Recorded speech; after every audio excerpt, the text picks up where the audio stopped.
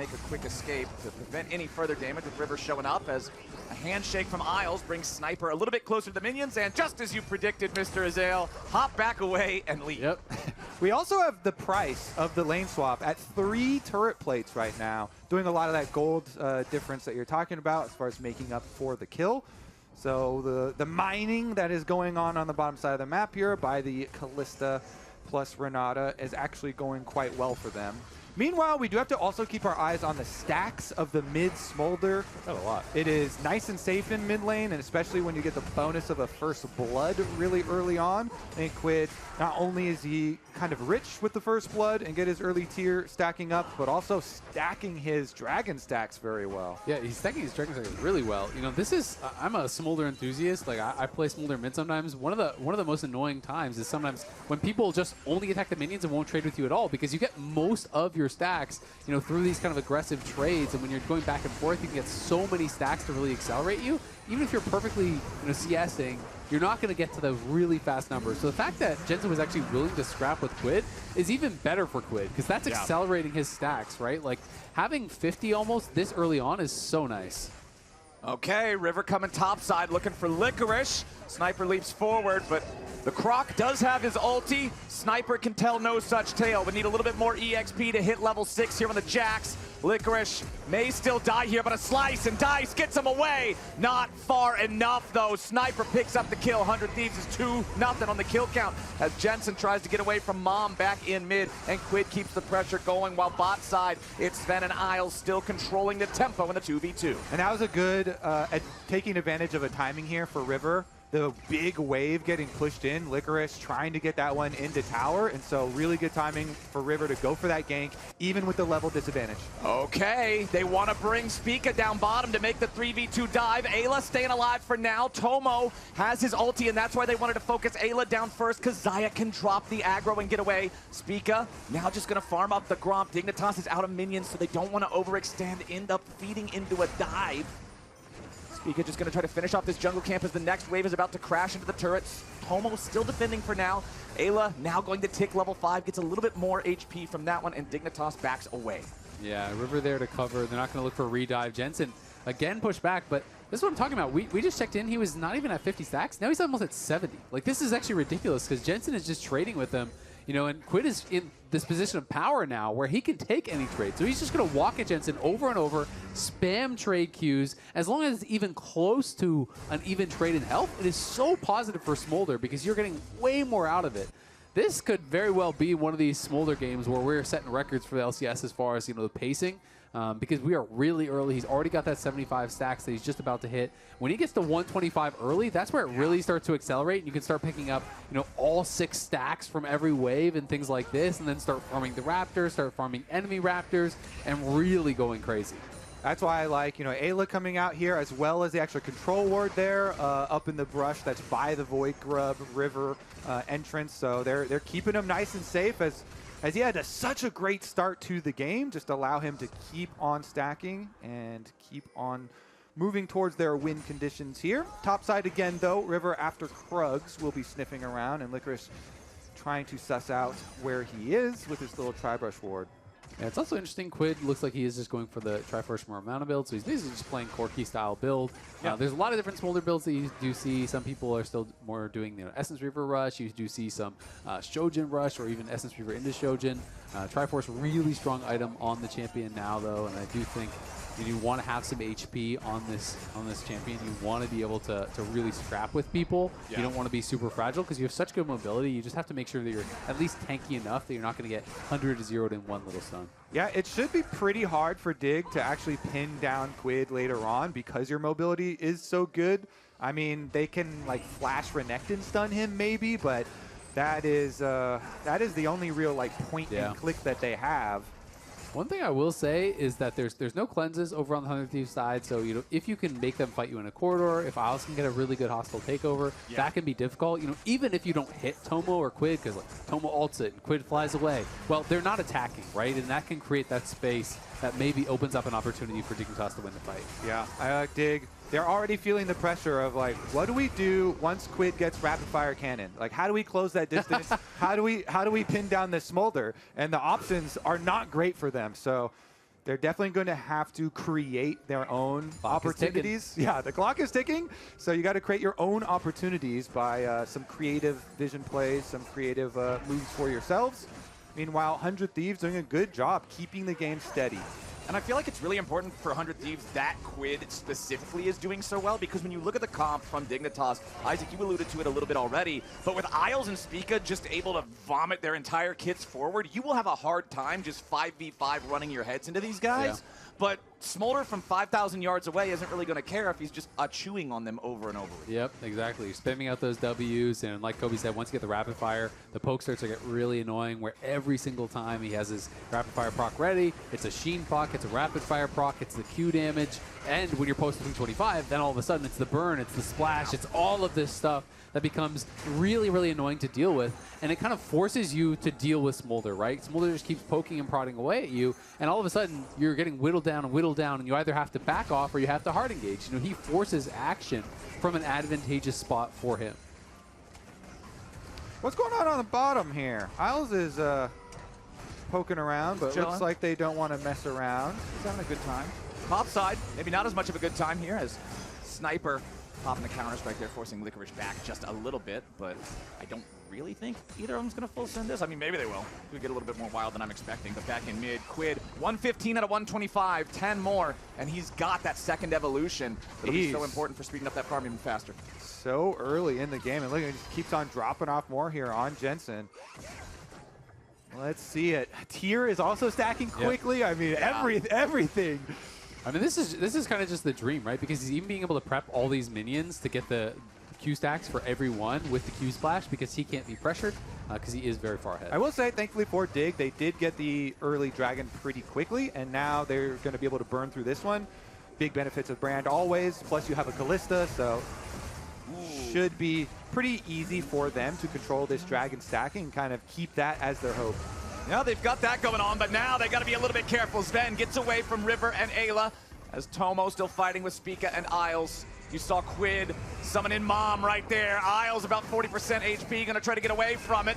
Another sneeze hits him, he's pulled to safety, but now it's a problem for the AD carries. Ven's gonna get collapsed on. The blooming blows take him low. River grabs another one back on Isles as Spica has to flash just not to be the third dead body. It's a 4-0 game for 100 Thieves. And 100 Thieves played that so well. The early force on the cleanse, the flash from Sven, so when he comes back in to actually pull Isles out with the ulti, Ayla is waiting for him, anticipated where he would be pathing to do that. Instead of just getting the support, they get them both. Really well done. Beautiful pincer from the 100 Thieves. Even though Dragon number 2 goes over, they stay focused on the pressure that they want to create. Look at this. Now you're talking about River flashes over, Ayla jumps to him, boom, 2 for 1. And they had the mid priority of the Smolder leaking through, not allowing an escape for the other Dig members. And Sven knows it. Even though they got the objective, their hopes of stacking the dragons just dropped. It just plummeted so hard because they're not going to have the items to actually win those fights. And the next ones that come up are going to be really difficult for them to deal with. Guess what? Smolder's got a Trinity Force already. It's completed now. All right, well, they're looking for a Sniper potentially here. If he doesn't, he spots it now, but we'll see if he's going to get that Counter-Strike up in time. Okay, Sniper, how are we going to play these? They're waiting for the W. Renekton has it in 1 second. Waiting a long time, unfortunately for Dignitas, River is going to show up in just about that same amount of time as Licorice has to try to get away, and Sniper and River will clear out the wave and stay safe.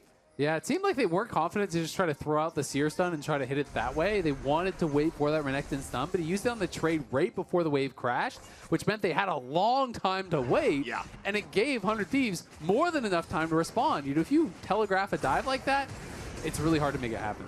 It's one of the biggest strengths of Lilia because of the passive, and you're already farming all these camps. You're just stacking it up, so you're very quick to answer plays. If your opponents wait around, then you can be there for counters very, very often, and it can be devastating. And now, Sniper even... Ooh, Sniper may have taken the bait. He jumps in after Licorice, flashing away after landing the stun on the Renekton.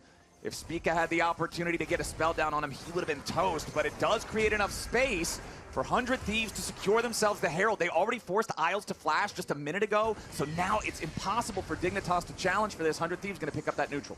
Yeah, and Licorice had been coming out on top in this head-to-head, throughout their time against each other. Hasn't been a lot of time because Licorice was obviously out of the league for a little bit after Golden Guardians did go away. But in game number 1, obviously 100 Thieves did come out on top. And you can see Sniper has just been playing this matchup so aggressively. He's constantly leap striking in. He wants to trade. He wants to take these fights. He's feeling confident about how that matchup is going to go. Yeah, and those stats that series is from, I mean, that was so early in the season. That was pre-Tomo. Pre-Tomo. It was that was a different timeline then.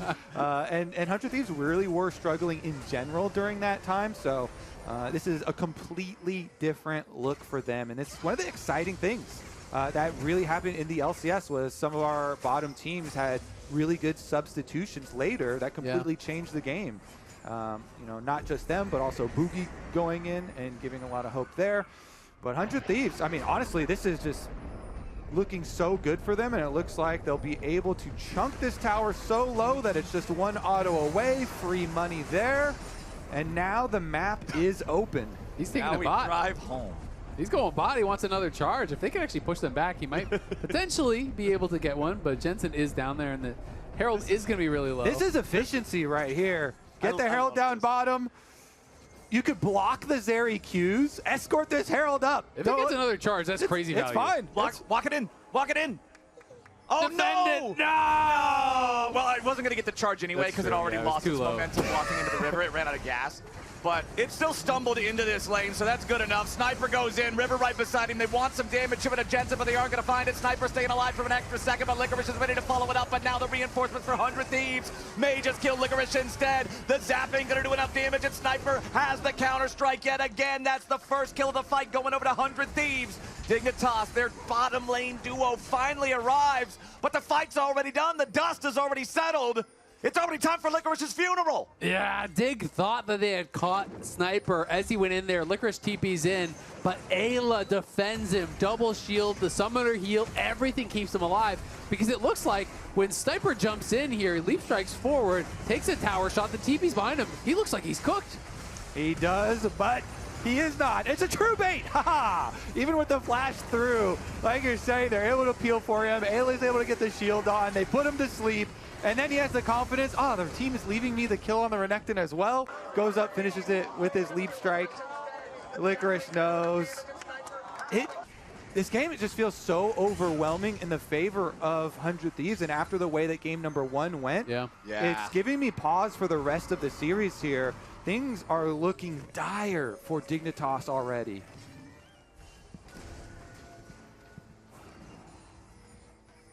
What is the next play for Dignitas? I have to wonder because, again, game number 1, it felt like they just didn't have a lot of moves to make. Now here in game number 2, nearly getting enough there on the river, but again, close just isn't gonna cut it as the Lilia can escape with the use of the flash. Maybe that will give Dig an opportunity to make a play on him again. But when I look at Dignitas' comp, they're really good at counter-engage. Brand is great if you try to jump on him and can't instantly kill him. Beautiful counter-engage from Renata. Sven also having really good counter-engage, but directly engaging themselves is going to feel a lot tougher. Yeah, engaging themselves is tough, but like we've been kind of highlighting, if you are outranged or start to get poked down, that's kind of the option that you have left. The only option that you have left, have to just go for it. Quid here has his Muramana transformed on the Smolder at 2:05, so we are very close to peak Smolder gameplay coming through as well. And Dignitas, with the hopes of their dragon stacking already dashed, now they're just trying to create surprise plays, and picks, and look for any sort of pockets of vision that they can try and use to retake some semblance of control in this game. Yeah, and obviously it is a tough situation for Dig, and they've been in a bit of a tough situation for a while now. Sven had a pretty sad tweet after their last series last week, and they, I really think, more than anything, just need to rebuild some confidence, and maybe this could be something to do it. I think Sniper's pretty confident in this situation. Licorice is going to burst him right on back, though. Sniper flashing away to stay alive. Licorice nearly outplays it, but Mom's a big old dragon, and she's dragging Licorice straight back to the spawn platform. There's 2 snipers on this team. Quid's one of them. Okay, does that really... She's as wide as the lane. That's a snipe, okay? That was a snipe. Right down the middle there. Quid, what can he do? A sniper with some buck buckshot. Yeah. The target's 5 feet away. Show me what you can do. 6 to 0 losing the game. fight. He didn't even call his own mom. He called his friend to get his. Yeah, call your friend to call his mom Yeah. to come pick you up and get you out of there. Man, Quid on this Smolder, though. 226 stacks. There you go. 20 minutes and 37 seconds into the game. He is fully stacked up on the Dragon training as Jensen is just in a real bad spot. But luckily, he is Zeri, so he can even get away from those types of plays. Yes, sir. Very, very fun ability. Yeah, gets out of there, no problem. But they need something to get going for them to really try to rebuild some confidence. This is a team that I think has been struggling a bit with confidence. They have a lot of veterans, but they've been struggling in scrims. There's been a lot of talk. And some of the wins that they were really expecting to be those kind of easy wins, they lost against Shopify. They really struggled against Immortals. And honestly, Immortals kind of had to throw that series for them to be able to win it. Yeah. So I do think, Dig is really in need of something to kind of ignite this team. Some big play. Someone needs to step up to try to turn this series around, because otherwise it is feeling so dominated by 100 Thieves. And they're kind of just in cruise control right now. Yeah, I don't think 100 Thieves are going to give it to them in any way, shape, or form, because this team is a team transformed. It's kind of the opposite trajectory there. 100 Thieves now. I'm very excited for their ascent in playoffs. Starting here with a very confident series, making player changes, but also just the way that they've been playing. Plus, it feels like it should be a good patch for 100 Thieves as well. We're seeing Vibans against them. I've been hearing, rumors of Skarner even possibly coming back. Like, there's all types of possibilities. Flowers perks up at the mention of Skarner. But I really do think this is going to be a very interesting playoffs for 100 Thieves, and excited to see if step number 1, they can finish off this series, but where they will go after that as well. All right, you've got the Sterix gauge completed for Licorice, so considering he is the tankiest one on the team, even though there is no dedicated tank on the Dignitas side, he should hopefully be able to survive just a little bit longer on the front line of these fights. But 100 Thieves continuing their push down mid lane now. You can see the Zeal in the inventory for Quid. It will be that rapid fire cannon coming out next as Spica tries to get away. Hostile takeover ain't gonna get a whole lot, but Quid's gonna get Isles. 100 Thieves already found one, and they might look to make it even more. Flash away from Spica, just trying to survive, but he can't stay alive. Sven's gonna die next. Quid is picking up so many, and it don't even look difficult. Finally, Licorice makes his way in, should be able to shut him down. Ayla hanging around a little bit too long, but probably not long enough to really get punished for it here. 100 Thieves 9-1, and they aren't done yet. Licorice gonna lose the Sterix there. That last little bit of damage over time does end up proccing the shield, so now he doesn't have that, but he will flash in. Nice play coming out from the Dignitas top laner to try to staunch some of this bleeding, but Sniper is looking to cause a whole new wound. Down here in bottom lane, the tier 3 is about to be taken out. Yeah, some players might walk away from that one, say, I'll come back and get it later. Not Sniper. He doesn't care if he's got to go. That turret is getting taken down, and he still makes his exit. Yeah, gets the job done. On the top side, Jensen was able to take down a tier 2 as well, so they get something back.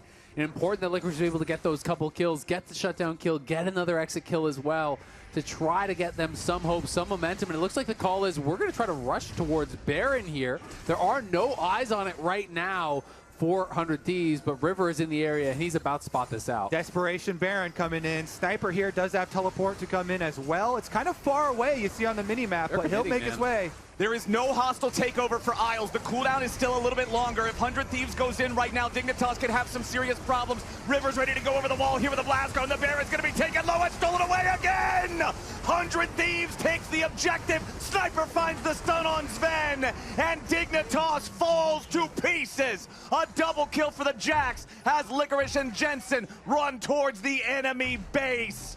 Is there even a way home for these guys? Jensen just gonna get this wave shoved up. Licorice still trying to complete his back. I do believe the Gleaming Quill hit, but it was during the last little bit of the channel, so the recall still went through as Sniper and Ayla just gonna wombo combo Jensen here a little bit. Jensen trying to make it a 1-for-1 at least, and he will, but it's still 4 dead on Dignitas, about to be 5. Quid is way too fed. There's your execution on the Dragon training.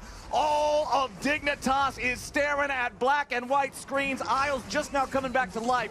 Sven about to respawn too. A 2v2 here in their own base, trying to save the Nexus turrets. But Quid hits so damn hard, dude. That is crazy. That's 3 Qs just through the minions. Almost kills 2 of them. Quid is unstoppable now. Quid is playing like he was when he got MVP, right? This dude is smurfing so far in this series. Tomo trying to get away from the Pillar of Flame is going to be caught by it. The continued slow means he needs to flash away to prevent being comboed down. Quid is completely unafraid of anything, though. He is ready to scrap with these guys. This is more like the epic dragons of lore than the young child dragon that is the lore of Smolder. He's fully grown up. Level 17, already almost 300 stacks. The rapid fire annoyance has arrived. Dignitas really got to be looking at what changes they can make in the next game, because 100 Thieves have been an unstoppable juggernaut this game. I feel like it's got to be Jensen on mages, right? It's Orianna. got to be Jensen on mages, right? It's like, pull out the Orianna when in doubt. His most played, super high win rate. Got buffed on this patch. We'll see.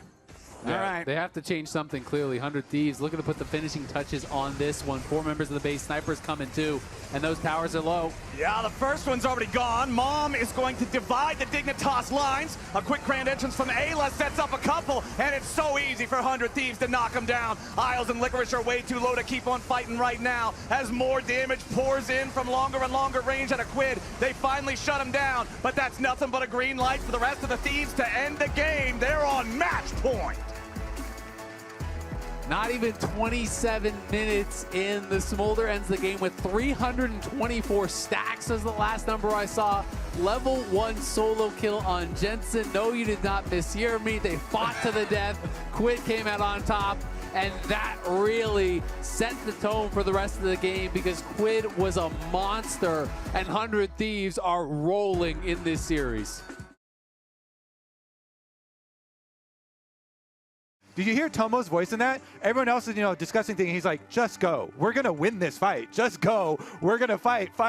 And they win it easily. And then he's like, immediately, go mid, teleport, we can end.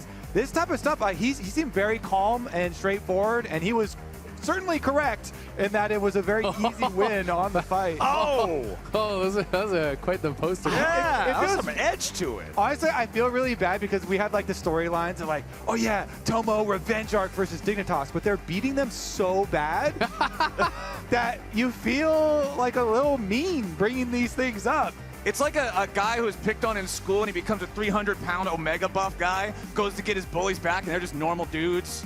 Just nothing special at all, and he is just suplexing people right now in the parking lot of this series. Summoner Hey, we Rift. got Jensen on Azir. Jensen on the mages has arrived. Okay, he's back. This is what we wanted to see. Series-saving game right here, incoming. Let's see. I mean, they're going to have to get something going. I really feel like Dig needs to get something going early, something to build some momentum around, to get that confidence back so they can start laughing, having fun.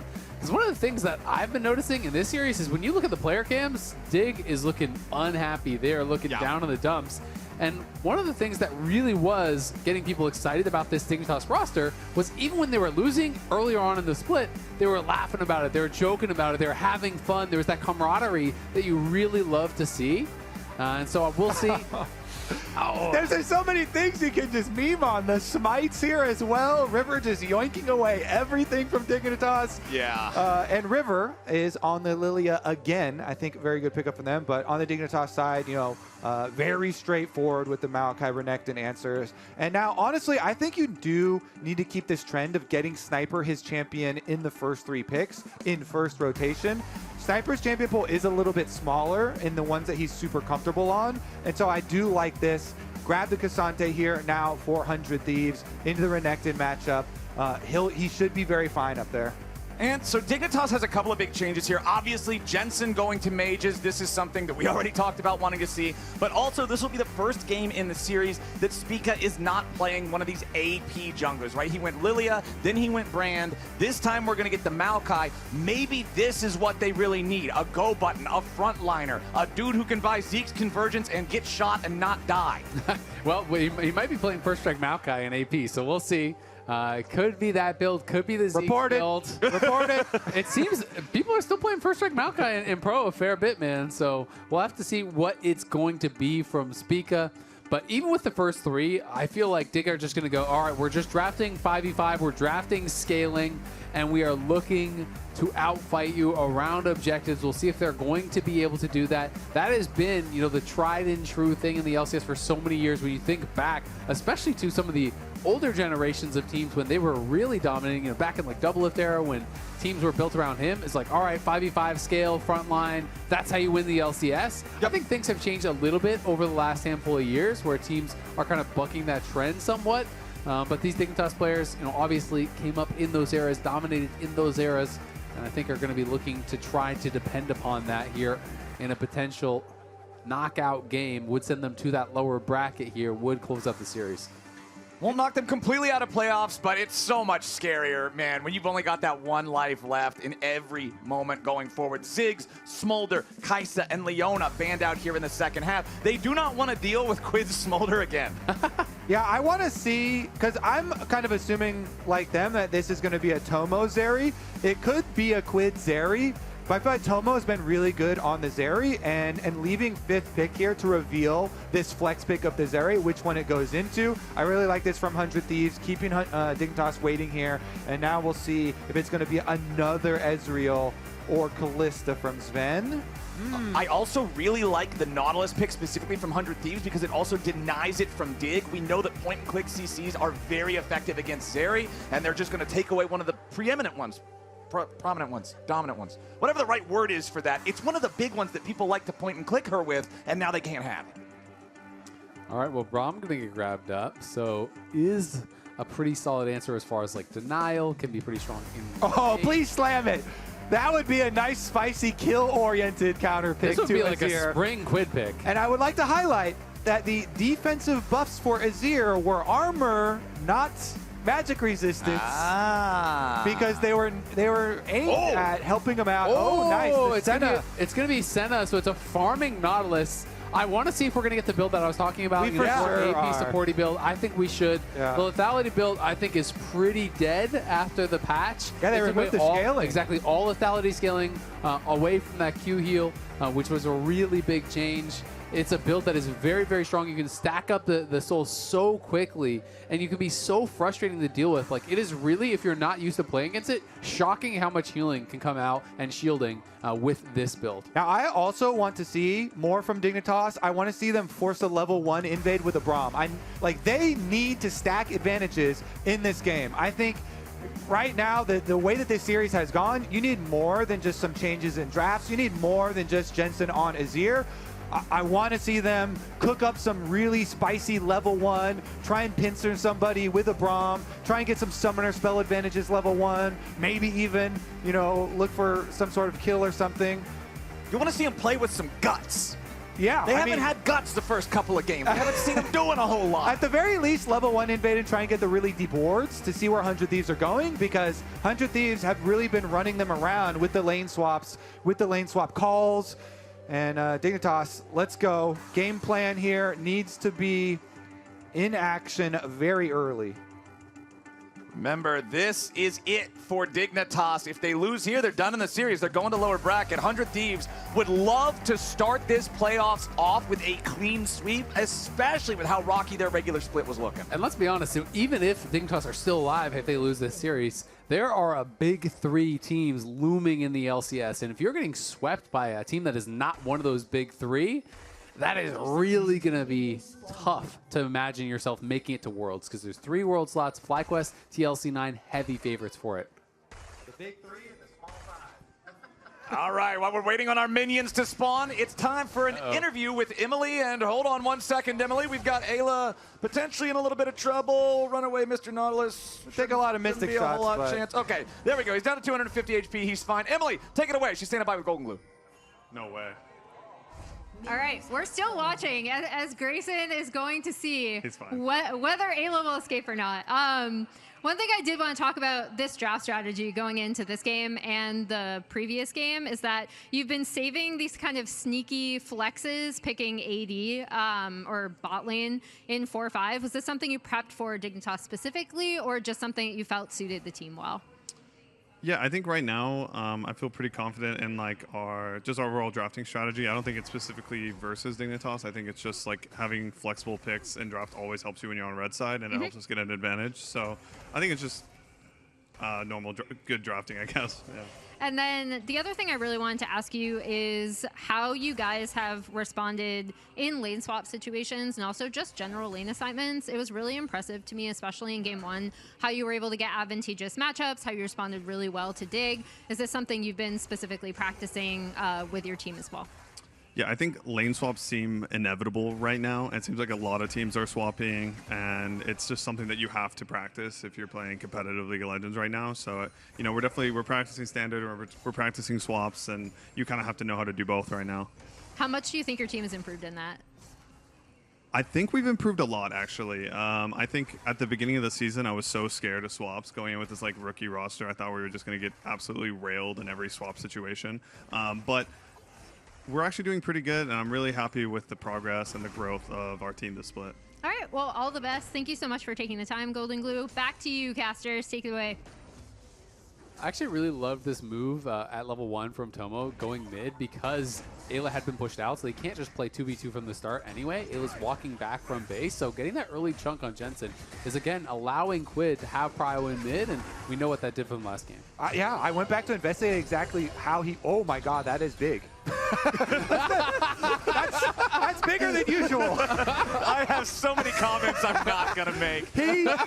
Someone saying something. Yeah.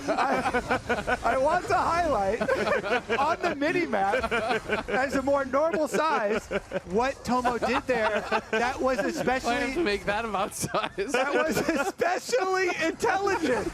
He showed...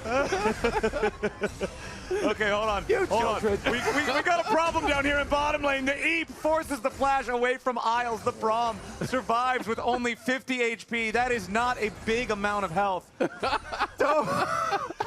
Tomo showed on vision to the Maokai, to Spica, on this top side and stayed there harassing him, which allowed him to get that mind game and then wrapped all the way around the mid lane to come from the other side, which is why he got the big chunk onto Jensen. For sure. Thanks for that breakdown. That was I huge. understand. Okay, all right. I got to remember what we were talking about. My brain's spaghetti. All right, River has control over the enemy jungle here, going to pay a repeat visit here to this bottom lane. It's a 3v2, should be a dive. 100 Thieves are going in for it. They know that Isles is already in trouble. It's first blood for Tomo. They know that they'll lose Ayla. A little bit more damage is all they need to pick up Sven. One last shot. It's a double kill for Tomo. Tomo able to get both those kills here. Really going to accelerate the build. Spica going to try to find something back on the Quid. I mean, he's just okay. No, dude, he's going for He's got crab vision, maybe? Chicken I don't vision? understand that. It's not like Quid is playing cleanse. You could at least get a chunk on him. That was bizarre. It's crab gaming. Where you game for the crab. I guess he feels like it's just not even worth spending the time, that they have no chance of getting a kill, but Quid was pretty far up there. You feel like they he didn't think like he could get anything because Jensen was probably calling, I can't follow up much, I don't have much damage. And so then he wanted to focus on either getting Raptors or on getting the Scuttle Crab, as simple as that. Didn't want to waste time, want to get something out of his time rather than just a tiny bit of health. But 100 Thieves and Tomo himself are, looks like disappointed that Dignitas aren't putting up more of a fight. Yeah. It's too easy. Wants a challenge.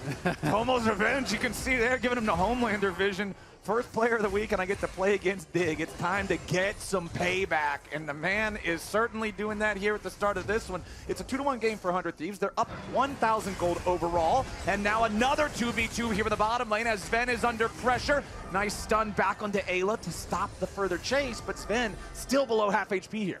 I was really curious about this when he got the double kill, if he was still going to do the Enchanter style build. Clearly he is not. He picked up a longsword, so he is going to go very likely towards the more old school lethality style build.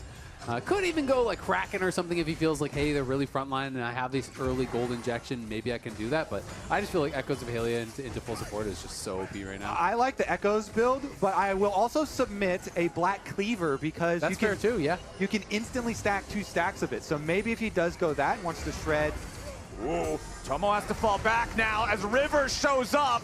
Dignitas still trying to scrap for this one as Ayla's at 200 HP, has to try to get away. The sapling will do a little bit more.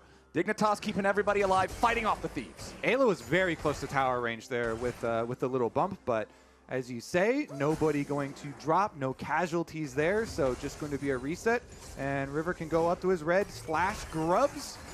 I think you're actually totally right. It's got to be Black Cleaver. I think lethality would be so bad. Yeah, it's a nice little change where it's just on this patch, they allowed Black Cleaver to instantly stack it. Before, there was this tiny little internal cooldown on it, but Senna Q, yeah, you can just and then even in the patch notes, they specifically mentioned both the auto and the Q double stack. Yeah, I like how sometimes they do that where like, what? Hey, buy this. People aren't going to pick up on this unless we specifically highlight it and say it. Yep, so definitely a really strong item as well. And even sometimes in those Enchanter style builds, people will go Black Cleaver into Enchanter or sometimes Enchanter into Black Cleaver later on. So definitely pretty viable either way. All right, 100 Thieves going to go ahead and secure a couple of grubs up there. The first pot goes their way as Spica wants to get away, but River is ready with the Eep and the Sleep. Spica doing a good job dodging the damage with a twisted advance. He just might live, but Quid shuts him down anyway. Tomo fires up a shot there with that Dawning Shadow, but it's not even really that required now, is it? Meanwhile, the 2v2 continues here in the bottom lane while Licorice versus Sniper up in the top side at the same time. All out Sniper isn't going to find his mark. Licorice getting back underneath the turret with the flash still intact.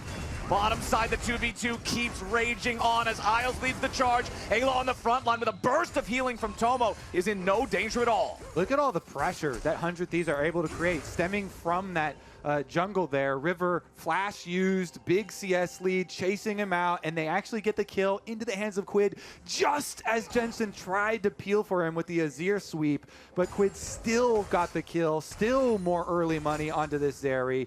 Again, another massive, massive early lead for 100 Thieves, which this time around have really good scaling options as well with the Zeri, with the Lilia, with the Senna here. And Sniper had been even pushing up on top side to allow River to go for that super aggressive invade. You know, Lilia versus Maokai is always like Lilia running around, power clearing, pushing the Maokai out, and Spica running for his life. Now he won't have flash for any sort of quick plays for the team either. 100 Thieves, again, just feel like they're playing so much better as a team than Dignitas is. You can see here, schedule update. We've still got some more games coming up next week with our top two getting the bye to not play here in this first week, but the victor here will go up against Team Liquid. So it's not like your path is going to be easy from this point forward, but again, 100 Thieves starting off looking pretty strong. And you have to remember, we're going to have games on Friday next week as well, so we're going to have those 3 days of games instead of just Saturday and Sunday. Okay, Dignitas wants to challenge 100 Thieves as they try to take this Drake. Looks like they will force the Thieves back for now. Quid ready to be a part of this fight if it continues, but the Drake is down to 2,000. Only Quid is near it right now. 100 Thieves might still look to come in here. Bowling ball goes through. Drake going to be secured by Spica. Now Ayla here on the front line. Isles is chunked down to half, but Ayla's the one truly in danger. Going to get healed up by the Senna yet again. Dignitas going in. This might be what they were looking for, but Dignitas is about to lose some bodies. River's still staying alive. Quid's in the middle of everybody, running and gunning and having fun and not even stopping. It's a double kill. Back over to the Lilia. It's 100 Thieves again, finding the dub in the team fight. The fight was looking good until you realize Quid is still full health, still has the ulti, and he went crazy in that fight, getting accelerated again and again and again in this series. Also like what Tomo did there, baiting and then flashing over the wall. They take down Sven. It is now 2 kills in the hands of the Zeri.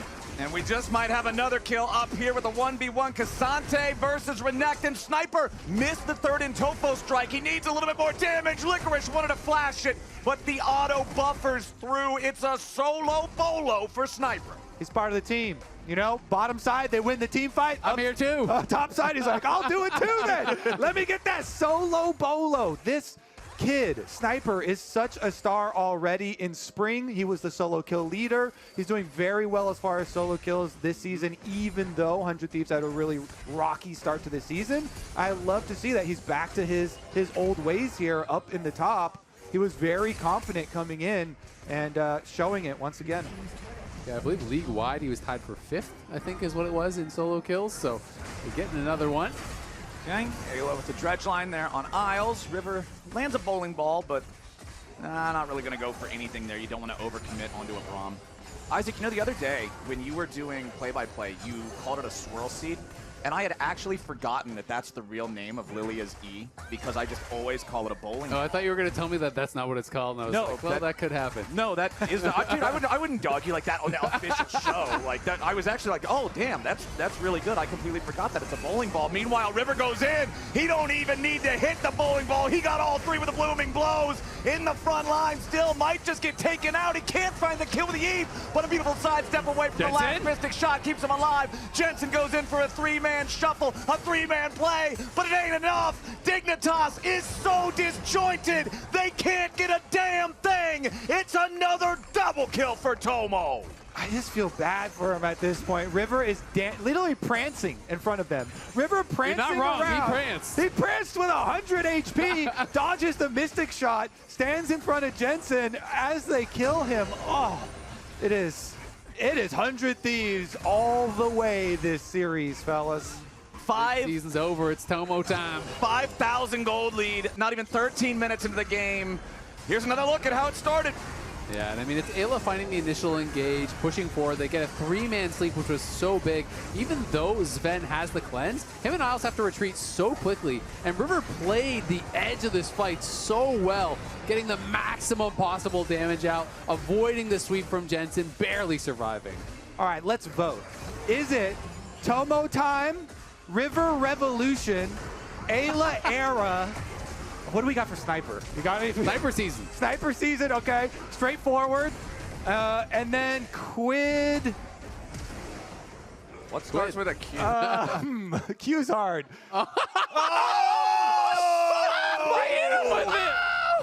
That's actually the 100 Thieves emote that they're putting in, too. That's so good. That they changed. That had to get changed. They might have nerfed the emote, but they can't nerf Sniper, man. He let him know. He hit him with it. He let him know. Their mini-map is not scaled up. Oh, man, I feel bad. Especially fitting after our discussion earlier. All right, children. Focus up. We've got to pause I here. don't think I will. Serious time. It's serious time, League of Legends. It's Pagoda Pog moment. Pagoda Pause. I could go for some egg rolls. I'm kind of hungry. Those are looking crispy. Crispy and juicy. What a combination. Wow. That's Yum, yum. yum. Right there. So Spica is having a camera issue. He said he can't center his camera for some reason, so they're trying to figure that out. Hopefully be able to get that fixed up pretty quickly.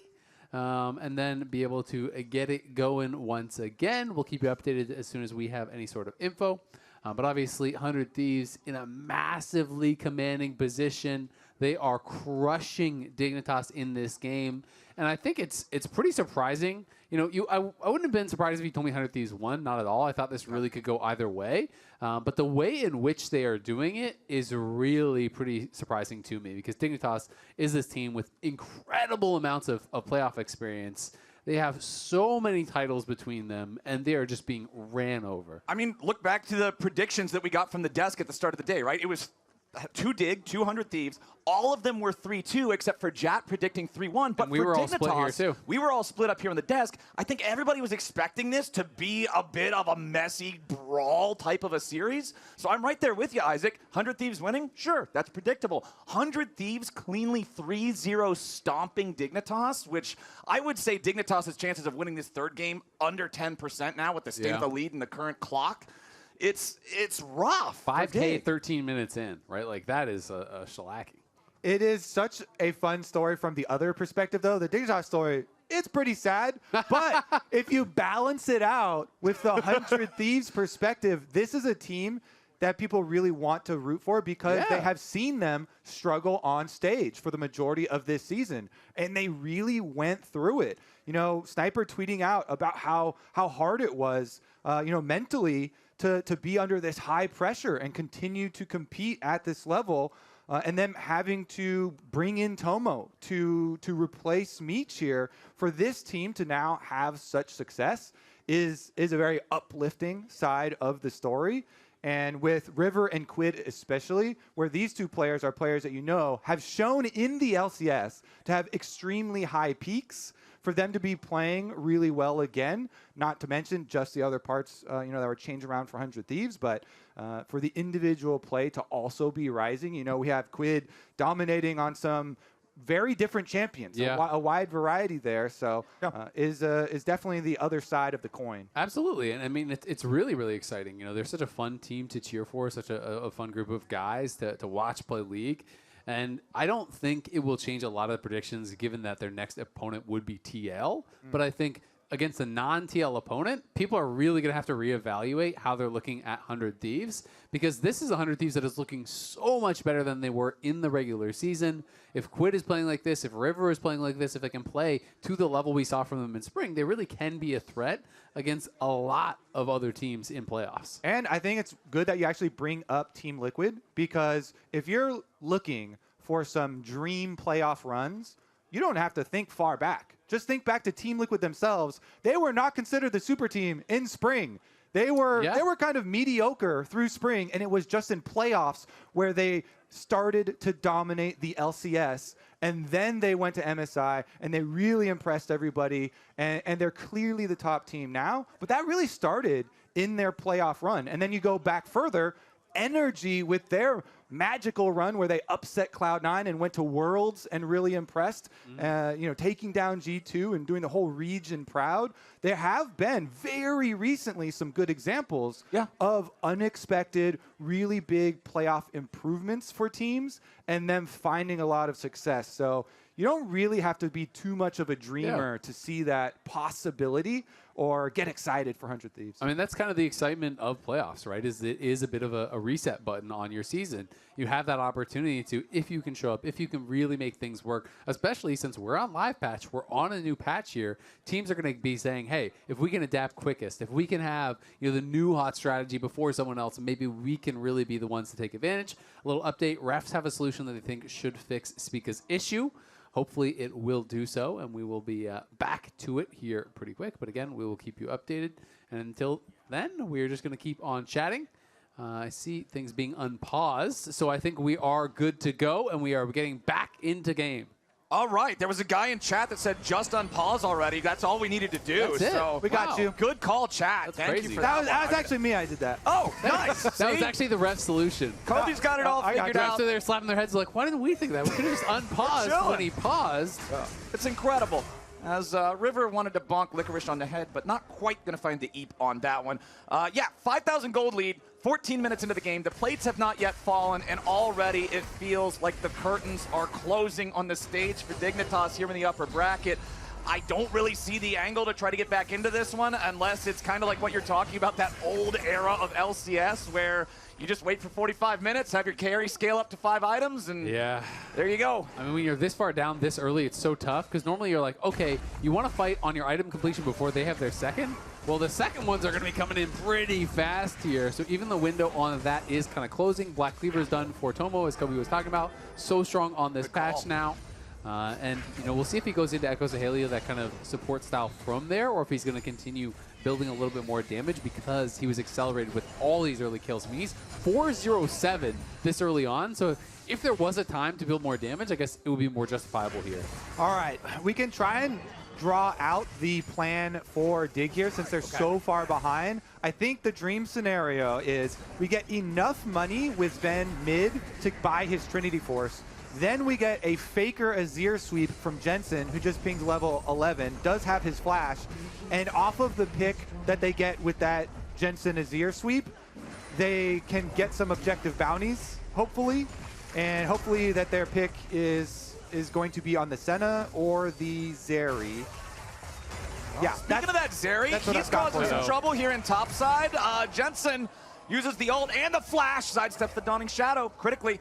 Quid was thinking about maybe chasing him a little bit further, but ain't quite going to find it. It's going to be a lot harder to make plays with no Azir flash and no Azir ulti, Mr. And Kobe. with no mid lane turrets, because those are going down in a hurry. They lost the tier 1. They got a charge on the tier 2. They're pushing up. They're taking the dragon. They're pushing all 3 lanes while taking the dragon, while sieging towers. 100 Thieves know the position that they are in, and they are not going to cede any sort of an advantage. Spica just trying to get away. Again, he has to ult just to try to escape. It feels like any sort of tool that Dignitas might be able to use to try to get back into the game is just being forcibly taken from them because 100 Thieves aren't giving them room to breathe. I mean, look at how much farm is being taken away. Look at Quid's farm, 186. We're 16 minutes in. And he is so far ahead of the pace of these other carries. You know, over 30 ahead of mid lane. He's over 60 ahead of where Sven is as the enemy AD carry. And he is very, very fed, has picked up kills, has picked up plates. This guy already has 2 items done here at 16 minutes, where Jensen barely has his first completed. He's just got a couple of amp tones in inventory. Man, I wonder, what did Golden Glue learn at that wedding he was at last week for this team? Because the players were joking around about how, oh yeah, last week of the regular season, you know, coach has some IRL obligations. He learned some kind of knowledge at that wedding that this team is just putting to good use because they look like an entirely different squad from the messiness that we saw during regular season, as now River may have just been caster cursed by someone. Nope, gets away. Jensen won't find the shuffle, and River's ready to re-engage with the flash. Blooming blows for the 2-man sleep. True shot barrage hits, but it's not even enough to grab the kill. It's a double for Quid. It's 3 dead on Dignitas' side, and 100 Thieves will waste no time, lose no momentum. The 1v1 in the bottom lane, both men still standing. Sniper is about to run out of the all-out, so he's just gonna leave. It's all 100 Thieves all day, Flowers. Everything is theirs. They're going to get the tower on top of it.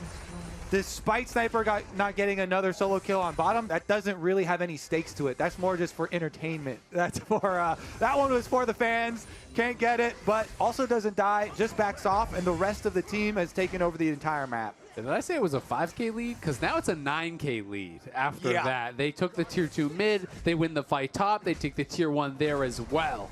5K lead at 14 minutes, 9K lead at 18 minutes means that lead grew by 1,000 gold a minute after the plates already fell. 100 Thieves is just demolishing Dignitas. And here we go again. Halo with the dredge line, but there's not enough firepower to follow that up. Thankfully for Dignitas, they just are struggling to stay alive right now. You can see Tomo just sweeping through the enemy jungle, removing every ward. Probably next for 100 Thieves, since Baron is only a minute and a half away and they're so far ahead, they can just try and collapse down to the bottom side and finish off this secondary turret. Nice chunk of change inside that turret, and then they'll transition to the other side of the map after their job here is done. It's already 50%, so they just have everybody rotate over, already pushed out mid lane. Really good kind of fundamentals from 100 Thieves to be able to use this massive lead to just make sure that Dignitas have so few options. And now pushing in, it's been actually even Arcane shifting forward there a little bit to try and get something started, but the Siege with the Void Mites there really doing its work. It's such a big benefit when you controlled the early game and got a full 6. You just have to have everybody show up at the turret, spawn all the Void Mites, tag it a little bit, and that thing will go down before the Baron comes up, and makes it an easy timer to then rotate all of their vision over to the Baron. Dignitas have almost no hope of actually contesting that Baron because you'll have to walk through 100 Thieves territory and into such a massive item difference that that's going to be rough. And remember, in both of the first 2 games of this series, River stole Baron away from Dignitas. Both times, man. I don't even think Dignitas wants to go anywhere near the big purple. So you're saying it's Spica's turn now? I'm That's what you're saying. That if you're Dignitas and you're planning a vacation to barren shores, stay home, all right? The rivers are overflowing up there, and it's not going to go in your favor. As Quid, gonna get jumped on by Licorice, but he'll stand his ground and shoot right on back. Licorice trying to get away here from the onslaught as Jensen needs to escape, but oh no.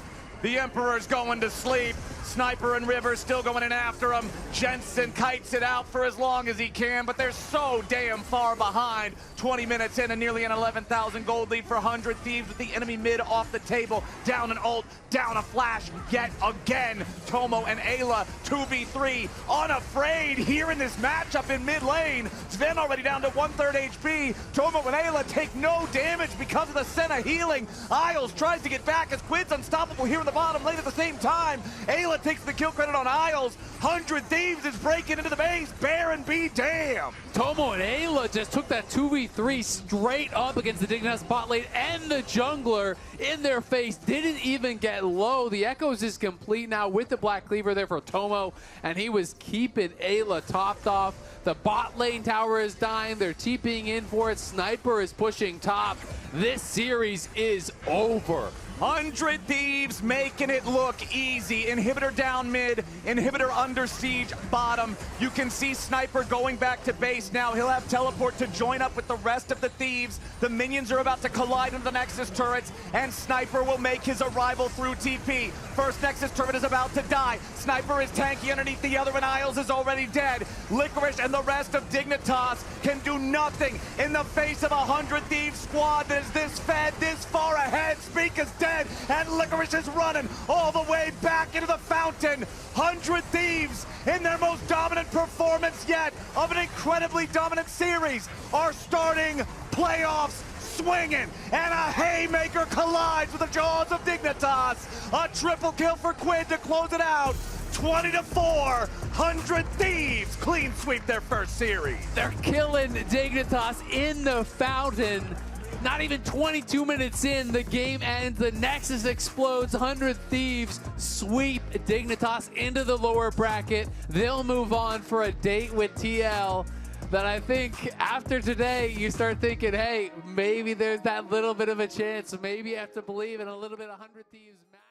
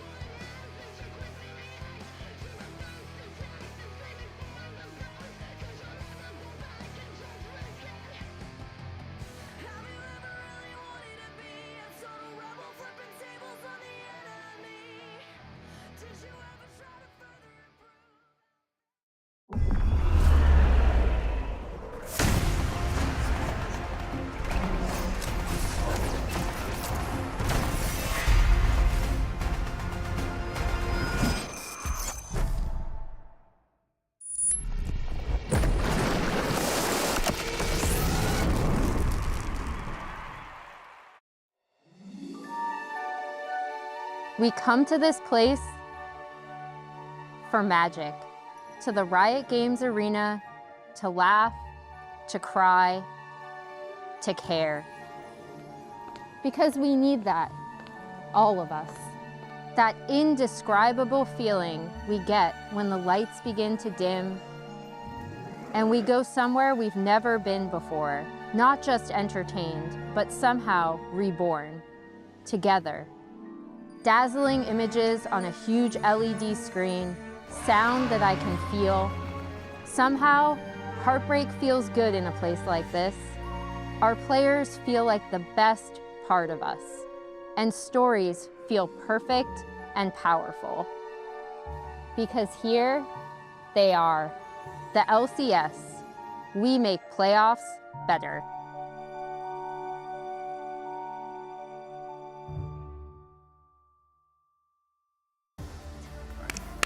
Better every time I watch There it it. is. I can't wait to see that 4 more times at least. Emily has made it It clear makes that she me wants it played as want much as possible. I think we should Claw my run it eyes next out. year as well. I think it's perfect. Yeah.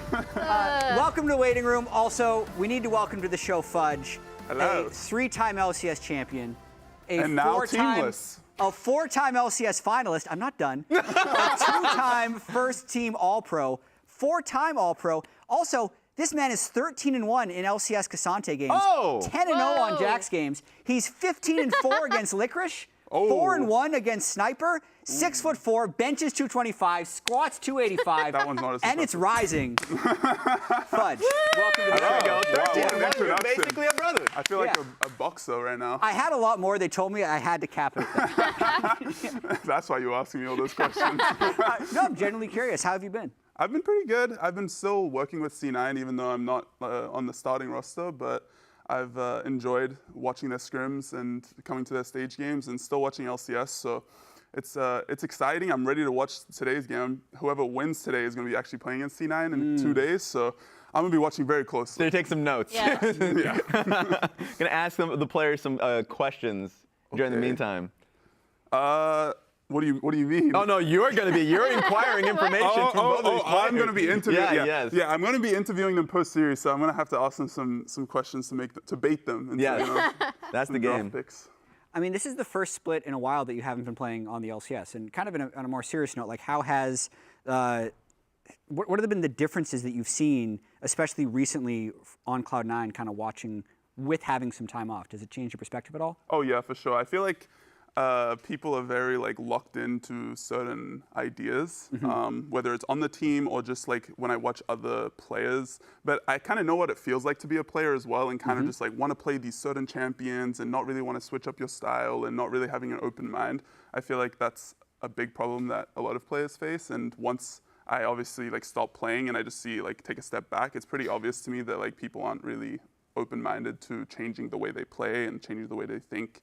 Also playing a lot of different champions. I think when you play in solo queue, you're willing to play a bunch of different counter picks. You go into competitive, you're playing the same 2 champions every game, you know? Yeah. I feel like that is a big problem that plagues a lot of the players. In terms of, because I remember talking to you after you role swapped to mid and then back to top, and you were like, that taught me a very different perspective. Yeah. How does this compare? Because it's much more of an outside, top-down perspective. Yeah, I feel like this one has been a lot more eye-opening. Obviously, as a mid laner, I did learn a lot about how mid jungle wants to play, how you're supposed to help other lanes as the mid laner, but at the same time, you don't really get the full view of the game from the outside perspective. And obviously, just being able to watch scrims constantly, listen to all the players, talk to the players, it changes the way you view because you're not as in it, you know, you're not as in the source, and you're not as emotionally invested, I guess. You're not you're kind of detached from the outcome, and that helps my perspective a lot. It's going to be really interesting hanging out with you all day. So Fud is going to be here the whole day, breaking things down in between games, covering a few champ selects. Let's check out the bracket from the playoffs so far. As you mentioned, the winner of today's game, which you see in the lower bracket, Hunter vs. Dig, will move on to play Cloud9 in what will be a Worlds qualification and Finals weekend qualification match. So there'll be some big stakes on that game on Sunday. Upper bracket final will be happening on Saturday as well. Were there any surprises to you, Fudge, looking at the the bracket right here, other than Cloud9 obviously not winning, because that was surely a surprise. Yeah, no, C9 not winning, especially in that fashion where they kind of got stomped. I'm not gonna lie, we kind of got stomped, so it was kind of surprising. But at the same time, I think 100 Dig was really surprising to me. I thought like my view of like playoffs is a lot of it is mentally resetting and being able to like play throughout a series, and I thought Dignitas had a lot of experience, especially in like a lane swap meta now. I feel like the older the player, the more experience you have with those lane swaps, and they have a lot of like players with a lot of experience, so I expected them to be quite good during this playoffs. Obviously getting 3-0'd was kind of crazy, but I also think they're very good at adapting as players, and they care a lot, especially I think Sven is very I think he's someone that when there's a lot of pressure, he really performs, especially, and he cares so much about it, right? So I think they will definitely play a lot better today, and I'm hoping they do, because I think it'll be very funny to see Dignitas versus C9, especially with like four ex-C9 players on Dignitas, so that'll be fun. The ultimate spice matchup. This is just highlights of the last time they faced off. It did go 3-0. That was, I would have said that was also as surprising to me as the C9 versus FlyQuest series, just because, 100 Thieves beat them in lane swap, they beat them in lane, they just stomped them, which I never would have expected. Because throughout the entire split, I was the biggest Dignitas coper the entire time. People were doubting them. I was like, guys, just wait. Like, they're extremely experienced players. They've been there before. They can communicate these things during problematic moments. Oh, the scrims are bad. Don't even worry about it. Like, they'll clutch up when it counts. And technically, this is when it counts probably the most. But now I'm off that ship. And so that comes down to, am I going to get off the ship when they're actually getting good? I have no idea. See. Hold on. I have some big-time cope for you. Okay, I'm ready. So here we go. Here's what we're talking about. Here's what I think happened to Dignitas in the first series. Look at this game state right now.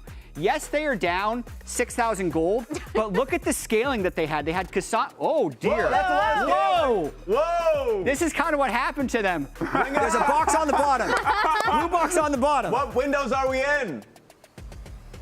Honestly, I like this. I think it's a challenge. Between Folder and Mozilla Firefox. Oh my God. Blue box. You're opening too much. Okay. That's a round of applause right there. Analyst learns Telestrator in his 12th year. So, a lot of scaling on their team comp right here with the Ezreal Corki, and they've kind of just been absorbing this entire game, and this is game 1 of the series. So let's just remember what happened here.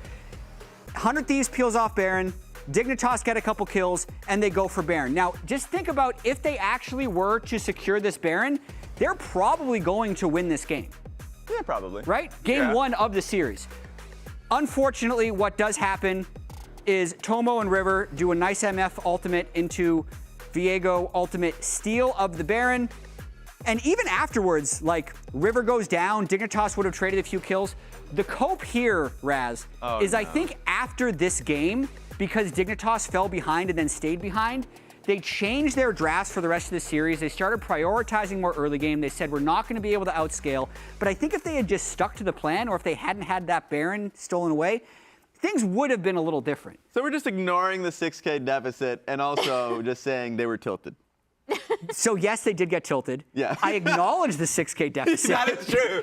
And it was about to be erased with the good late game scaling. Yeah. I'm just saying it wasn't as bad of a 3-0 as all of the 3-0s. Yeah. Okay. It was still a pretty bad 3-0, but I think it changed off of that game. That's fair. I hope they pick scaling, because that's the best way to That's go the way, exactly, in NA that's what I playoffs. mean. And you're probably right that they probably won in that post game, and they were like, oh yeah, we got stomped too hard early game. We got to pick. Because you know scaling. that happens a lot. Of course, that happens every single time you play a playoff series. Well, you know? That's true. The next game was their Callista game, right? Yeah. And then I think so, yeah. We had the level 1 kill in mid with the Smolder versus Eri, which also happened last night. Not level 1, but in the LPL. Oh, true. We need to call our attention, Fudge. These are not pretty predictions. So we filled out all of our brackets before the playoffs started. I think one fun thing, aside from me being wrong about Dig beating 100 Thieves up here, because Emily predicted 100 Thieves to win, and Raz predicted 100 Thieves to win. But in the rematch, everybody flip-flopped. Yeah. Every single one of us. That is weird. What's up with that? You guys did not align. Wait, it was like 3-2 in most of them, though. Yeah, it was. Yeah. Okay, so that's kind of understandable. Except, I don't know, Jat was too cowardly to pick game scores. And Yeah. this is my case here, Fudge, is the idea that, and this is my last cope for Dignitas, which Okay. was like, A, the meta changed. I think they're slow to change with the meta, that I think it really does benefit, what's it called, Jensen and the squad. But like, I think losing to 100 Thieves was going to be kind of, 100 Thieves are going to be better off with how they brought in Tomo. Yeah. But B, the experience, once again, you're in the lower bracket, when everything counts, like you bring it together, the meta really does favor you. I thought it was at least going to be a 5-game series, and it was a 3-0. So that's why I'm actually completely swapping off that one. I think 100 Thieves are going to take it just as a kind of, alluding to what's going to be the rest of the show. But that was the thought process. My copium is that Sven will be so mad that he's going to play out of his mind this series. Okay. That's All my right. copium. I trust in Sven. I think he's really, really good, and I think he is someone that can adapt really, really well after losing. Yeah. And I don't think they take it I think he especially takes it in a very good way. So I trust in him. And I just hope they play scaling. There is one thing in the meta that shifted a little bit since the last series, I think, which is the Nasus. Yeah. The Nasus Garen thing. Nasus Garen which I Korean. do think doesn't favor Jensen as much as it does Quid. So I'm a little bit worried about that. I assume they're just going to ban it because I don't see Jensen playing Nasus in my head. Like, that just doesn't compute. That's fair. Let's What if check he out, plays the Garen? let's check out the Quid versus Jensen I don't matchup want to last see it. time. I don't even want to see it, Garen. Yeah, this is the last time they played. This was also something that is not Jensen's best moment. Yeah. We rewatched that earlier. He did miss a few cues that maybe could have made that trade closer, but Quid definitely had Jensen's number in the first series. Yeah, I do think Quid's a bit better than Jensen, I'm not gonna lie, but I just trust in Sven. I gotta put my trust in Sven. Here's some of their stats on 80 carries versus mages. Emily. Yeah, I feel like this is super interesting because in our minds, right, we're like, oh, Jensen, mage player, he must be like super bad on AD. But the game record and just general like difference actually points to the fact that they're like pretty even. Yeah. I still think that Dig should go towards mages for Jensen because I think he does a lot more on the map when he's on mages.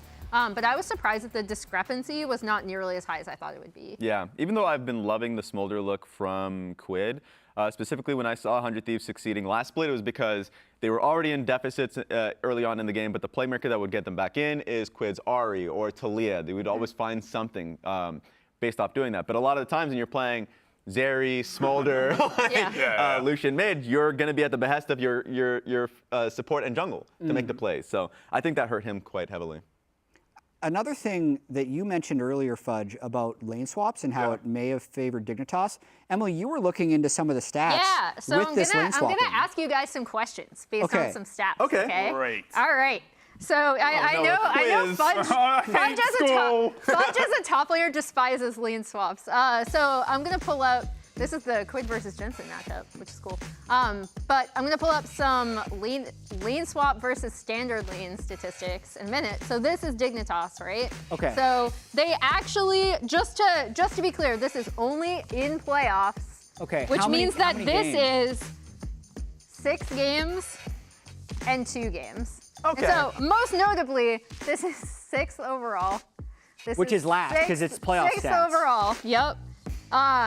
But this is first. Oh boy, and then they got the dragon. Yeah, in Oh boy!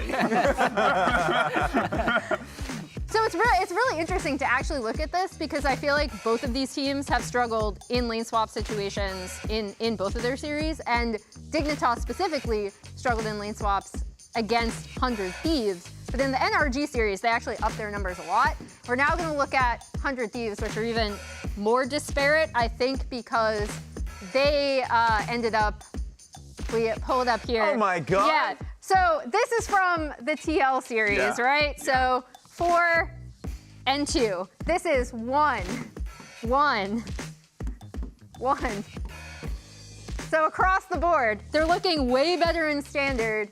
And I think a lot of it is just because this is against TL. Yeah, there we So go. my question is, if you are 100 Thieves or Dignitas, like, do you swap? If I'm 100 Thieves, hell yes, I'm swapping. Oh, I only care about what we did versus Dignitas if I'm 100 Thieves, and they murdered them in the swap. I am not judging my experiences based off Team Liquid. You don't think Dig has improved in the NRG series? They've improved, but is it enough is the question, and I don't think so. All right. Maybe I think Dignitas improved, and that's why they did very well with the lane swaps against NRG. They did beat NRG. And you could argue, like, Dokla's not good at lane swaps, NRG sucks at lane swaps. I don't care what you have to say. I think Dignitas is really good at lane swaps. Okay, so there we they're go. gonna win. There we have it. I agree with Fudge. I think Dig should swap, and I think it's because when Sniper gets put down, it's such a pain point for 100 Thieves. Whereas I feel like when Licorice gets put down, he's just like, oh, it's another day at the office. I mean, he's used to it. You know? He's played Look at him, he's chilling. He already knows. And Fudge, you have experience playing against both of these top laners, even just as recently as last split. We have some quotes on this top lane matchup as well. Baby. With these two playing up against each other, Licorice and Sniper. Pull up the quotes. This one is just about their last time. After they lost to 100 Thieves, he talked about how their scrims haven't been very good, making a lot of mistakes, like bad scrim team environment, but he was just talking about how he wanted to improve the scrim culture as a team, taking it a little bit more seriously, and also just working on their lane swaps. Funny enough, immediately after beating NRG, they said they were having the best scrims, like best practice and all these things. And it did not show up on stage. And they also said that they were playing much better in lane swaps then. So if we're judging it based off of how they beat 100 Thieves and were very down on themselves, and then going into this series versus NRG, they are a different team in how they view themselves, but it wasn't looking too good after 100 Thieves. Well, I think they got confidence now. Yep. A little bit, maybe not that much considering it was a 5-game series against NRG. And I also think that it is true that Jensen does tend to not take scrims very seriously. I assume he's alluding to himself and Jensen, because Sven definitely takes scrims very seriously. And obviously, scrim confidence does matter a lot when it comes to stage. I also think they are very good at adapting to lane swaps just because they've played for so long. I think they watch so many VODs, like Sven is super serious about that. And I'm sure they had a very long conversation about lane swaps and improved on it. 100 Thieves, I agree, when they do tend to get behind on top lane, they seem to be quite bad, honestly. Like, I just don't think they have as much direction. It's interesting with Tomo, though, because obviously Tomo, as soon as he came in, it felt like they had way more, like, direction. Maybe he added an extra voice that really, like, helped that team. Yeah, it has helped them so much. We want to touch on Sniper really quickly as well, and then we'll get to Tomo, because this team has been on a surge of late. And this was Sniper before the first Dignitas matchup on Pros, just saying that it's a very good matchup and that he has a lot of confidence against Licorice. I think he did show that the first time against Dig, but I also say he's coming off one of his worst playoff series that he's had, aside from the first time he played against Cloud9. I remember Fudge really, he ran him in circles, but he had no idea where to be in that Team Liquid series. Yeah, I feel like maybe after like one game, I feel like he doesn't really mentally reset as well after one loss. I was a little bit worried about 100 Thieves in playoffs because of that, right? Like, not a lot of their players have that ability to like rein it in after a loss and really mentally reset. And I'm a little bit worried for them if they do lose a game, maybe they tend to just play a lot worse. That's the feeling I got from playing against them, and then also just from watching them. So it's like sweep or be swept. But I do agree that Sniper is probably a little bit better in lane than Licorice, but I'm not too certain about like outside of lane. Obviously Sniper hasn't, I don't feel like he's improved as much as he had in previous split. I thought he improved a lot during the previous split and then sort of stagnated a little bit this split. But we'll have to see in playoffs. Obviously, you come with your best game during playoffs, and whoever's gonna, I don't really know who's gonna be the best now.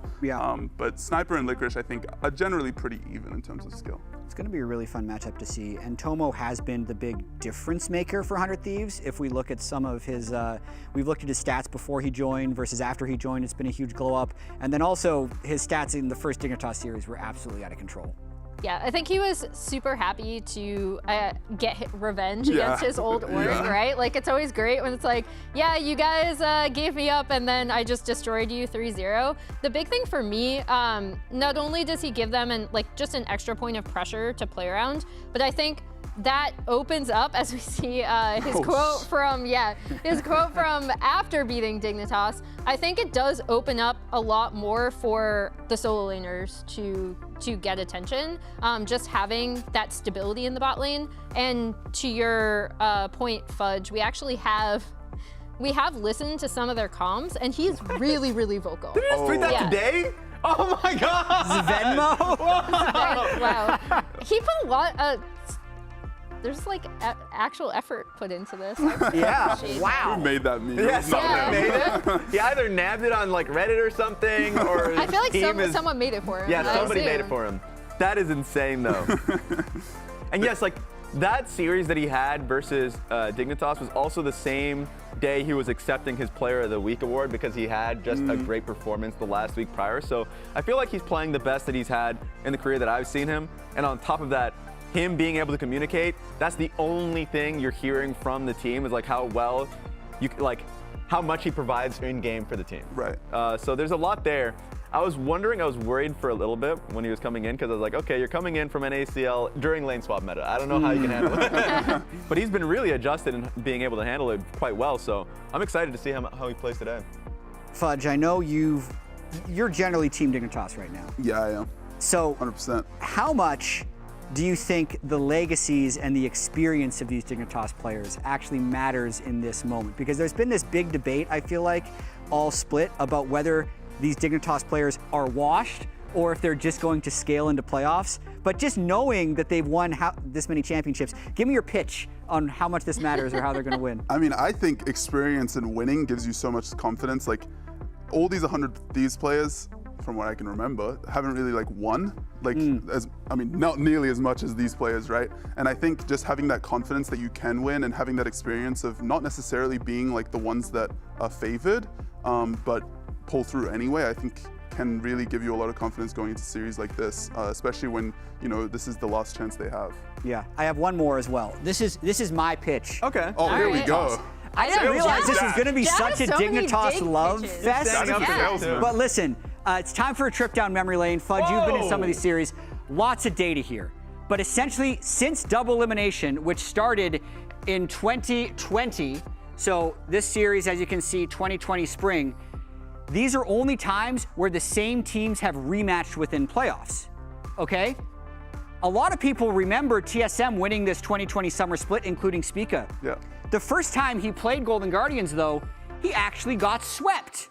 And then he won the next one. There's also another sweep on where here. we're going with this. Fudge, sorry to bring this up, but you did sweep NRG in the upper bracket, and then NRG won. So I'm just saying, the two times that a team has been swept and then rematched, that's one win for the loser, and that's 2 wins for the loser. Overall, we don't need to count all of these. Wait you can a for the minute. proof. Yeah. Whoa! Everything else does not matter. What? The losing team is actually 6 wins. That's not a 6. Yeah, what? What That's am I a doing? G. 6. Oh no, 6 wins. I'll get there. 6 wins and 4 losses. That's if you lose the first series since 2020. So I think it is actually harder to beat the team the second time, and the 3-0 only helps the team that got 3-0'd. Take my money. The team that won doesn't have to adjust to anything. They might be overconfident. They might think it's easy. Meanwhile, the losing team gets to make all these adjustments. So, I think sorry. I think this has merit, but I also think that 100 Thieves are coming off of an absolute demolishing by Team Liquid, where since they are coming off of a loss, they too have to adjust. True. Right? But you So know I'm who's just coming throwing off that of a out there. win that will have more confidence against a different team is the team that just knocked Energy out. It's confidence, but not too much confidence. That's Yeah. what you want, you know? Yeah. Now, Balancing 100 Thieves act. is mentally destroyed. They have no confidence. That's the thing. Like, they don't have confidence, but Dignitas does, but they're not overconfident. Yeah. You don't want to be overconfident. You don't want Dignitas to be proved no that they can confidence. bounce back from a loss. 100 Thieves hasn't yet. That's true. This is some Yeah. excellent narrative building going on, guys. So I think I've got a little too far over the top. I do think it's going to be difficult, but I think it's actually really cool going down memory lane there and seeing that the team that lost the first time actually, because so often we're like, we see the series and we say, well, it happened last time, hard to predict that it's going to happen again. Yeah. Yet, I think it's pretty easy. Also, in case you missed it last week, you can now subscribe to the LCS Twitch channel. Paid and gifted subs will unlock an in-game emote, and all subs unlock the typical Twitch features like badges and emotes. Linked Discord accounts get access to sub-only chat and content. And lastly, this is important, Riot's going to match all proceeds from subscriptions to the LCS Championship prize pool. Huge. Yeah, when Core heard that last week, he was very excited. Either way, Any Twitch primers? Anyway. thank you, Fudge. Emily, you caught up with Sniper and Spica before today's series. Let's check that out. I did. Welcome everyone. I'm here with Sniper and Spica before their match today. I'm gonna start with you, Spica, because you guys kind of got rolled by 100 Thieves last time. What have you prepared for the rematch? I mean, I think last week we were just in a bad spot, and now we're in a better spot. I think going into that week's our practice was horrible, so the results were kind of like not expected, because obviously no one expect to lose going to the match, but it was like disappointing. So I think after that, loss, we really like reflected on it, and recently our practice has been going great. So I think this time it's gonna be the reverse. Nice. And you got rolled by TL last week. We did. We don't talk about that either, That was, but you did beat these guys. So how was prep going into the Dignitas rematch? It was pretty good, to be honest. We were kind of just like playing our own game. We were just playing how we normally play. But I think against Team Liquid, none of us were like that confident. So going into Dignitas, it'll give us like another confidence boost. And then we'll start like, we'll just go from there. Yeah. So yeah, I'll start with coming off of a loss to TL, who is the best team in the league. How do you kind of shake that off when it was so one-sided? I mean, I don't even think TL are like that insane. Okay.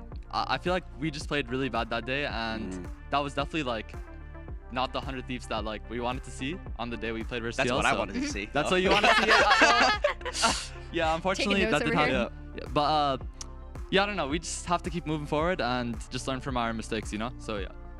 I'll get to you next, because I know you guys had good prep going into NRG. Very rough series against, I would say, a lesser opponent than TL. How are you recouping from that? To be fair, the thing with NRG is that they could be anyone and lose to anyone. True. So it's not really a bad thing, right? True. But all right. I mean, I think we were still on the come up when we play against NRG. Just the last two practice has been great, and I think we learned a lot of stuff from NRG as well. So hopefully this time it'll be clean. All right. I think we're also figuring out, there's a lot of meta shifts, right? So we're figuring out what champs that we should crown and things like that. All right. Well, best of luck to you both. Thank you. Thank you for taking time to join me. 100 Thieves versus Dig on the other side of this. I really love hearing from the players before the series, but it is time to officially give our predictions. I'm 3-1 Dignitas. I think Fudge is Dignitas as well. Surely someone predicted 100 Thieves. Whoa! So yeah, the reason why is because I flipped on Dig once, and I paid for it. So I'm just sticking with my original prediction. You just like pain? Okay, Raz. Yes, I'm a masochist. Why is the team that swept Dig last time miraculously going to do it again? They beat them in lane. They beat them in swaps. They beat them in team fighting. I think they're just a better team. And I might just get more. Look, this is delusional. Look, like I have officially jumped the ship. I don't know what Discord voted or what the chat voted. I'm gonna look at the chat too. I'm gonna find out what you guys have voted. But I'm just saying right now, there's no way that you guys are still staying on this boat. I'm surprised that everyone is. I thought I was going to be the only Dignitas prediction. I'm just sticking with my original prediction, right? Yeah. Which is that they would beat them in the like swapping when they reface them again. So. Well, we are only a minute and a half away from Champion Select, so let us send it to the stage to get into the games.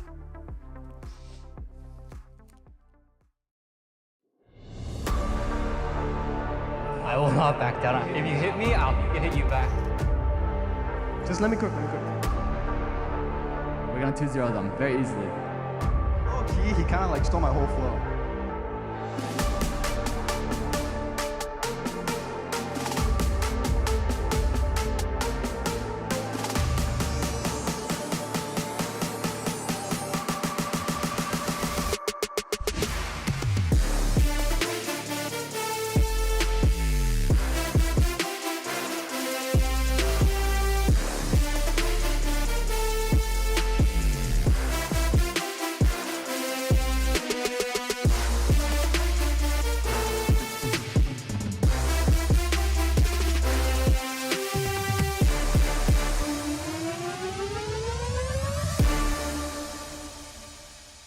Welcome back to the Summer 2024 LCS Playoffs. Today we've got a last chance lower bracket battle.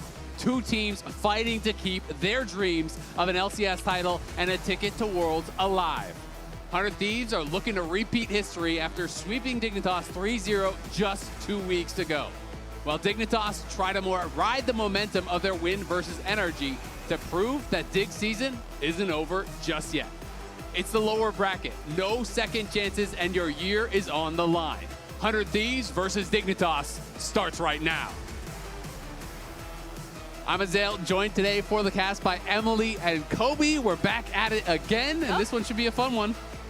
Definitely a fun one. Really looking forward to this rematch. I think this one will be closer than the first time around. I'm going to throw that out there because 100 Thieves, they absolutely cleaned up last time that they played Dignitas. But Dignitas talking about how over the last couple of weeks, they have been improving a lot in the practice that they have been getting. So hopefully they have had some very constructive practice sessions these last couple of days, and we get to see the fruits of that labor here on stage and those improvements. Yeah, it was cool getting to catch up with both Spica and Sniper before this, because Spica was like, you know what, we've had a good week of practice, we're feeling really good. If you remember, they said the same thing going into their match last week against NRG, and then were like a little bit disappointed in themselves, I think, in how close it was on stage compared to the practice they put in. But it is interesting to me that both of these teams have had time to adjust, because on the other side, 100 Thieves is coming off a really tough loss to TL where they just look completely outmatched. And if I was on the 100 Thieves coaching staff, I would say number one thing we're practicing all week long. Nasus. Nope, lane swaps. lane swaps. Nasus has been pretty fun as far as the topic goes for solo laners, both mid lane and top lane. But I would say lane swaps, because lane swaps are the big advantage that you can get against this team. It still feels like 100 Thieves, we keep on bringing up, you know, the young players on the team and how hard it is sometimes to add that extra workload of learning how to deal with lane swaps in the moment. But Dignitas, definitely something they will be keeping in mind from the draft. Yeah, ripping through the first set of bans, 100 Thieves taking away Rumble, Ivern, and Poppy, while Dignitas ban out the Lilia, Azir, and Smolder. Okay. Thinking about their first pick here. So Sniper is going through a lot of champs, but let's be real, he has played like 3 champs total. It is Renekton, Jax, and sometimes Cassante if he doesn't get the Renekton or Jax. So we'll see about the borders that he wants to push here and how diverse he wants to get in his champ pool. But they're going to start off actually with the Rel combo. So it immediately makes me think of like Misfortune combos here for 100 Thieves. But very interesting first prio Rel getting the engage guaranteed for Ayla. Yeah, as we see, okay, we do have the Nasus blocking Kobe. We do not yet know where that's going, if it is going top for Licorice or potentially mid for Jensen. I'm going to assume Licorice, but just based on these players. Jensen is notorious for being a little bit slow to pick up new champions in changes in meta, especially like different types of champions. And Nasus is a very melee champ. As far as melee champions go, he is one of the most melee. Doesn't have very much mage play. Yeah, and speaking of swaps, just because, again, we have a Senna, she's obviously really, really good in swaps. You can kind of stick her on the map wherever. But we did see in that Gen G series, the Nasus did not have a fun time when he was, pushed to top and then put in a lane swap. That was also going up against a Garen. This time it will be the Cassante, which I also think is a really good champion if you are going for a lane swap situation. And then they have Ziggs for complete turret destruction.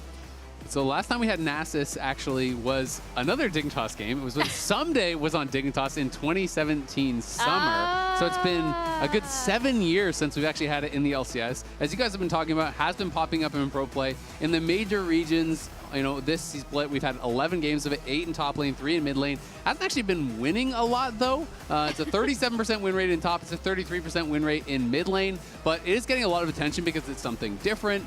You know, early on in this season, like at the beginning of the year when they did the item reworks, people were playing First Strike AP Nasus, and that was getting some experimentation. And there has been, you know, talk for years about it as like a potential counter to Azir and stuff and the Emax. So I'm going to be interested to see where it goes and how they actually play it out. I'm expecting, regular Trinity Force into full tank Nasus until we see the rest of the draft, though. Yeah, we'll see. Me too. Yeah. We could see some extra spices here from Dignitas as we get into the second, phase of bans here. The Vi taken out for the guarantee engage. I mean, honestly, both these players have played a bunch of the Vi super recently too with those buffs that came in. Something I have been talking about a lot is I just want Dignitas to play what they are comfortable on, what they are known for. I think that is Mage's mid for Jensen and Nasus. Yeah, exactly. But with double AD carry and Nasus, that's already a lot of physical damage. I do think they're setting up for Jensen to be able to play a mage here. So there is potential for 100 Thieves to target some of the jungle pairings. They need some engage, definitely on the Dignitas side. So banning out the Maokai makes a lot of sense. Banning out those type of shamans that allow them to get in there to start out the fights, I think is going to be intelligent.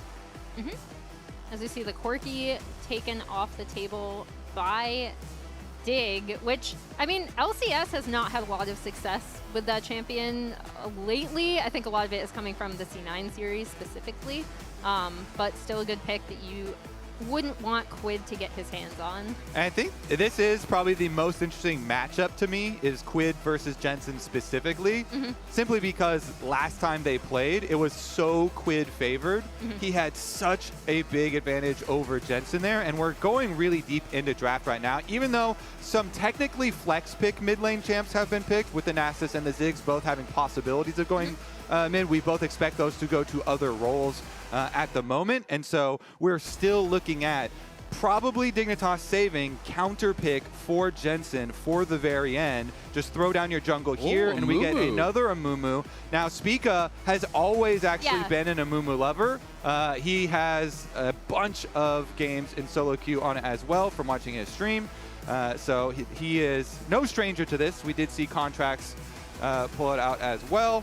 But we've got Briar Hover, which is never going to get locked in. I don't think that's I always want to know. Oh, I love Silas into a Mumu. That's great. Such a good ulti to steal. But I was just going to say, I was checking on the history for Spica. He has 4 games played on Mumu, all wins. So he hasn't actually lost on it on in pro play in his career. But Silas is one of these things that you sometimes forget about when you're having champions like Mumu or Malphite or these types. It is so ridiculously strong for the counter engage, and Nasus is also pretty decent to steal. Yeah, and I'm curious to see what River is gonna. Okay, so he's gonna end up going with the Nocturne. A lot of dive potential coming out of this 100 Thief side. It's interesting because I've been wanting Nocturne recently with all of the Kennen top that got super popular. I was hoping we would see, like multiple engage angle, Nocturne compositions. But this one here with the Silas counter pick, as well as slamming the Nocturne here, you have a lot of side lane pressure with Ziggs bombs plus Nocturne. When you go later into the game and you're thinking about split pushers. Wait, it's Ezreal. It's going to be Ezreal mid, I think. Or is it Nasus mid? Is he going to do Nasus mid? And with the Senna, maybe? Well, there's a lot of different stuff they can do. Okay. They're having some fun with it. Let's keep on shifting them around. All right, Jensen will be holding the Nasus mid here.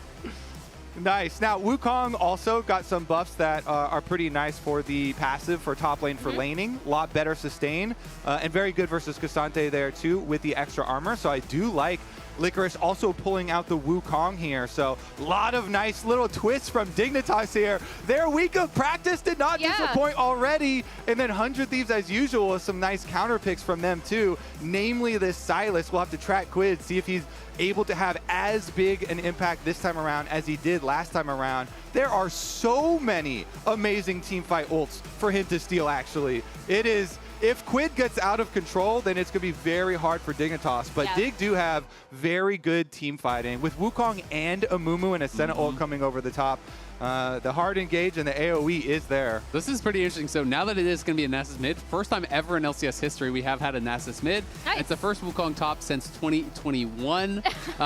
If you follow the LolW YouTube channel, that's where a lot of people are looking at these top builds from solo queue. Wukong was recently featured on that, with the top lane Triforce Conqueror build that has been kind of becoming more popular. So it's going to be interesting to see how they are able to perform. 100 Thieves versus Dignitas. We are heading on into game number 1 with some really interesting drafts. We wanted shakeups in the meta, and we are definitely getting them for this lower bracket battle. No more second chances for these teams. It's win or go home. Take down your opponent to keep your chances at Worlds and the LCS Finals alive. So, we talked a little bit about why Nasus is getting so much hype right now, namely Showmaker and Faker. Showmaker and Faker are 2 pretty popular mid laners. Very, very popular indeed. And it's interesting because they've gone all different builds. So Showmaker did the Airy once, the Fleet once as well when he was into the Garen for the extra sustain.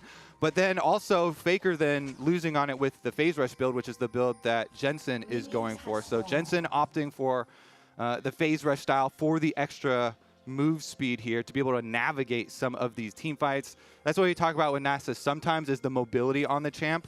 You know, you can get your wither out, you can get your E out, no problem. But if you're not going to be able to get in melee, then it's going to be hard to actually have that output. So that's the idea there with the phase rush pickup.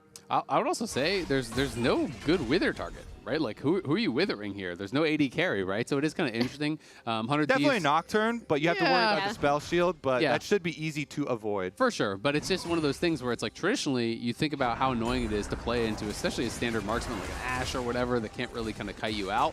100 Thieves is doing a very atypical draft here. You know, they're playing a very different style as well, so it's not really kind of one of those normal strengths that you would have.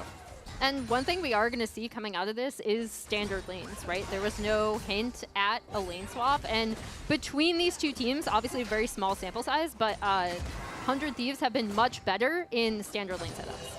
And something we wanted to talk about, you know, obviously we already saw this matchup. Dignitas, you know, did get slammed by 100 Thieves, but Licorice looked so good in their series last week against NRG. He was really one of those standout players, especially in the lane swaps and on that Cassante. He really was a big carry threat. He had massive gold differentials. In one of the Cassante games, he was up over 5,000 gold. Another, he was up over 3,000 gold, which had been pretty incredible. So, you know, they're putting him on a carry here. They're putting that faith in him that he's going to be able to put in a similar level of performance. Yeah, having multiple beefy frontliners there, but bottom lane.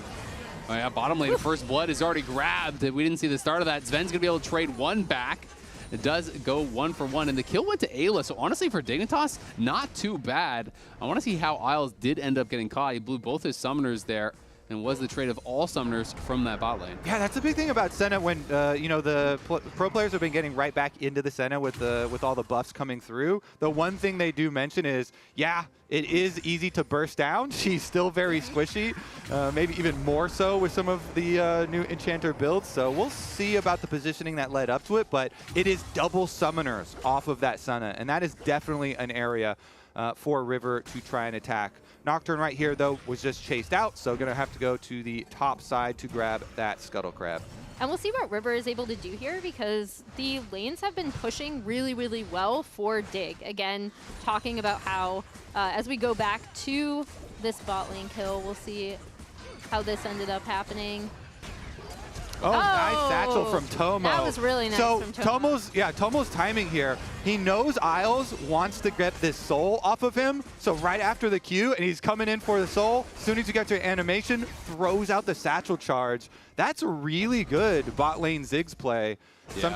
Sometimes the bot laner is a little bit slow on changing over to some mage style champions, but really nicely done there. And then that made the follow-up from Ayla so easy. And actually does change how this game could go because 100 Thieves, their comp does rely on getting into side lanes later on. And that's going to really, really benefit from a Ziggs who can blow up those towers if he gets fed early. If they have some bottom lane prowess down here so early on in the game, it means that Ayla then gets to roam up to the other lanes to actually go gank. It's the best feeling when your support gains freedom from the bottom lane to go gank the other lanes. Yeah. I mean, it was really nicely set up, but at the same time, it's now Ayla here without either summoner, and you're playing against this double range bot lane who can play, you know, a little bit more aggressively when those summoners are down, when there's not that, threat of that snap engage. And Sven did get the kill, whereas Ayla got it on the other side. Both of these bot laners are playing TP. Tomo has actually already gone back to base and TP'd back. As we have Jensen potentially in some trouble here, throws down the Wither, is just going to be able to walk this one out. You know, Quid taking these aggressive trades as you get lower. It does get really strong with the Kingslayer. You're getting that extra damage on your opponent. You're getting more healing for yourself. And River wrapping around here now. Jensen's done well to get to 6 without really too much problem whatsoever. And let's see, what is his skill order here? It is 3 points E, which is very, very standard. And then usually people max Q from here. Sometimes people will do extra points in E if they feel they're really pulling a matchup. But generally you want to start getting CDR, starting to really stack up those stacks where that's going to be a lot of your team fight power later on. And the thing I'm most curious about as we watch kind of River on this bot side is where he's going to use that first ult, right? There was no TP for Quid, by the way, so he's losing that entire wave. That is rough. Well, Cannon going to soak up most of it, so... Just lost 3 minions, I guess. Yeah, just lose a little bit there. Not too bad.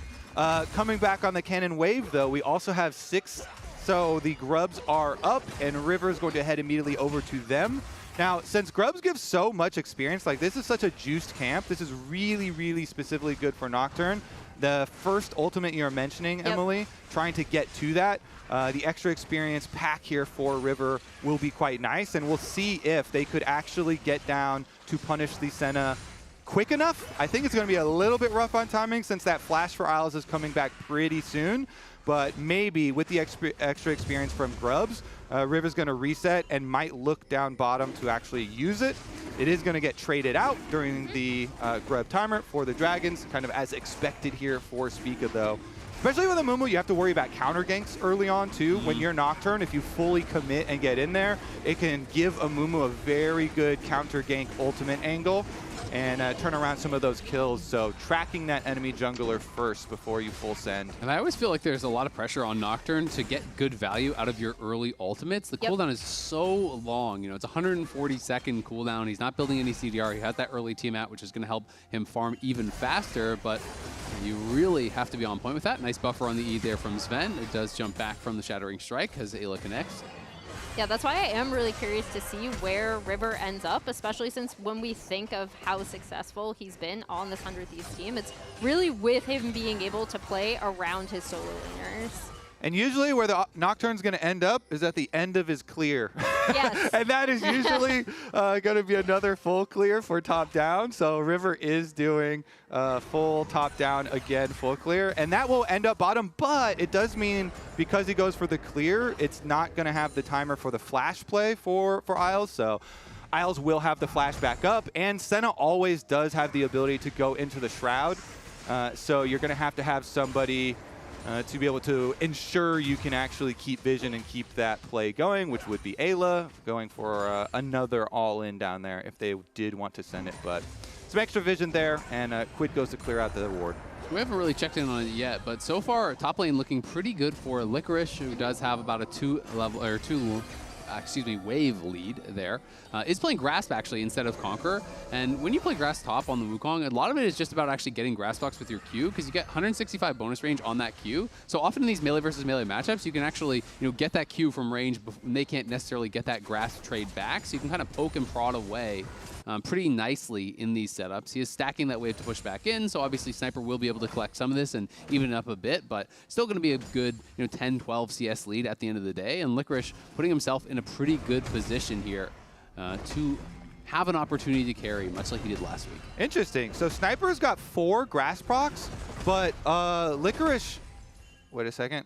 Licorice had a full 18. That's the Q, man. Yeah. The range is so long. If you play it well, you can just proc it, very easily over the minions. Crazy spacing. That is. It's like almost like playing against Gangplank. It feels like at times. I've played it against it a few times where people space really, really well because you have so much extra range. And if you walk forward, they can clone back and it can get really messy. Yeah. It must have been some really good clones too, because I figured with Casante's mobility would still be able to at least stay somewhat close, but that is a massive, massive gap there. Yep. Has played it well. And Dignitas all converging here. Both sides actually sending members mid. Isles does show. Ayla and River are on that top side River. Maybe looking for a potential dive or play up towards top side. You can see Ayla trying to get some vision through that River. And now you see some all-in pings actually going over towards the enemy red buff, so maybe they thought that they would be able to actually catch Spica as he clears up to here. We know that he's in on the Raptors, and Isles in the area as well, so 100 Thieves are trying to look for some sort of a play. They have the Blast Cone available, could look for a dive if they want to force. Yeah, I think they really, really want to get topside control, maybe set up something on Licorice, especially since Grubs are about to be up, and they're going to want to get at least 4, potentially 6 for that Zig. So could be a Senna ultimate and a teleport from Jensen. If you look at the minimap, this has taken so long. That play took so long. Jensen got the bottom wave pushed all the way into the tower, so he freed himself up to threaten a teleport counter, and they have a Senna ult to rely on coming through. So 100 Thieves have to call off this play that just took so long and kind of just stood there. Yeah, and you always have to be careful about giving Nasus alone time on those towers. Obviously, he has the early Sheen. The Q works on the towers. You can destroy those very, very quickly. If you get fully ignored, sometimes you can just ult on a tower and just farm plates, and it can actually be quite strong. Dignitas looking to take the grubs here, but 100 Thieves are in the area. We'll see if they pull the trigger to start this fight. Ayla trying to hover around on the side as he wants to look for Sven and Isles, who are both quite squishy. The TP now coming in from base here from Quid. We'll see if he can actually get the steal. Nocturne ult's going to get popped, and there's a flash forward. They're in onto Spica, trying to keep him alive. They can't do it. And the flash forward from Quid with the stolen Amumu ulti. Anything you can do, I can do better, says Quid. As he gets into the back line, they get 2 kills. And now Licorice is in trouble. Going to have to use a Cyclone defensively, trying to get out. Nice slow on the Quid there from Quid. Does land the Q. Tomo going forward. I don't think they'll have enough to dive, but they do force the flash out from Licorice, and 100 Thieves come up big in the first early exchange. So we wanted to see something coming out of that first Nocturne out. We definitely did. They are able to get 4 grubs off of this, but yeah, Ayla goes in, then they're right on to Spica, and then I love this Amumu ult coming out from Quid. Really, really well done. Yeah, he saves Ayla there by going on with the counter engage. The Amumu ult stops all the follow-up. They were close to finishing off Ayla, but he locks down Sven, so no follow-up damage. And then Ayla even got to walk down away from where Licorice was collapsing from the top side too. So you really do need to respect the immediacy that 100 Thieves can pull the trigger with. So a little bit risky there from Dignitas. Again, this brush is so critical to try and control the vision of when you're going for grubs. It is just such an easy area for your opponents to attack you and catch you on when you're trying to go for that objective.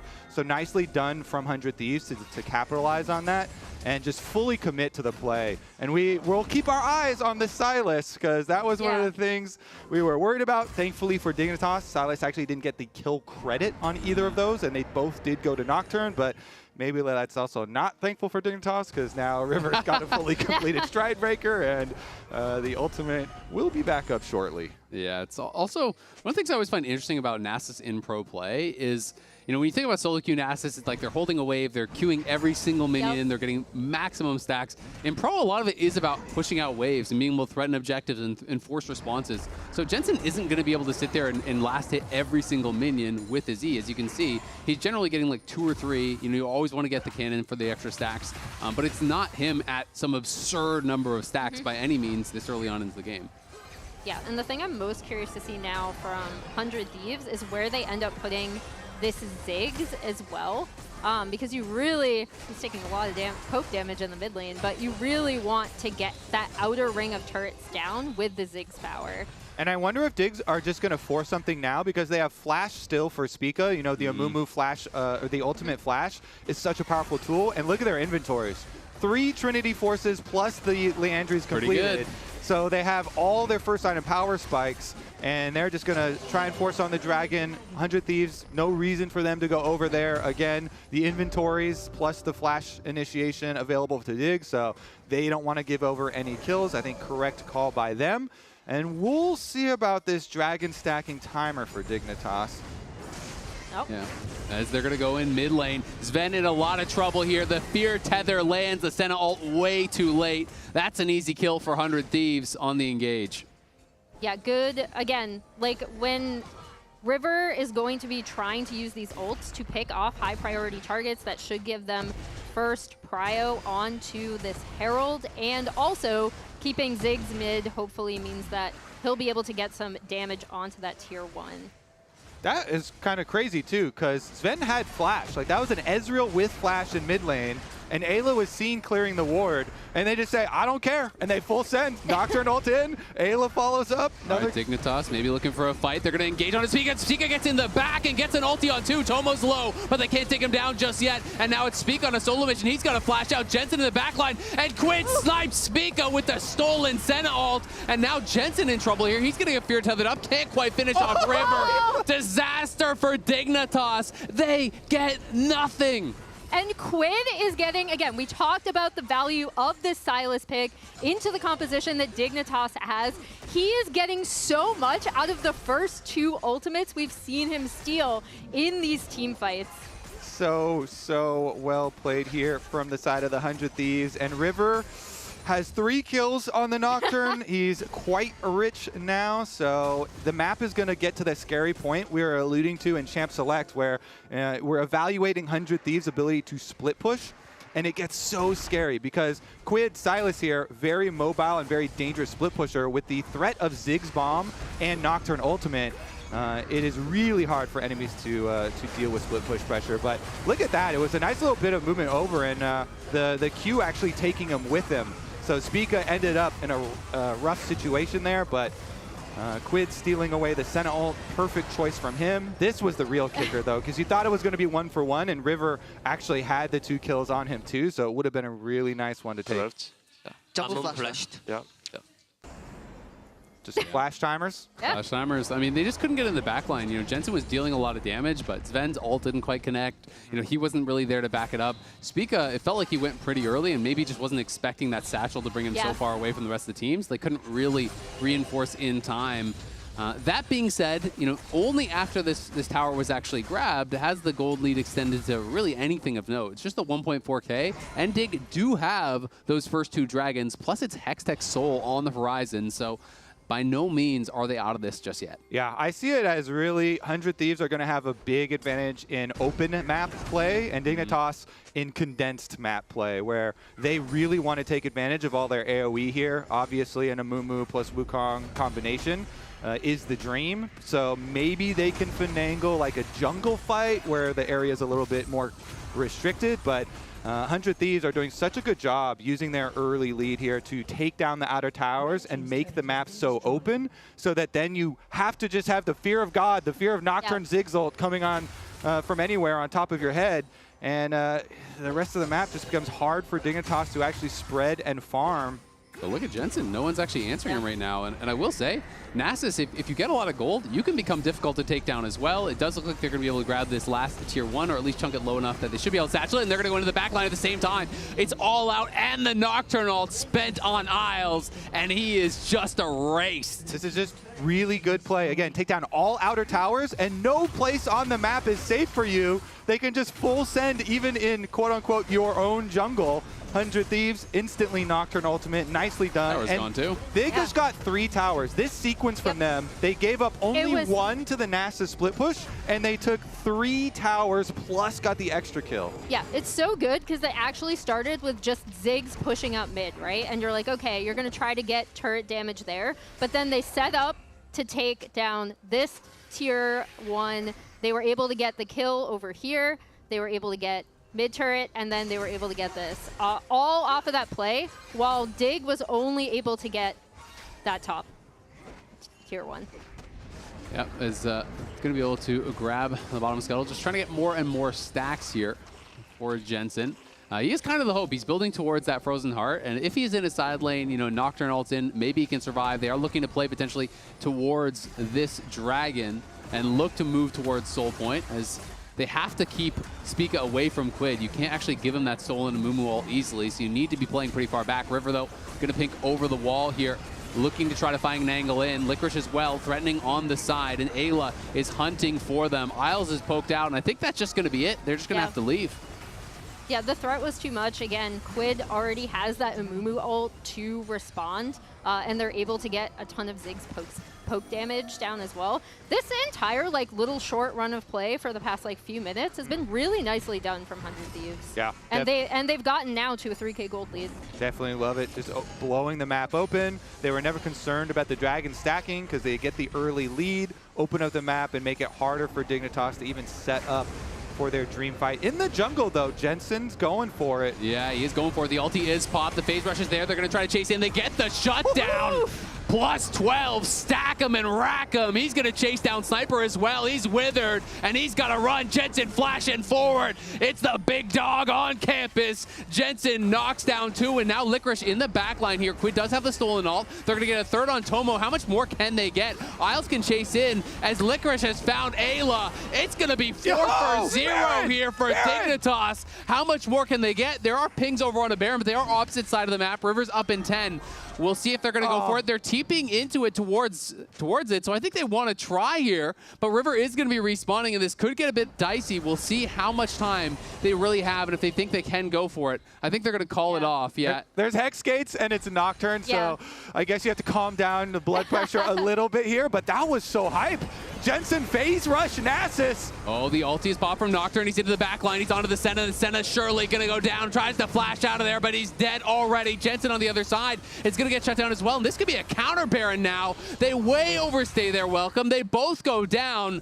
They got such a big swing there, and they just throw it back away. Yeah, and we talked about how the rest of 100 Thieves are going to be up really, really quickly, which is why they couldn't do Baron. Potentially Ayla caught, though. He's going to be popping the Magnet Storm. They're going to try to turn around, flash off the wall from River as Spica and Sven are on the run. That may have got them off the Baron, bought them enough time for the respawns. We'll see. Isles is now respawning here. Jensen, they still need 15 seconds. The Baron is going down, but it's going down very slowly. Jensen does have teleport too. Spotting them, and Jensen does have TP. As you call out, nice clone there from Licorice to dodge the engage from Quid. Sven is getting them low. 100 Thieves are going to have to peel back. Senna ult over the top. Can they chase?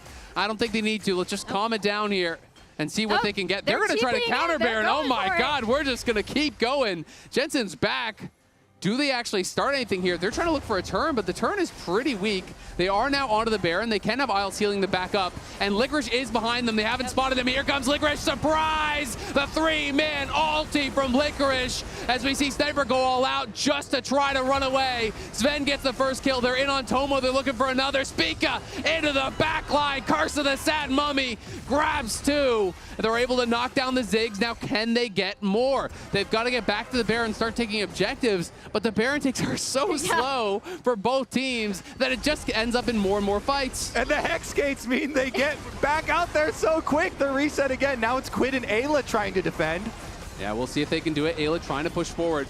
Quid looking for a good ulti to steal. Instead, he's going to go hunting for Isles. Can't find him with the Absconded Duct. And Dignitas will secure the Baron here.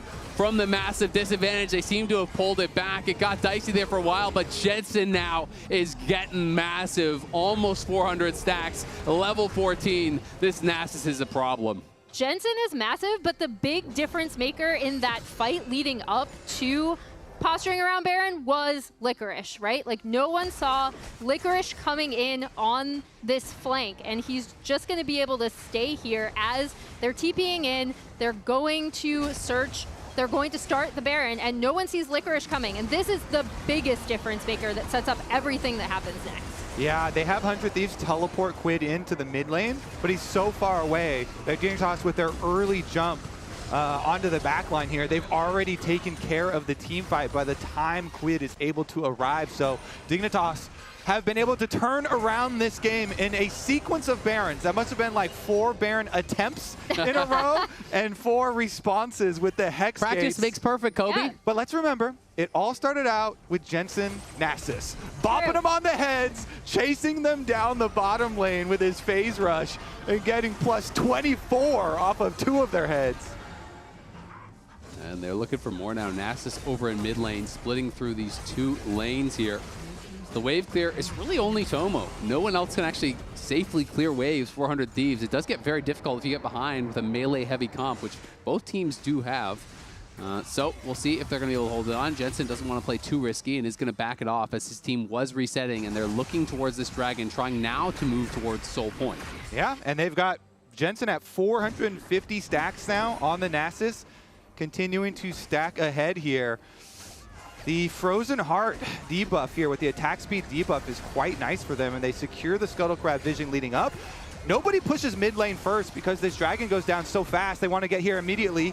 Yeah, River's over on the side. He can obviously join with the Nocturne ult. Quid has stolen the Amumu ulti, so that is going to be key. Dignitas need to be careful about this. Remember, Sven has no cleanse, so if he gets caught by that, he could be going 100 to 0. Needs to watch his positioning. He's trying to poke and prod, but it is always risky. They are pushing them back out for now as we see River moving over towards mid. He's now got the shove there. Is going to come back to join the team. Jensen now on the side is looking for a potential angle to get in onto the back line as Sven cannot be ignored much longer. He's starting to really chip away at them. Quid getting pretty low. Sniper getting pretty low as well. There's the Nocturne ulti as Ayla flashed forward there. Couldn't actually get it. Quid in the back line. It's flashed away from Sven. He only got the Senna. And here comes DK. Jensen's in the back line. Licorice has the ulti knocking him up. And Jensen is just dunking him. The Nasus is crushing through 100 Thieves. Dignitas are TPing for the end. Jensen and Licorice have been impossible to deal with in these team fights as the game has gone on. They'll at least be able to push in, get this inhib, potentially get some damage onto the Nexus turrets. Yeah, definitely. Ayla for defense. They're going to go for the end here. Ayla's going to die. That's going to be them going Nexus turrets. Yeah, let's see if they can get it done. Quid's going to be back up in 5, but they are on the towers, and I think this game is done. 100 Thieves had a good start, but Jensen on the Nasus mid, the first in LCS history, helps Dignitas claim game number 1. And we talked about whether, okay, is Jensen going to be playing this? Maybe it's for Licorice top. No, he comes out with the Nasus, ends up being such a massive difference maker in the split push and in these team fights. And Nasus is kind of looking good, Kobe. It was so nice. He went the phase rush version for the true chase down later, so you can have that mobility, so you can actually collect the kills, and he did just that. He farmed up to his 2 items. As you said, he got the counter plays and a lot of the split pushing, you know, trade cross map, and then just took over. Well, I think we are just about wrapping this up. Excuse me, it scrolled back up. Single day tickets are officially on sale for the LCS Championship at the YouTube Theater in Los Angeles. Head on over to riot.com/LCS Championship to claim your spot. Now let's head on over to the LCS Lounge to break that one down. Jensen Nasus. Oh, baby. God. Bingo. Who said Jensen can't play a fucking melee champ? Sorry for swearing. Australian, forgive me. Yeah, it's an Australian. I got hyped up watching his Nasus. He played really, really well in the early game. He was farming really, really well. And then obviously that blue buff, he just completely annihilated them. Yeah, we want to actually throw that clip up right now because the game was seeming very grim for Dignitas. It was 20 minutes, 15 seconds in. They were down about 3K gold. And it looks like a bit of an uncoordinated play because Jensen just goes in, but he's very powerful. Wow, look at Nasus, guys. This champion seems fair. Sniper takes himself over for his I own made a demise. mistake. Nasus doesn't even need a flash there if he doesn't want. I mean, I guess he just wants to kill him quickly to chase the others, but Cassante cannot move. No one can move. Nasus presses E, breaks 40% of their armor, presses Q, one-shots them.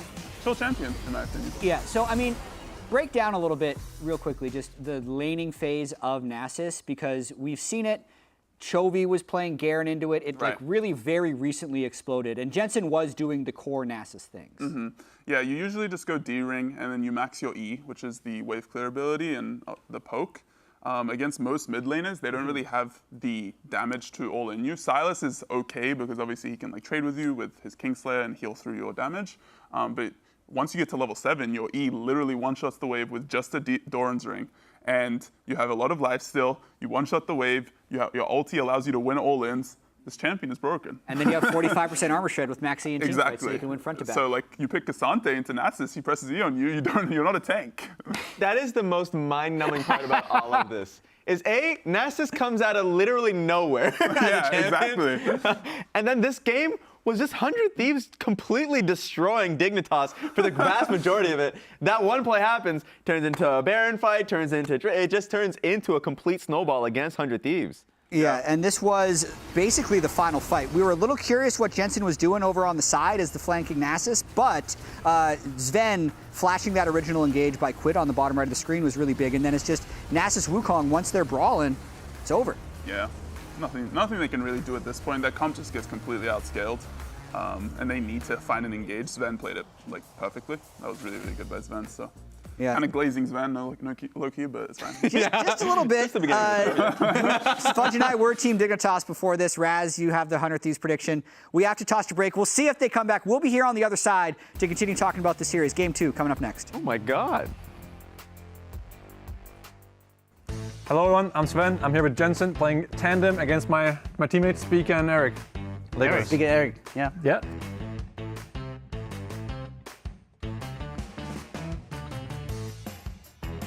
And we're playing Yasuo versus Yasuo, I believe. I'm controlling the mouse. Jensen's controlling the keyboard. And on your side, it's what? I got a mouse. Speak on the mouse. Yeah, you seem very I got a mouse. on the mouse there. Focus up, guys. What do we buy? Noon quiver maybe? Boots? Not new quiver. Boots? No, boots dagger? Boots dagger. Boots dagger. Okay, No potion type shit? And then QWE. Wait, do I have to use the can I change the DPI? I'm doing QWE, right? Can we pause and change the DPI? This is easier if I hold space. Wait. Yeah, I think so. Passing it, what I'm used to. Alright. Oh, the mouse is so Let's small. have a, okay. We gotta lock in. Alright, let's practice. I'm gonna Got keep that right? Let's What are you guys at? Okay. Yeah, okay. Yeah. Oh! Wait. Oh, you're kind of him. Oh! Oh no! Oh. Wow, you're so bad. You guys are so bad, bro. You guys are so low. Wait. It has to be 2 kills, right? It's two, yeah. Okay. Okay, now I'm getting it. Wait. You have to swap? 2 kills, right? What do I buy? Buy whatever. No, don't buy something. No, Yeah, why are you buying something? Buy. I'm not buying. Yeah, nice. Dude, basing is so insecure, no? Yeah, agreed. There's a portal. This map. Oh, I forgot. Wait. Is there a portal? No, there's no portal. Freaks. Oh. Yasuo Q is the direction of your mouse, right? Yeah. I forgot. I forgot. I was like trying to space backwards. Alright, we're gonna EQ. Yeah. Stack the E. We have more ammo. Yeah. Alright, we got that. Yeah. We're good. Oh, my bad. Can we just stat check? we got kind of it. I think we won, no? Hey, back. Q. Oh, yes! Punch away. Skill? Help me skill? Yeah, Q. Oh, what the hell?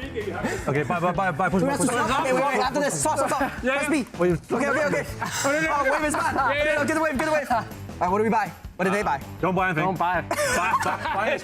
Buy super cringe. Go. What is Mel? No, that's What is that? No, we need to win. Yeah. Sounds good. You want to send it or wait for the wave? I think they might be. Oh, he's level 6. Yeah. Let's play slow, guys. Gonna take the health back so they can't get it. Oh. Yeah. He's full HP though. Yeah, it's fine. Okay. Wait, what is that thing? Guys, come on, like, it means it's like you do. What is this gameplay? What do you mean? This is Jensen gameplay. Guys, I'm on the tower. We should be a little lower if it was Jensen gameplay now. Yeah. You guys are so cringe, no? Like, It's actually extremely pathetic. You guys aren't basing, right? Are you? no, not basing. We're just in the bush for fun. Yes, it's like. Hey, after the thing, I'll W. Let's go! They have a little lead though. So, oh, dude. That was actually close. That was close.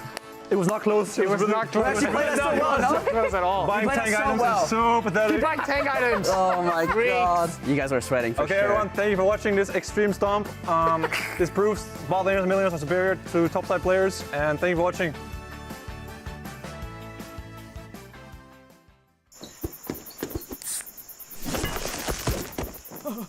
Red Bull gives you wings. Hello? Bro, what are you parking? Serious? What is that? Remote smart parking assist.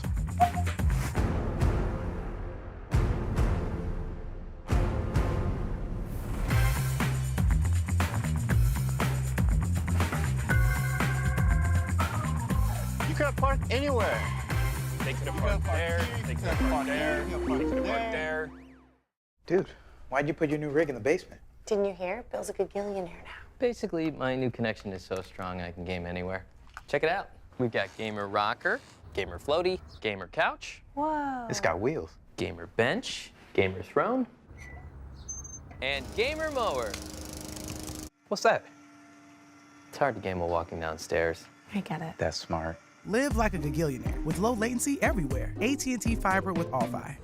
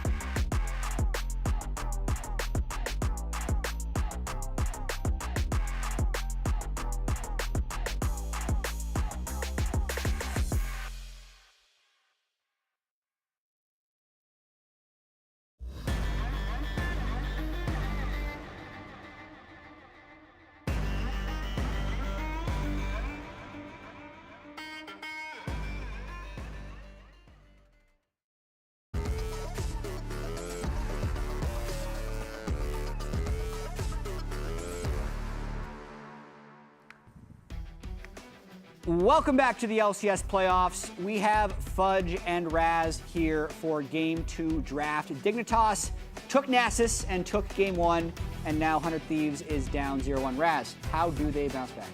I think we need to ban Nasus, guys. They were doing well up until that fight that we showed. There you go. There we go. Thankfully, I think that is the solve here. I agree. Nasus is definitely broken, so I'm glad they banned that out. It definitely increases their chances. I still think that they do definitely seem a little bit better in the early game, especially decision making when it comes to like fights. I think they did seem a little bit cleaner. But at the same time, I assume Dignitas thought about like, oh, we played Nasus game 1, they're going to ban it the next game if we win, and what are we going to do after that? So I think they both have a plan for drafts. Yeah, as the losing team in Game 1, they also got to select blue side again for Game 2, so that would be why they are blue side 2 games in a row. Having switched up to the Nasus ban, I would imagine Senna. But I know people have been walking away from Senna a little bit from priority, which is interesting. I've never had a situation. Well, there's been quite a few, but like Yumi. So but like a champion is like widely regarded as broken, but oftentimes being given away. Yeah, it's kind of weird. I think sometimes there's just you play scrims and you're playing a champion that's not like an engaged champion and you're losing and you feel like you don't have enough engage or something like that, and then you just decide Senna's not that good. So they're first being Rel, which is very interesting. I did not. Yeah, second game in a row that they're first picking Rel. So they did it once. Yeah. They're doing it again into the Senna. Not a big fan personally, but maybe they just feel like Ayla has to be on an engaged support. I'm unsure exactly what they're thinking. I don't think it's the best for drafts objectively though. I mean, 100 Thieves has done well when they're pretty scrappy and have a lot of engage options. I feel like they're still the bloodiest team like in North America and one of the bloodiest teams in the world, like going into playoffs. So there's a lot of that. So I imagine they look at that as like, we want to continue to fight. That's our identity. And Amumu kind of helps that as well. They have a Amumu Misfortune. Amumu Misfortune and Rel, like, this is just terrible and Bronzodia comp. So I mean, I guess it's good for 100 Thieves. They do excel in like engaging and looking for fights. So I mean, who do you favor in the first 3 picks here? Because it is a pretty big departure from Game 1 with the Mumu MF on one side and then the Kalista Senna lane being locked in for bid. I mean, I'm personally all for scaling, and I mean, it's a little hard because they did pick Kalista on 3, which obviously isn't much of a scaling champion in comparison to MF. They do have a very strong engage composition on blue side, but the only one that's really like counter-engaging or like countering the engage is Maokai ult, which I don't think will be enough. So I'm actually kind of interested to see how 4-5 rounds out the drafts, but I do think 100 Thieves seems slightly favored if I were to pick like, just based off like ease of execution. Yeah. The only thing I'll ever be concerned about, I know we talked about Rel being the first pick being a little confusing, is like, who's Rel's options, right? If you go on Senna, well, Kalista's going to ult here. If you go on Maokai, that's probably a good enough engaged ult. Maokai's going to ult you and make it hard for the rest of the team to follow up. Right. So Rel seems pretty easy pickings, but depending on the rest of their composition, might not be that big of a problem. I'm thinking Dignitas might be trying to set up for a Renekton pick here with the Olaf and the Jax bans. Yeah, definitely. I think Licorice is a very well-known. I mean, I feel like everyone's kind of just blind picking Renekton at this point. You go 4-5, you blind pick Renekton, enemy top laner picks Cassante. It's the classic boring ass draft. Yeah. Hopefully, like Hunter, like Sniper thought of something else into Renekton. I don't know, but it's boring. I'm getting tired of it, to be honest. I mean, we did see Wukong last game. We saw Wukong Nasus, but I guess we might be back to the standard. I guess Cassante or Renekton can both work if they actually just want to take the Cassante side of the matchup. Yeah, it's possible they pick Cassante just to like make them less, like not really want to swap, because obviously Kalista Senna is such a strong lane. Oh, true. It's possible Cassante like makes them, denies them from swapping because Cassante is such a strong swap champion, but I don't really know what Sniper's going to play other than Renekton. I haven't really seen a lot of his champions. He does like Camille, I believe, into Cassante from what I've seen in previous drafts that they played. But yeah, the classic Renekton. Boring. Pick something new, guys.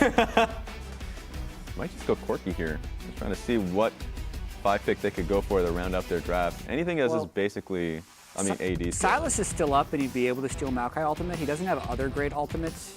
Quid definitely wants to be on something with playmaking, I would imagine. That is terrible. That's a playmaker. That's a playmaker. You say that's terrible, Fudge. Elaborate. I personally just hate Yone, especially when they have such easy ways of atomizing armor. I think you're just like hoping that you are Chovy and you are ahead 40 CS in mid game when you're blind picking the champion. I mean, I guess you're playing against Jensen. Maybe that's the thought process. You're playing against Jensen, so blind pick Yon. He's not going to counter pick you with anything like LeBlanc or something that's really difficult for laning phase. But at the same time, I just feel like Yone is just not going to be able to kill Xante or Maokai this game. And it gets rounded up with the Corki, so Jensen definitely going to be slightly on the more defensive side of the laning phase. In last little bit of draft here, Fudge, which side of the draft do you favor? I mean, ease of execution. I mean, I think I'd prefer red. I think I'd prefer playing red side, especially in a playoff game where people are not playing perfectly. Yeah, less pressure to make something But you could argue that blue side has like control of. Yeah. They could, if they do get control of zones and objectives, they could find very easy engage targets with the amount of engage they have. It also is going to depend heavily on if Sniper can get ahead. But the ball lane matchup is also, I think, going to be a little bit favored towards Dignitas. So we'll see if we can actually start stacking the dragons and get. Yeah, it feels like 100 Thieves wants I think he doesn't to need jump it. out to a I'm sure he lead, much doesn't. like they need to do in game one. Let's see if they can come back and tie up the series. Casters, take it away. The Lounge game 2 about to kick off here. You know, we heard what they think about the drafts. What do you guys think about the draft so far? I like that 100 Thieves. We're like, you know what? Let's go Omega, simple, all-in Wombo combo. The definition of Wombo combo. Everybody here is all-in AoE team fight for a Misfortune ultimate. I mean, they got more outplayed, I feel like, by Jensen just going in on Nasus last game. Yep. You know, I actually did like the look that 100 Thieves had where they were like, oh yeah, way more spread map. We're going to do Nocturne ultimates and Zig Bomb for all these like pickoffs. And now they're like, you know what? Let's just go real simple and let's win a team fight with all this AoE. Let's just super hard engage. So we'll see if this look actually pays off for them. It's also stuff that you'd think 100 Thieves are like pretty comfortable playing around. Again, relying on their solo laners to do a lot of work in these team fights. I love it here. A River as well, already getting some emotes as they come through, and you get a little bit of a vision touch here, but we got Raz standing by with Golden Glue for the interview. That's right, I got Golden Glue with me. Last game, you had an interesting comp. You got Silas, Nocturne, huge lead. What happened? We had a little oopsie in the enemy jungle where Nasus went and just destroyed us. You know, and I think that game overall we were playing pretty well. We just got caught a little bit in the mid lane game, and I think we made some comp adjustments as well because I think we were a little bit lower on damage that game. But we really just made like a big oopsie in the enemy jungle, and then we misplayed a fight again that we lost Baron and instantly just lost the game. So yeah. Tell us a little bit more about that adjustment. You have a lot more engaged tools, a movement Misfortune. What are you looking to do? I mean, I just think the game's a little bit harder in general to win when you don't have an AD carry. Last game we didn't have an AD carry, and we were like trying to snowball with Ziggs taking turrets, and Silas was really strong in team fights. But this game, I think we have a lot more of a well-rounded comp. I appreciate that. Gonna send this one straight back to the casters. I like how he identifies it as, oh, we had a little oopsie, and then some more stuff happened. We had another little oopsie, and then the game ended. I think his point about AD carry is interesting. I also think the rel priority coming out of 100 Thieves is particularly interesting and like indicative of how they really want to play out a lot of these team fights. Yeah, interesting is one look at it. I just don't like it right now. We'll see. I didn't say I liked Okay, yeah. I don't know if we're gonna see it pay off, and we'll see as they get level 2 though. I mean, it did start last time with a 2v2 First Blood 400 Thieves, but then you know they did get return killed. Oh, big scrap in top side. Oh, they're going to back off. But yeah, we'll see this time as well. As far as looking at the overall comps, you know, both of them are very AD heavy with just the AP coming from your junglers.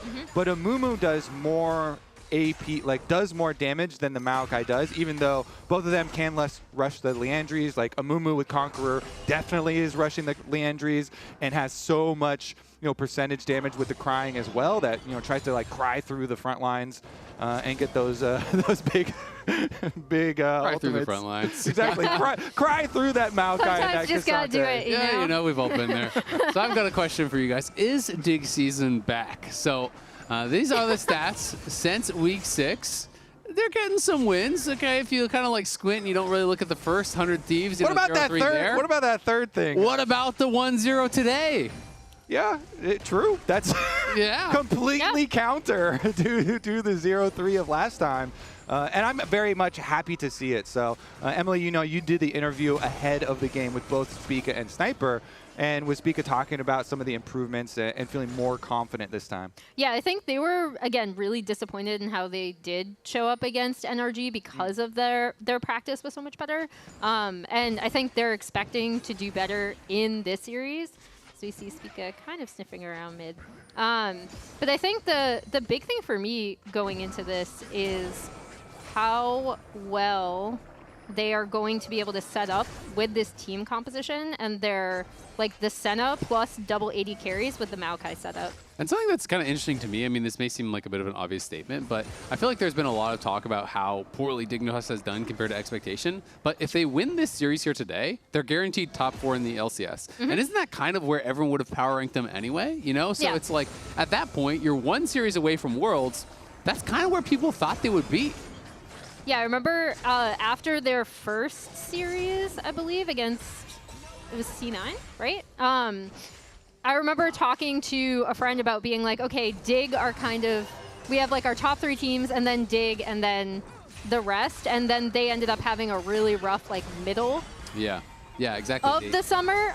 But this is, you're absolutely right. If they manage to win here, that's about where people would place them. Yeah, I think some of it is in looking at the games.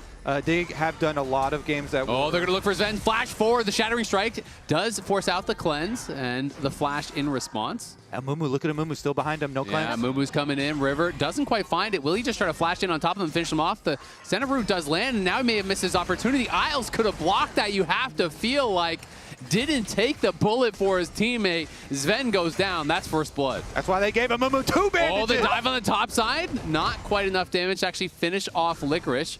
Is going to be able to push him back, though. Sniper getting aggressive. Looked for the solo bolo under the tower. Couldn't quite seal the deal.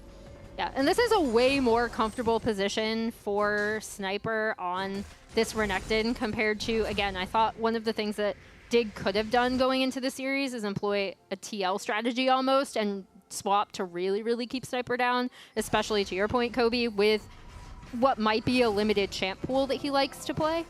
Ooh, interesting there. With Isles actually chasing them, he was hoping to kind of draw them into an extended stay on the map as you had Maokai coming down and Sven coming down as well. But 100 Thieves are able to get out of there and go for their reset. But here's another look at it. This was the initiation, which I like, you know, blowing the cleanse early, and then they wait the duration, and River is able to come down. Yeah, and the big thing is they know River is also coming down too, right? So even though he's low, he does get rooted up. It takes a little while to get there, and yeah.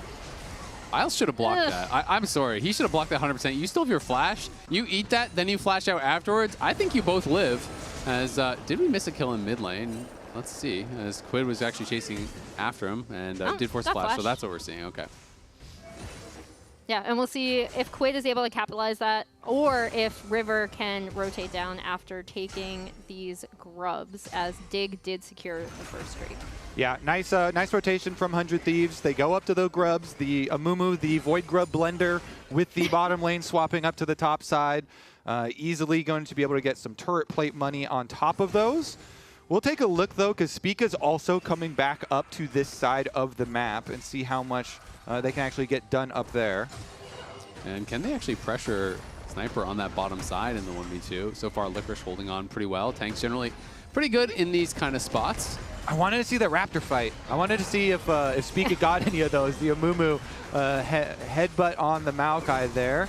Oh, Sniper dashing in, getting a big chunk onto Sven. Sven, remember, has no cleanse. He's trying to cut him out. Sniper may have bit off more than he chewed. He flashes forward, finishes him off, takes a bite out of Sven in the 1v2, gets a solo kill. And now maybe looking for Isles if he can actually catch up. Can't go for it.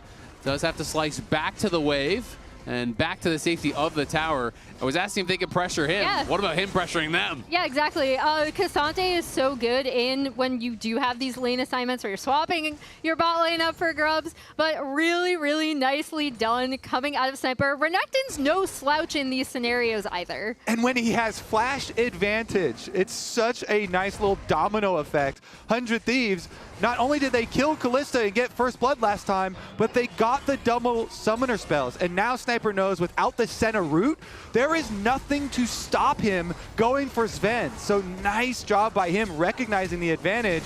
Gets in there with ultimate on, saved his W there, flashes on top, able to get the auto into W. Sven down, and you could see the look on his face. Sniper here really flexing. That's why you put him on either Renekton or Jax. Really, really good follow-up, and that's about communication with the no summoner spells. They're very rare to see the top laners actually getting nice... To play the game. Yeah. I mean, very rare, I love this from Sniper, though, because when we talk about when he was really, really popping off in Spring and when he was doing super well, it's because he did always look for these windows, especially when he's on champions that he's comfortable with, like the Renekton, like the Jax. And it's really nice to see that he, even though he's had a much quieter summer, he absolutely hasn't lost that as a player. Absolutely, and as Kobe and you guys have been talking about, this is kind of his comfort zone. As River's going to look mid lane, connects with the Curse of the Sad Mummy. Your fate is sealed. Quid comes in over the top and knocks down Jensen.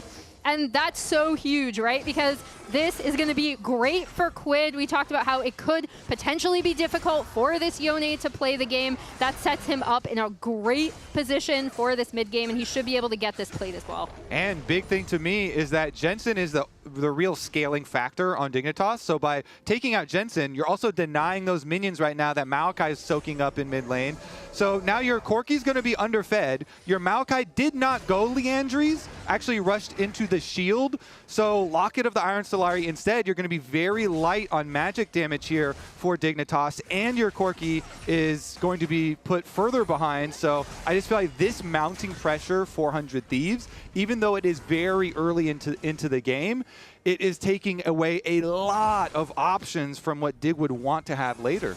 And your Kalista bot lane is actually behind, right? So this is something that Dig, we saw in their game 2 previously against 100 Thieves when they were trying to play pushing bot. They were able to get those turret plates when 100 Thieves swapped their bot lane top. There's actually, I don't know if this was actually an accident or some low-key trash talk. I think it's more low-key trash talk from Quid, but he timed Jensen's summoners in all chat after they killed him. Then he said sorry. He said sorry. Which is, but I don't know if it's like a haha sarcastic sorry or... Let's go back and check the cams. We gotta check player cams. Yeah, we gotta zoom in on the face, enhance, enhance. We're gonna have to go deeper. What was he thinking? Ayla maybe went a little bit too deep on this one. Spica follows him over the wall, but he is gonna be crashing down to safety, and Dignitas will start up the grubs. 5 members already there. Sniper has no TP, but he is making the long trek out towards top lane after having push in that bot. So we'll see if there is going to be a fight breaking out. It seems like 100 Thieves want to try to fight for it, but 2 of them are already gone, and that's going to be all they take. They will get their 2, and they will back it out for now. But that is going to be 4, and that is going to be the one grubby spawn over 400 Thieves. Yeah, ideally Dignitas wanted to deny the extra one there, but they saw Sniper on the mid wave, and he had walked his way all the way up, or waddled for the crocodile up through the river here, and so they had to back off. Not willing to give any more money, because if you give a snowball fight right there and you get caught, then 100 Thieves are actually going to get towers off of it, and actually they're looking for a top side play that probably got spotted by that Tri-Brush ward, or the little pixel ward. River does cut the wave, so they're showing that they want to go for this. Isles is walking out towards top, but there's only the 2 minions. I don't really think they're going to commit to the play, but we'll see. Quid is cheating up towards that top side, and if Isles gets up here, I think it should be a defense, but they are setting up for the play. Let's see if Licorice can hold on. There's a Shattering Strike. The Dawn Shadow comes over the top. Bullet time, getting Licorice low, but not nearly low enough, as Jensen does respond with the TP, and now can Dignitas find something back? Doesn't look like it, as the knockback from the Intofo strikes does not find Tomo, and they do force out the TP. Yeah, with that TP coming through, though, the Renekton should be able to get more turret damage on this bot side, so that more gold going into Sniper, well, even with the TP coming into Renekton. response. He's actually way deep flanking here, and Licorice is going to look for a potential chase down. Sven is coming down as well. There goes Licorice. He's going all out. Dominus going to be popped on the other side as Sniper tries to run for the hills here. Yep. He's looking for the turret plate. Is he going to get the grubby spawns, and does take it for him. Sven now chasing him down. Sniper going to look for the outplay, but I don't think he's going to be able to find it. There's just too many Dignitas members here, and they get a kill on Sniper in the side lane. And really nice from Dignitas being able to recognize Jensen again. gonna have to flash back. Not quite enough damage, but River here to seal the deal. gets him and flashing the Teemo emote to boot. Little last hit from River, which again this is the big thing, is this gold is now going to Quid as well. Getting that onto him, he is going to be an absolute menace in these mid-game team fights. So, as a connoisseur of River emotes, a year and a half ago at MSI, he was spamming the shocked Teemo face. He has gone a little bit more aggressive with the yawning Teemo. I feel like that it's a bit more insulting to see that. And he's been spamming that all game long. I don't even have to try. Make me sleepy, bro. Let's pick it up. If we then pair that with the accidental flash timer. Accidental flash timer in all chat. Detective Kobe, I'm liking what you're putting down. Feels like 100 Thieves getting a little spicier so far. Was it River in the top lane with the Teemo emote, or was it Quid in the mid lane with the flash timer? All chat timers. We need to get you like one of those detective hats. Who was the one to fully tilt Dignitas? We'll see if the 3,000 gold lead does it, and Rifttrail to boot will be picked up, and Rifttrail, that basically guarantees that you're going to be able to knock down mid tower, mid the most important one. So Rift Herald with the damage plus the extra Void Grubs that can spawn from it is kind of the perfect tool for a full teamfight team that 100 Thieves have drafted. As Golden Glue was talking about, like this is so much more simple for them to play out. They have an AD carry this time around. They have really, really easy, simple engage. Licorice is actually going for Sniper here on the bot side. Sniper was waiting in the brush, but it's Licorice who wants the 1v1, and might just have it. Dawning Shadow comes in. There's the Pathmaker trying to chase him down. Needed that in Tovo strikes for the flip back, but now Ayla has arrived. The reinforcements are here, and Licorice could be out of luck. Quid coming in.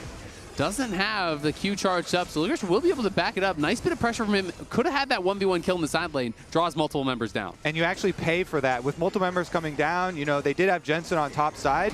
He shoves the wave into the tower, but look at him now. He actually backs off. Oh, they're TPing. They actually want to try to go for the dive. They're going to try to look for a chase down here as River flashes forward. He's got two, and that's going to be two easy kills. Rack them up for 100 Thieves. Even with the Maokai ult going down, he's able to immediately get over that. They're going to be able to drop the Herald on this bot side. It should give them more vision down here. We have Jensen responding in top side. He should be able to get that tier 1.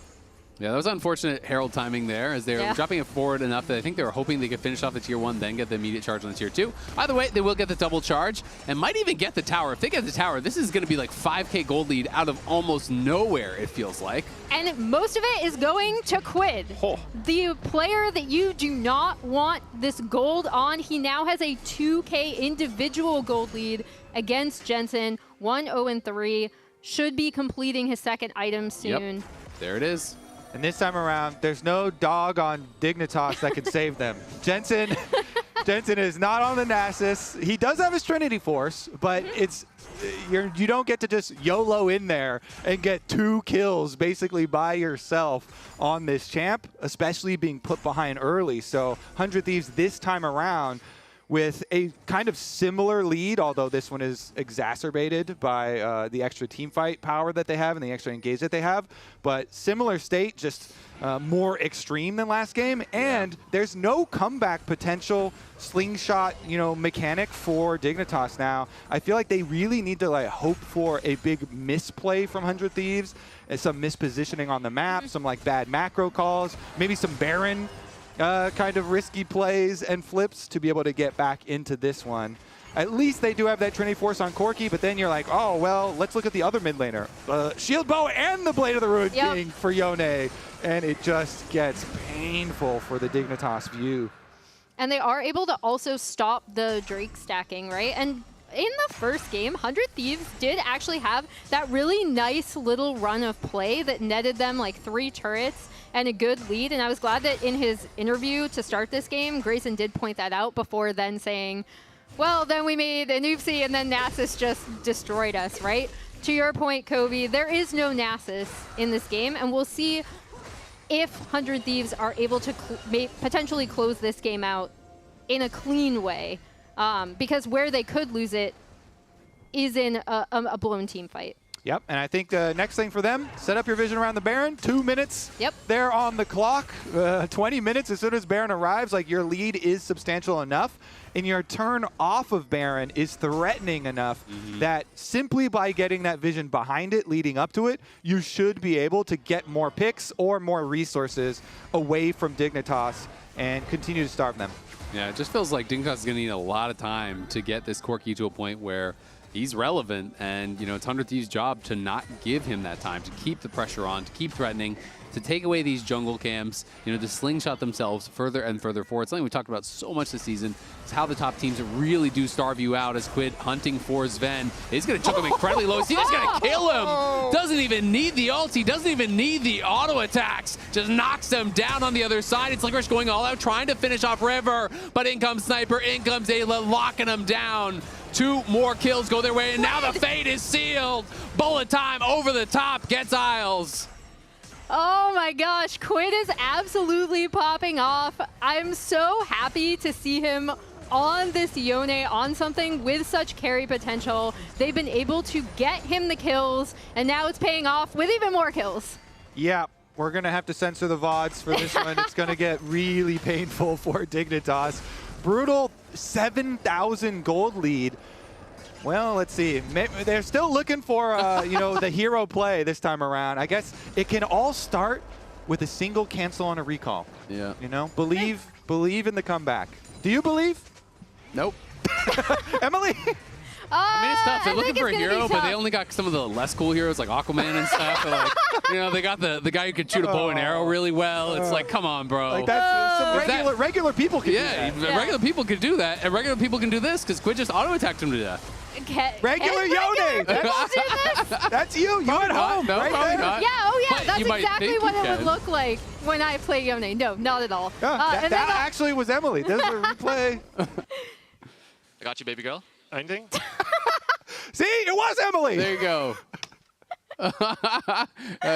Golden Glue pumped up about that 100 Thieves. Looking like they have this second game all but wrapped up. They're onto the Baron. Dignitas going to TP in. We'll see if there's going to be any sort of a commitment. Ayla has a good angle here to try to look for it. Quid's going over the wall. He's looking for Spica. The ultis are coming through. But is there turnaround damage from Dignitas? Jensen standing and firing. Sniper's gone. River's getting low. Can't quite keep him alive. On the other side, it's Quid, though, and he's battling against everyone here. They're trying to lock him down. Faded Steel comes over the top, does knock down Sven. Now Isles has got a flash out of there. Quid snapping back. He's in a 1v3 briefly, but he likes those odds. He shouldn't have, but he did. He went back in. Dignitas get another shutdown. At the end of the day, they got 4 kills there. They lost 2. I was joking, but it all did start with that recall cancel. Aquaman's pretty good. True. I mean, the big thing is to see how that team fight played out again as we see them coming in, because when 100 Thieves come off of this, Quid sees the angle going in, River hits the Amumu ult, but then Jensen is able to get out, and both Jensen and Sven are doing a ton of damage across this. Yeah, I would call out Sven and Isles in this team fight, because Sven pulls Isles back, Kalista ult, out of this Amumu ult, and Isles goes back in, knock up into Senna snare, into Senna heals over the top, while both of those ranged carries from Dig were able to get enough damage that they actually turned around the numbers. It is, though, I still think, very hard to actually make the full comeback for Dignitas. Again, you don't have any magic damage on the Maokai. It is full tank. It was the locket into the Warmogs. And so you are fully relying on this Corki and this Kalista to actually carry the team fights. It'll be interesting to see. The Senna shields and heals have been front and center, honestly. So this is maybe like a true test of this champion, like how powerful really is Senna right now. Because they are definitely going to need that. The Moonstone here now on top of the Echoes, so you get to see the really big numbers. Maybe Dignitas can actually snowball off this fight and off the team fight. Because currently, you see the Amumu just taking away dragons, so they aren't really going to be able to stack those dragons very soon in this game, and it really is going to look a lot more like multiple Baron defenses. And I will say, there's not that much over on the 100 Thieves, right? There's no tabbies. There's just the one Frozen Heart that was purchased second there from River. No tabbies at all. It's just HP so far that has been built up. Maybe more will be picked up as we do go forward. Now a tabbies is going to be bought there by Sniper, but not the end of the world. But for me, the biggest thing in that fight is the engage was good, but Quid wasn't connected with the engagers, right? Like if he had been there at the start, the backline just dies instantly, and now he has IE. So now it's at that point where a Q and a couple autos kill you when that guy goes in. Infinity Edge is really time to be terrified. But at the same time, you are still relatively squishy. If you go forward and Spica wraps you up and locks you down and you get burst down, there's maybe an angle for Dignitas. Obviously still very far behind though. Yeah, and I like what they're setting up now with Sniper pushing out.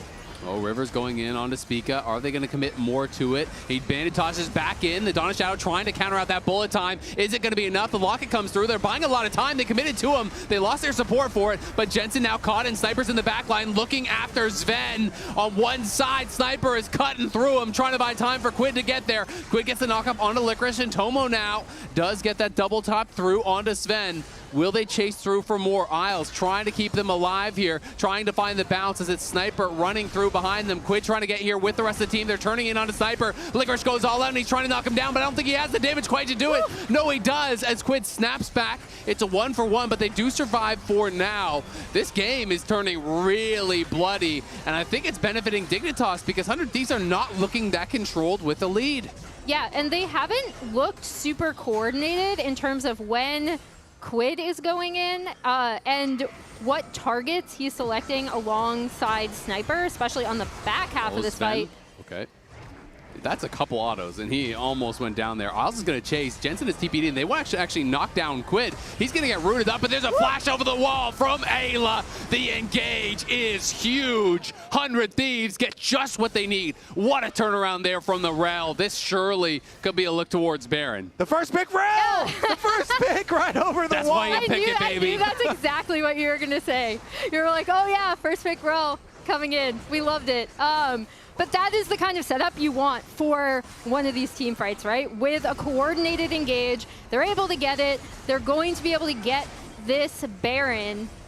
Spica, it does have flash, so he might look, but doesn't really see an angle. Ayla is there to ward him off any sort of attempt. It's 100 Thieves, AK up, and the Baron. 2 dragons to their name. They're looking good. So, Emily, is that how you draw up your Baron takes? Oh, yeah. That's for sure. That's as planned when you have your 7,000 gold lead, comfortable, methodical Baron achieved by 100 Thieves. No need to look back at the last couple team fights. Yeah, I mean, and you look at the fact that they got Baron, and it's all looking good. I'd like better side wave setup, but not bad. I think they protected it well. I'll say that. Yeah, they definitely got in there with the deep teleport from Sniper, looking for the flank angle and the extra little bit of chase down. So we'll see if Dignitas now can actually, well, Jensen. Everybody's going for Jensen. He has no teleport. Jensen in a lot of trouble. This one should be easy. Tries the Valkyrie, but there's nowhere safe to go. Shattering Strike connects. All the CC is there. And Sniper gonna bite him in half. I was like, oh, well, now see if Dignitas can defend at their towers. Well, it's going to be harder now. Well, they were at their towers, so maybe. We'll see. They are looking to put the finishing touches on this 100 Thieves. Coming in, Licorice back with the squad, but the wave clear is not very strong on the Dignitas side, and the Baron up minions are going to make it tough. Quid also looking for that bot lane. Yeah, and Quid should just be able to take this turret almost entirely by himself. Yeah, over on the other side, Licorice is kind of playing with them. River gonna go over the wall, flash forward, triple Amumu ulti, locks them down, and the bullet time comes through. Licorice goes all out to just run away, but the Magnet Storm is gonna seal the deal here. Ayla again finds a beauty engage to follow up on the fight starter there from River. 100 Thieves looking to even the score here as Licorice gonna be sent packing back to the fountain. 100 Thieves have all 5 members here. Jensen's back up, but they don't even care. Solo Unbound popped, and it's going to be a flash and a Valkyrie back to the well for Jensen. 100 Thieves battle back in game number 2. 27 minutes in, we are all tied up. I haven't seen a nice curse of the sad bullet time in a while. Like you see, when you lock in these champs, you know exactly how you want to execute it. We saw it finally at the end of that game. But again, getting all of that gold onto Quid. Some of the team fights weren't pretty, but 100 Thieves tied up. Really good early games from 100 Thieves. Last time around, Dignitas were able to come back with some heroics in the mid game, but Golden Glue and the 100 Thieves coaching staff seem to think, yeah, as long as we don't have that little blooper in the mid game, then they've really got the advantage. Yeah, and it's looking like they were right in game number 2. And remember, during the summer split, you could win a trip to Worlds 2024 or a set of 7 Player of the Week statues. Use your MasterCard to make a purchase from the in-client store and save your card on file to be entered for a chance to win. Now we're heading over to the LCS Lounge. Thank you very much, Azael. 1-1, all tied up. It's a banger. It is a banger. 100 Thieves played well. They did. I'd say 100 Thieves played well this game. I was a little concerned after the draft, actually, when we were talking about it, Fudge, but they played it out quite well. I mean, I think Dignitas honestly just lost the game on their own. I feel like here they knew that Amumu was bot side before Maokai. Let's back it up a little bit. Let's back it up just a little bit. Amumu shows on the ward, I believe, right near mid lane, and then they stay instead of just basing. And watch Isles here. I feel like there is a miscommunication here. If Isles just stays in lockstep with Sven, he still has flash, so he could absorb some CC. Maybe Sven could keep running. There's a chance Ayla just CCs him anyway, but I think we were expecting him to block that. And then this was Jensen losing his little flash here. Yeah, I mean, Quid is definitely in this guy's head right here because I don't think after the initial Q, I mean, he was just scared. I don't think he needed to flash there, but oh Sniper, no. Yeah, Sniper on Renekton, you know, this is why he picked Renekton. You gotta 1v2 them. Like that was crazy. And a swap too. He started 0-2 in the early game based off of the early portions, but they're going for a dive on Sniper this time. Yeah, they were able to get a little bit back here. Unfortunately, after this play, I'm not sure if we're going to have the replay as well. What is Jensen doing? Yeah. Okay, he sees the teleport. The counterplay is going to happen. His entire team's bot side, and he walks up to auto-attack the melee minions. What is he thinking here? I don't understand. He is completely out of it. Yeah, bad early laning phase, bad mid game for Jensen here for sure. No. And then you just see a quit montage. Quittington. The rest of the game is just a oh, quit he's montage. quitting on them. Oh, it's a horror show. On this side of the map, it's just fire. They had a huge lead at this stage of the game, 100 Thieves. Yeah, the game was just completely blown open. I think I guess Quid Yon is just too good. So he was smurfing. Yeah, he was definitely smurfing on them. And Jensen did not have a very good Koki game. Glimmer of hope for Dig right here. I don't know how this went bad at all. I guess Yone kind of went on the wrong person. Probably shouldn't go on Maokai. But yeah, Koki and Callista's got the free hit. Pretty good fight from Dignitas.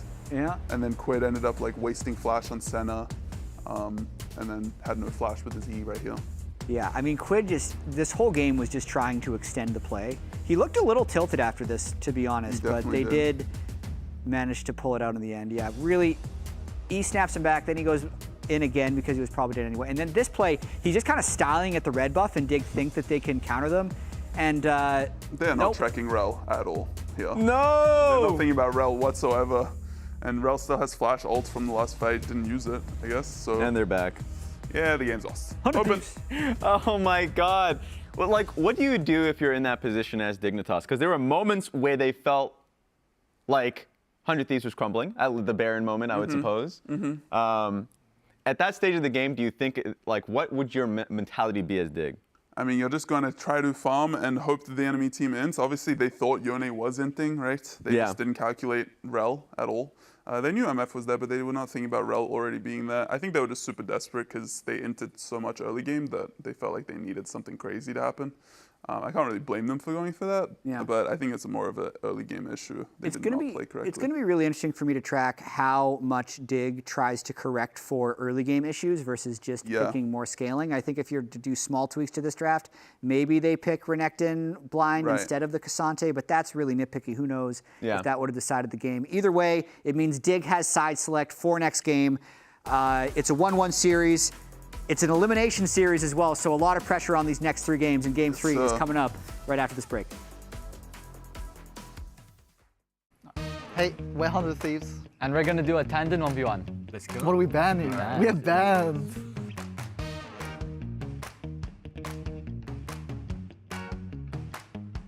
Yo guys, don't ban the champion I'm thinking of right now. Ban some like easy champ. We're gonna play. Caitlyn, guys? Why are you guys just banning ADCs? Yeah. We play top and jungle, guys. Okay, you can play top lane. You wanna play Riven? I'll do this. Or no. This is broken. Ooh. Oh my gosh! You need to tell me when I can Q, you know? What? Yes! I'm F flash, bro. E and W is like kind of easy. Oh, no. I don't know how to use be ready flash. for Q. We can change in game. Alright, good luck, guys. We can change in Can you game. change? Yeah, we can. Okay. And then The A man should be might. good now. I'm gonna E when you. Yeah, you guys are so freaking trash. Go pro. No, we Q. We can. Oh shit! River!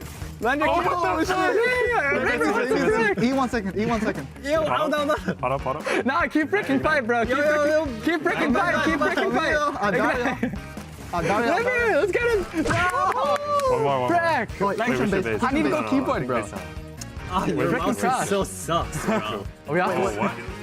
Oh, okay. You'll be good. Oh, we're gonna win that. Yeah, exactly. Easy win. We need poke then. Gotcha, okay. CS. Let's do it first. Oh, freaking E. Like freaking E, bro. Where's your W? Help back. There you go. Let's go down, bro. Okay. Just like this. Okay. Yo, get hard to get, bro. Hard to get.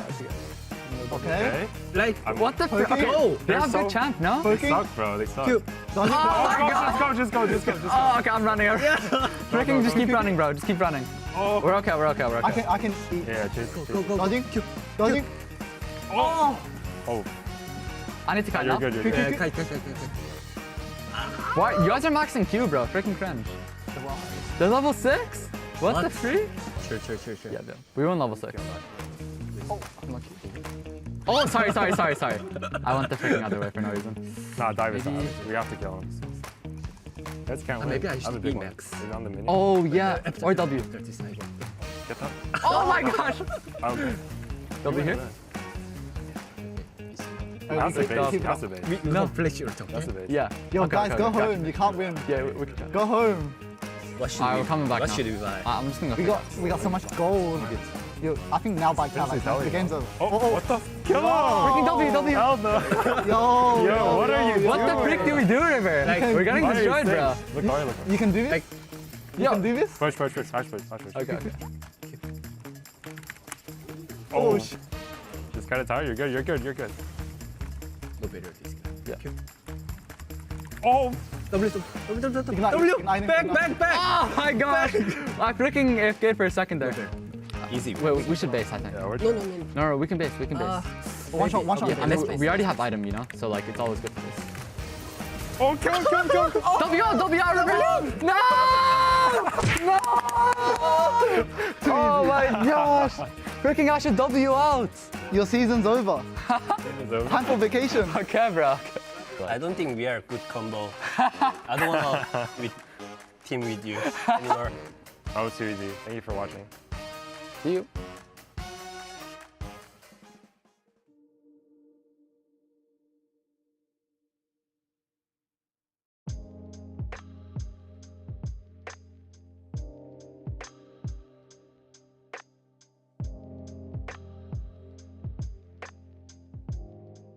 On Kalista. He has nothing. He Can he look still? Yeah, I can look. They're gonna try to churn. They're gonna try and churn maybe. He's sad. Nice. Oh, It's okay. good. I can get perma out top as well now. 2v1 mid. Nice, guys. Good job. Send Good ult. job. Send Send ult. We're fighting bot, okay? Yeah, you're ulted. I'm coming as well. Yep, no E. He's gonna die Pass flash. eventually. Okay, someone need to take over mid maybe. He will die on bot for sure. I just run mid here. I think it's fine. Oh, W him? Yeah. Let's TP backs up Nice. with your can we just fight here? Yeah, we I can. TP. I just committed. Cassante dead. They're here. Kill Maokai. They're giving. Oh, I Should guess I use Herald bot here? Yeah. It's good if you can, Riv. It's really good. They might look me. Cassante can be mid right now. I can just come after Maokai this here. wave. Yeah. Cassante Cassante coming. Yeah, we see Cassante. I'm slowly coming to Nice. you. Kalista You can dead. fight him. River, I'm here with Good you. job. Fight is good. Fight is I'm good. coming, Riv. I'm I coming. still have ulti. Hey, look, Can we look Corki? Cassante, We can look their chunk. Yeah. We can look their group. Rip, We can guys. look their group. I got you, baby girl. Anything? I'll stop here. I'll check it once. They're Got on me. me. They're on me. Come back I'm a on bit if you MF. can. Look at MF. I'm I going have no MF. flash, I have I'm no going flash. MF. I'm going MF. Stop 5 back. seconds. Look at back. 5 seconds ult. MF will die. 2 seconds ult. Yeah, look me. I can W. I Look me. have to kite. Come. I can't fight him. I flash out. W and fire. I don't flash. Yeah, Oh, he has also. No, run. W2. No If he flash. goes. Yeah. Yeah, you can look. No flash. No flash. He's rooted. Nice. Just space. Just get tempo. I got it. Look. I have TP. Wait, I can fire. look TP. I can look TP. You guys can go whenever. It's good fight. I'm TPing behind. I'm TPing behind. Fight is good, guys. Fight is good. Maokai's 1 HP. I'm coming right now. He's dead. Look Kalista, We okay? can win. We can win. Corki. No W Corki, guys. I'm No going, W. I'm going Kalista one time here. I'm coming. Yeah, they can look on me one time. Someone help Renekton. They can jump on you. I'm okay. Look Cassante one time. I'm 1 HP. Oh, I'm dead. Correct.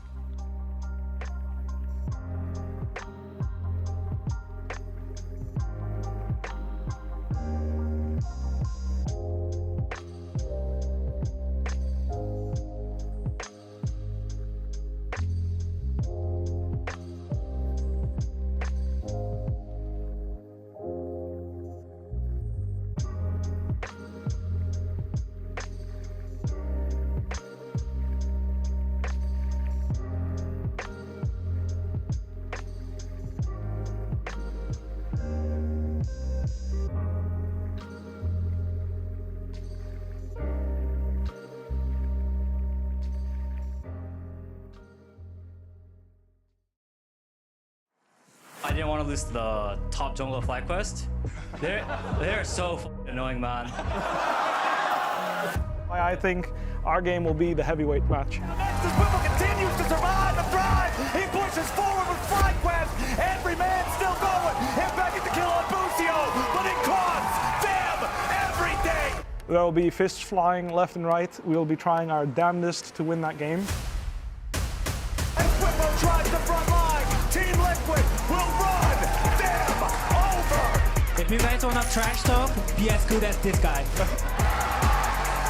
I hope there's going to be a lot of kills, but we'll see. Just fight.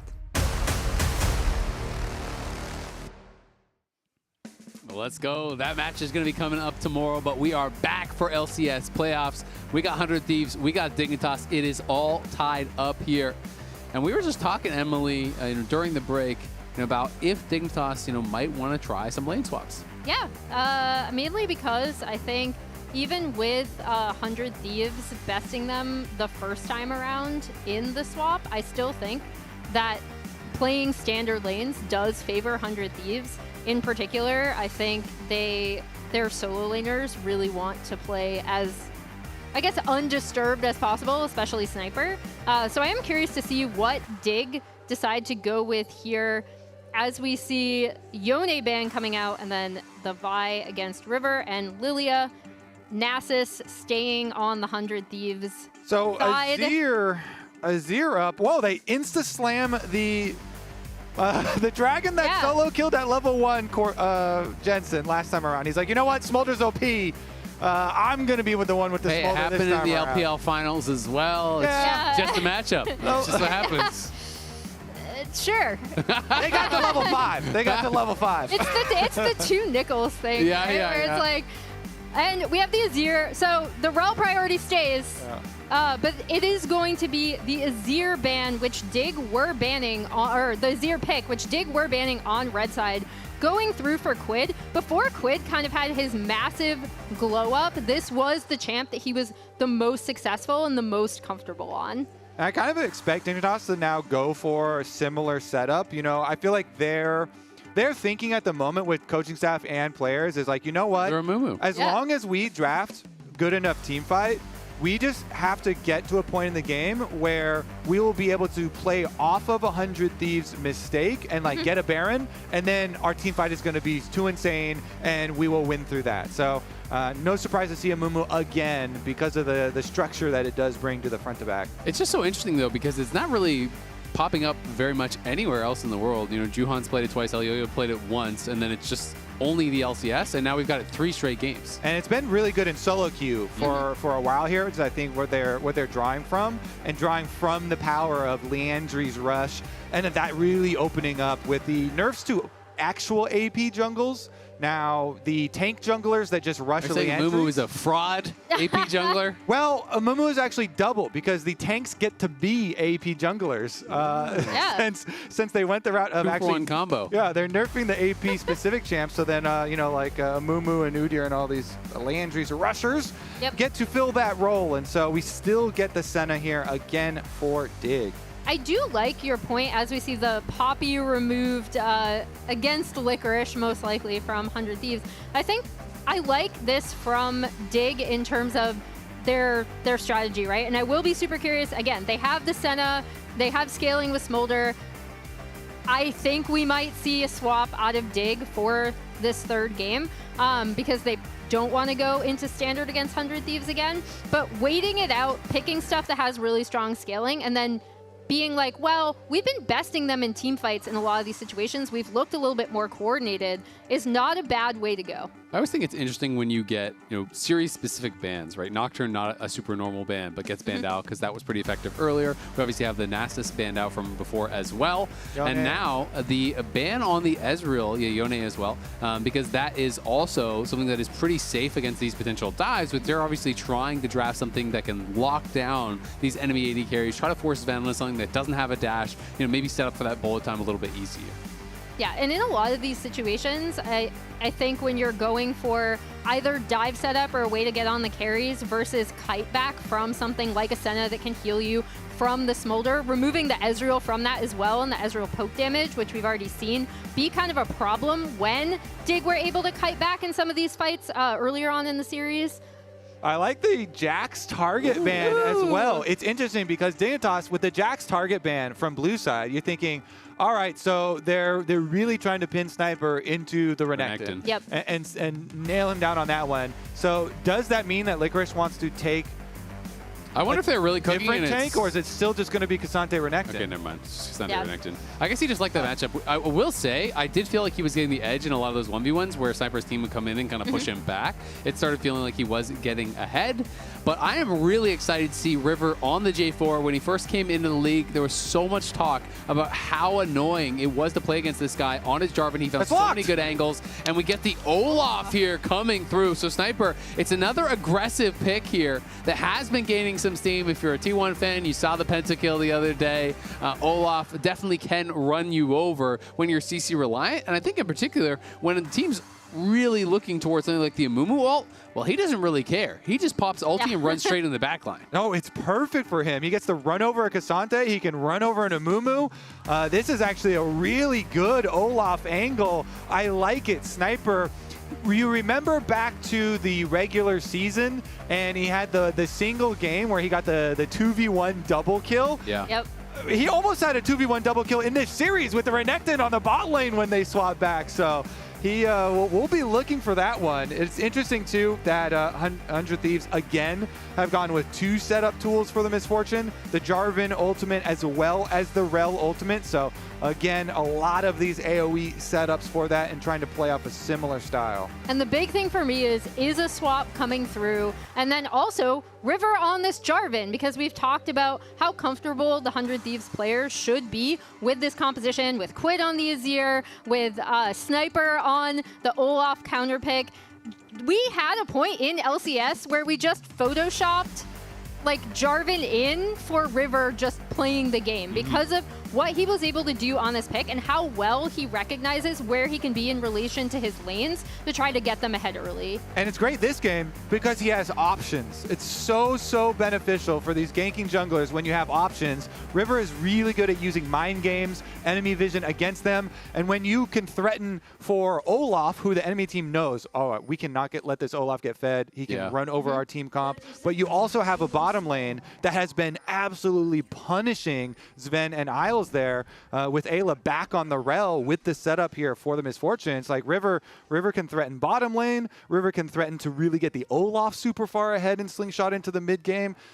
Does feel very dangerous for Dignitas. All right, well, we've got Jat standing by with Treats to talk about the draft. Thanks, Treats. Game 1, probably as planned. Game 2, not as much. What was the discussion about to make Game 3 better? I think in general, just slow down the game. I think last game was really fast, and we kind of just got stuck into bad fights. So this game, with this draft, I think just make it a bit easier for us to fight and make it a bit harder for them in general. And I think it's a recipe for success. What are some of the biggest concerns about making it through the early game then? I mean, I think in general, the way we played lane phase was very aggressive when they have a very good early game comp. So I think we just kind of overplayed our hands a bit. And I think also they just also played well around the Yone pick. So we just banded this game and see what happens. Any additional thoughts on the Jensen Smolder getting revenge for the last series, or what goes into that? I mean, like, Jensen just wants to play stacking champs, right? Like Nasus Smolder, so it's just one of his many stacking champs that we'll see this series. All right, thanks a lot, Treats. Best of luck in the rest of the series. Well, it's leaked. He's going to play Veigar next game, and then he's going to Kindred mid the game after that. So we got it all planned out as Licorice trying to actually get forward into range to get that experience. Oh, it's so unfortunate because the minions actually aggroed the 100 Thieves players. So he only got 1 minion of experience there. He was thinking he would get all 3, and that's why he was willing to give up so much health. As a result, he's in kind of a rough spot, but we can tell the lane swap obviously has happened, and you'd rather have a poor Cassante than a poor Olaf, I'll tell you that much. Yeah, I mean, Cassante should be in a much better state in this swap, as we see Sniper is headed down towards the bot side to keep Licorice off of this wave entirely. Yep, they had a good defensive ward there for Dig behind the red buff. Saw Sniper headed down, so Licorice knowing I've already gave up like 400 health almost in those early attempts to soak experience. He backs off, and it is just going to be the turret plates taken with nobody on the top side, and Licorice trying to watch and say, hey, can I sneak into experience range for a minion or 2? And he's got that tiny, tiny little experience lead of, I believe, like 1 extra melee minion he was able to get in range of. Jensen getting pretty low here already as some aggressive trades happening in that mid lane, something Treats wasn't loving from that previous game. We'll see Dignitas bot lane going to be basing, and we'll see if they want to make the swap back or if they are going to be heading back out to top. But we see Cassante already running up towards top, so it should just be back towards more standard lanes from here. Yeah, usually the price is 2 turret plate difference, but this is looking like it's going to be a 3 turret plate difference price for the early lane swap from Dignitas. So, 100 Thieves not happy with their extra gold, and honestly, will get their little bit of a swap right back. Let's see, Licorice is going to get up there to the wave first, so that's going to require a teleport from Sniper because of the difference here, and he will get there in time. But does get the longsword because he actually got that turret plate, so that is pretty nice for him. Has a little bit of an extra buy. Something we also want to talk about is Tomo obviously has done a lot for this team, but also he is out for revenge, trying to take down Dig. The 3-0 wasn't enough. This was his quote after the last Photoshop. series, man. Like they stomped him, and he was feeling really good about it. Also, was very, very effective in that series. Had a big part of actually being able to take them down, which just feels so good when you're able to beat the team that let you go.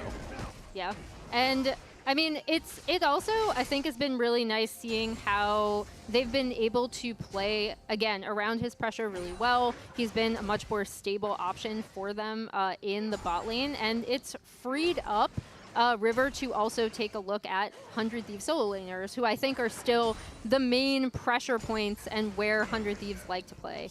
And as you mentioned it, River himself on the ward, so that Raptor ward doing its job, tracking the Jarvan early. That's one of the main things you need to keep in mind when you're playing against this. Olaf here proxying behind the tower of Cassante, and River coming over to add that extra threat. Oof. But of course they know because of that ward. This could be trouble Raptor. on bot side. Isles gets stunned in the tower, takes a shot there. He's going to have to back it up. It costs his flash, but both summoners spent there by Ayla. And on the other side, you can see River invading for those wolves, trying to get a bit of an advantage here with the Olaf backing him up. Spigot knows he has to give it up, and now Tomo getting chunked down. This healing from the Senna starting to really pay off as Tomo's getting low. Oh, Oof. That was a big double tap.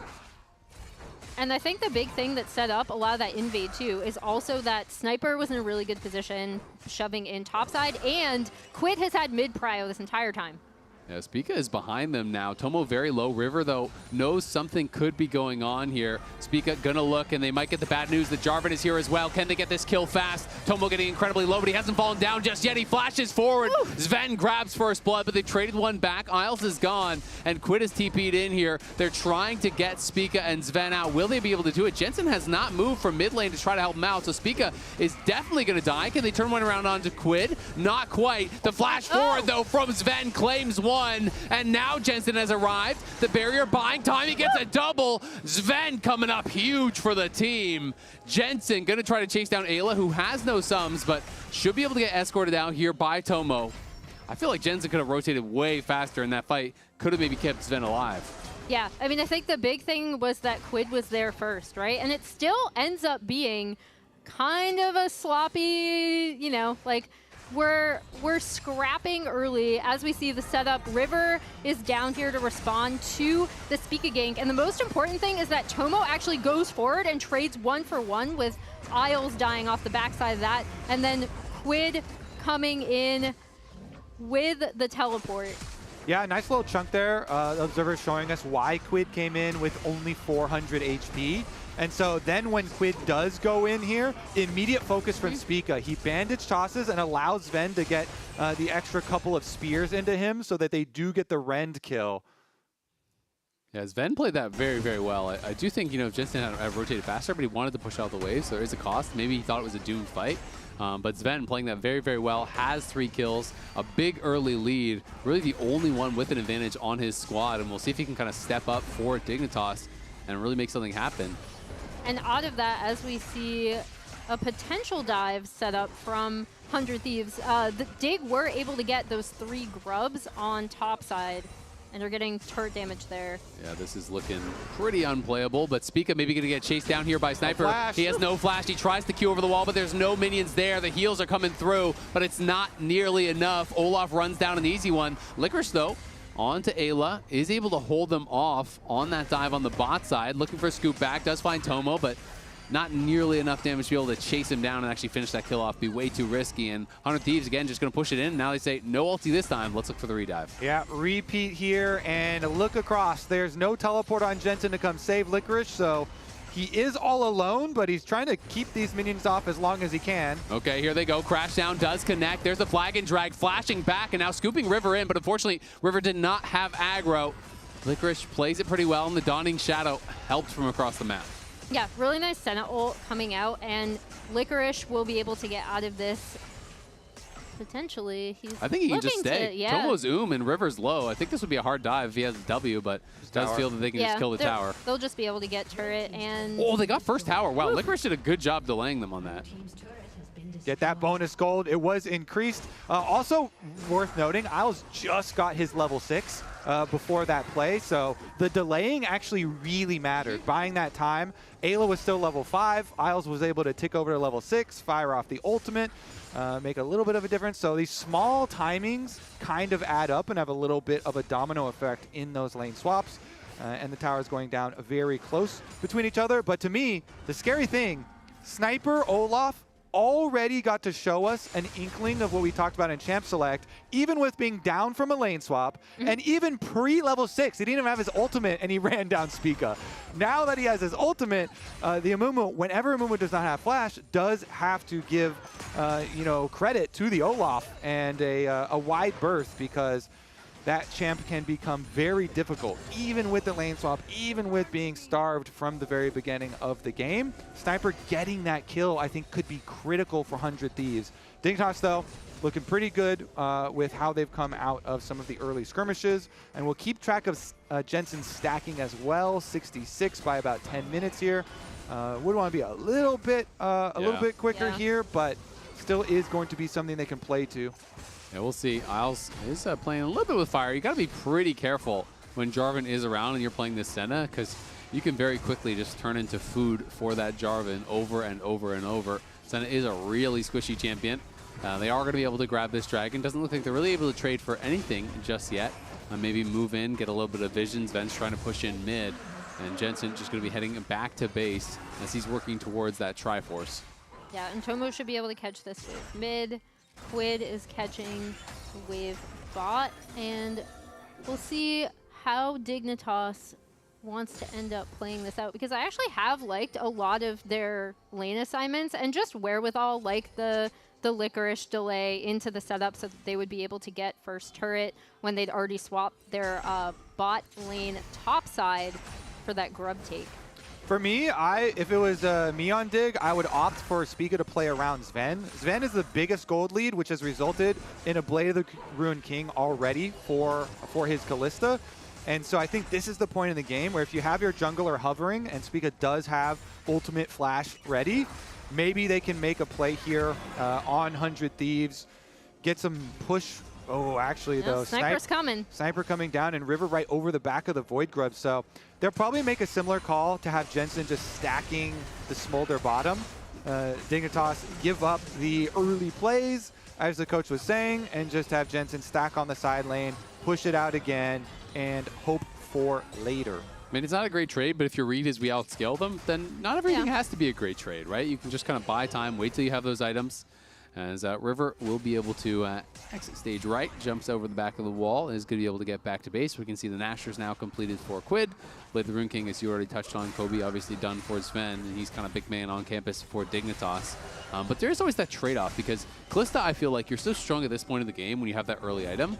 So if you're not fighting, you're just waiting for Jensen to scale up, well, you're kind of skipping past a lot of the strong points for Kalista, too. Yeah, that's kind of what I was hoping for, a little skirmish with a Mumu with everything ready, and also tier 2 boots on Kalista, not to be underestimated. You know, the item and completion plus tier 2 boots. It's a little bit of a push and pull between these two AD carries, with Sven kind of carrying a lot of this early game and wanting to snowball, Jensen wanting to stack up on the side wave. Yeah, and I mean, I do think Kalista still has like really, really good objective control in mid to late as well. And he should be able to do a good amount of damage while you are kind of relying on Jensen to be more of the mid to late game carry. The tough part is always just going to be, you know, Jarvan and Rel are going to be gunning right for you. Bolttime's going to come over the top. Olaf's going to be running at you. It can make it really difficult, as Jensen, taking a very bad end of a trade down there, was working away on the Krugs, and Quid found him, does push him out, and now 100 Thieves move in. I like, too, like the layers of mind games. We saw it last game where Quid, he just cues at Jensen to see if Jensen's going to react, you know, if he's going to flash on him or not. And so you can just keep dashing on Jensen, I feel like, once you have this like mental edge, and see if you're going to get extra cooldowns out of him.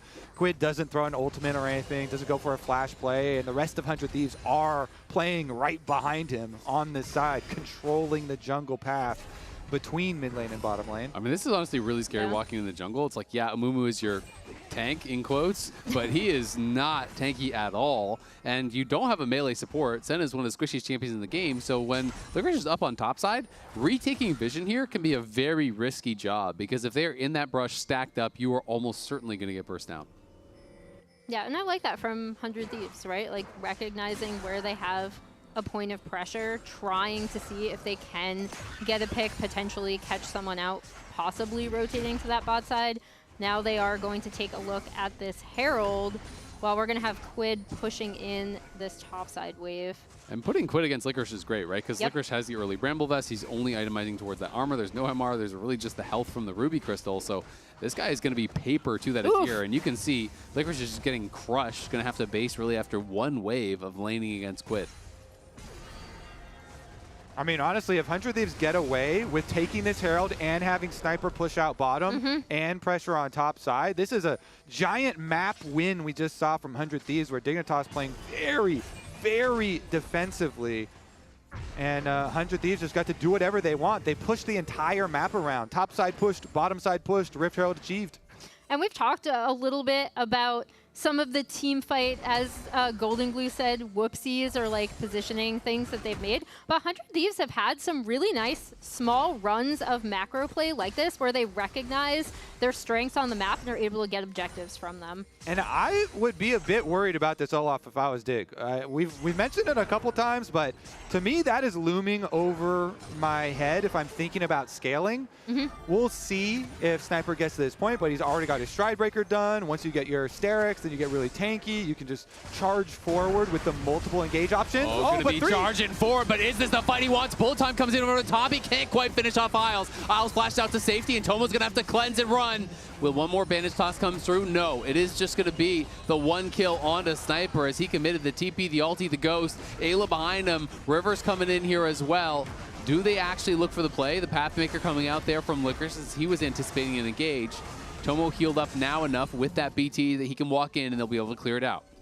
And they are able to get onto Sniper, but 100 Thieves are going to drop this Herald mid, and they were able to get topside turret off of this as well. And they got Isles heal and flash out of that play. They're looking. Spica tries to flash out, but he just gets pulled back in. Mom roars to life. As you can see, that all out comes through from Licorice, and Quid gonna go in, scoops him back, but Quid's in the middle of everyone. Jensen's gonna help to take him down. Ayla tried to bail him out, but now he might just die. Licorice goes over the wall to safety. It's Tomo pushing Jensen back with that BT, but Sven is here as well. Sniper arrives back from base, and he's going to be able to push them back. Very scrappy fight back and forth here.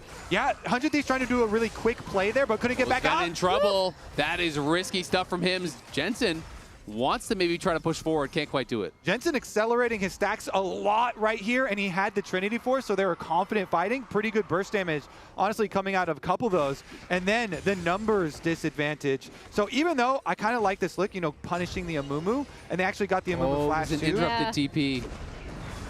So he was going to TP in, and yeah, he was just right on that ward. Really good recognition from Dignitas. The big thing though here is that they aren't able to get onto Tomo, right? Which I do think gives 100 Thieves the confidence to go immediately in onto Spica. And then, yeah, the person you really want to watch is Licorice here, where even with Quid coming in, being able to do some damage. I mean, we've seen Licorice on this Cassante before being such a massive difference maker in a lot of these team fights. Separating we're back out. live. 100 Thieves are corralling them. They're coming from all sides. Here comes Ayla flashing forward with the engage. The bullet time has to be canceled as Sven got in on Tomo and pushes him back. And the kills are coming in, but they're all coming in for Dignitas. It's a 3-for-0 and the Dragon. It's huge. Again, this Senna shields and heals over the top. The Olaf goes down, hasn't reached that break point. Can't run over the team. Dignitas are going to steamroll now. Back-to-back teamfight wins. They just got Dragon plus the tower here. Dignitas taking over in game 3, swinging it right back. Yep, and look at who is in a great position here. Smolder. Boots of Swiftness. Yeah. I like it for the extra move speed there to be able to have better positioning and not get slowed down by things like the Misfortune Maker Ram. But here's another look. As Sniper tried to go in with the cover fire of Misfortune, but the shield's really keeping Dignitas alive, and Isles survives the onslaught, not having all the members there, you know, and you saw the Azir around the back on the minimap. Yeah, the big thing for me is that Quid wasn't there, right? So they didn't have the Azir within range to really contribute to that team fight. It made it super easy for Dig to just turn onto 100 Thieves. He wasn't there, and it felt like the timing on the attack was a little bit off because Ayla's wrapping around, Sniper was in early, and Ayla didn't even have his ult, so he tries to Q flash in, but at that point, Sniper was at 10-20% health. Very, very rushed. Wonder about the comms listen in on that one as well, because you don't get those back. If you give that amount of money to Dignitas here, you already mentioned it, but Jensen now really accelerating, and as well as Ven already was the richest one on the map. Guess what? It has not changed.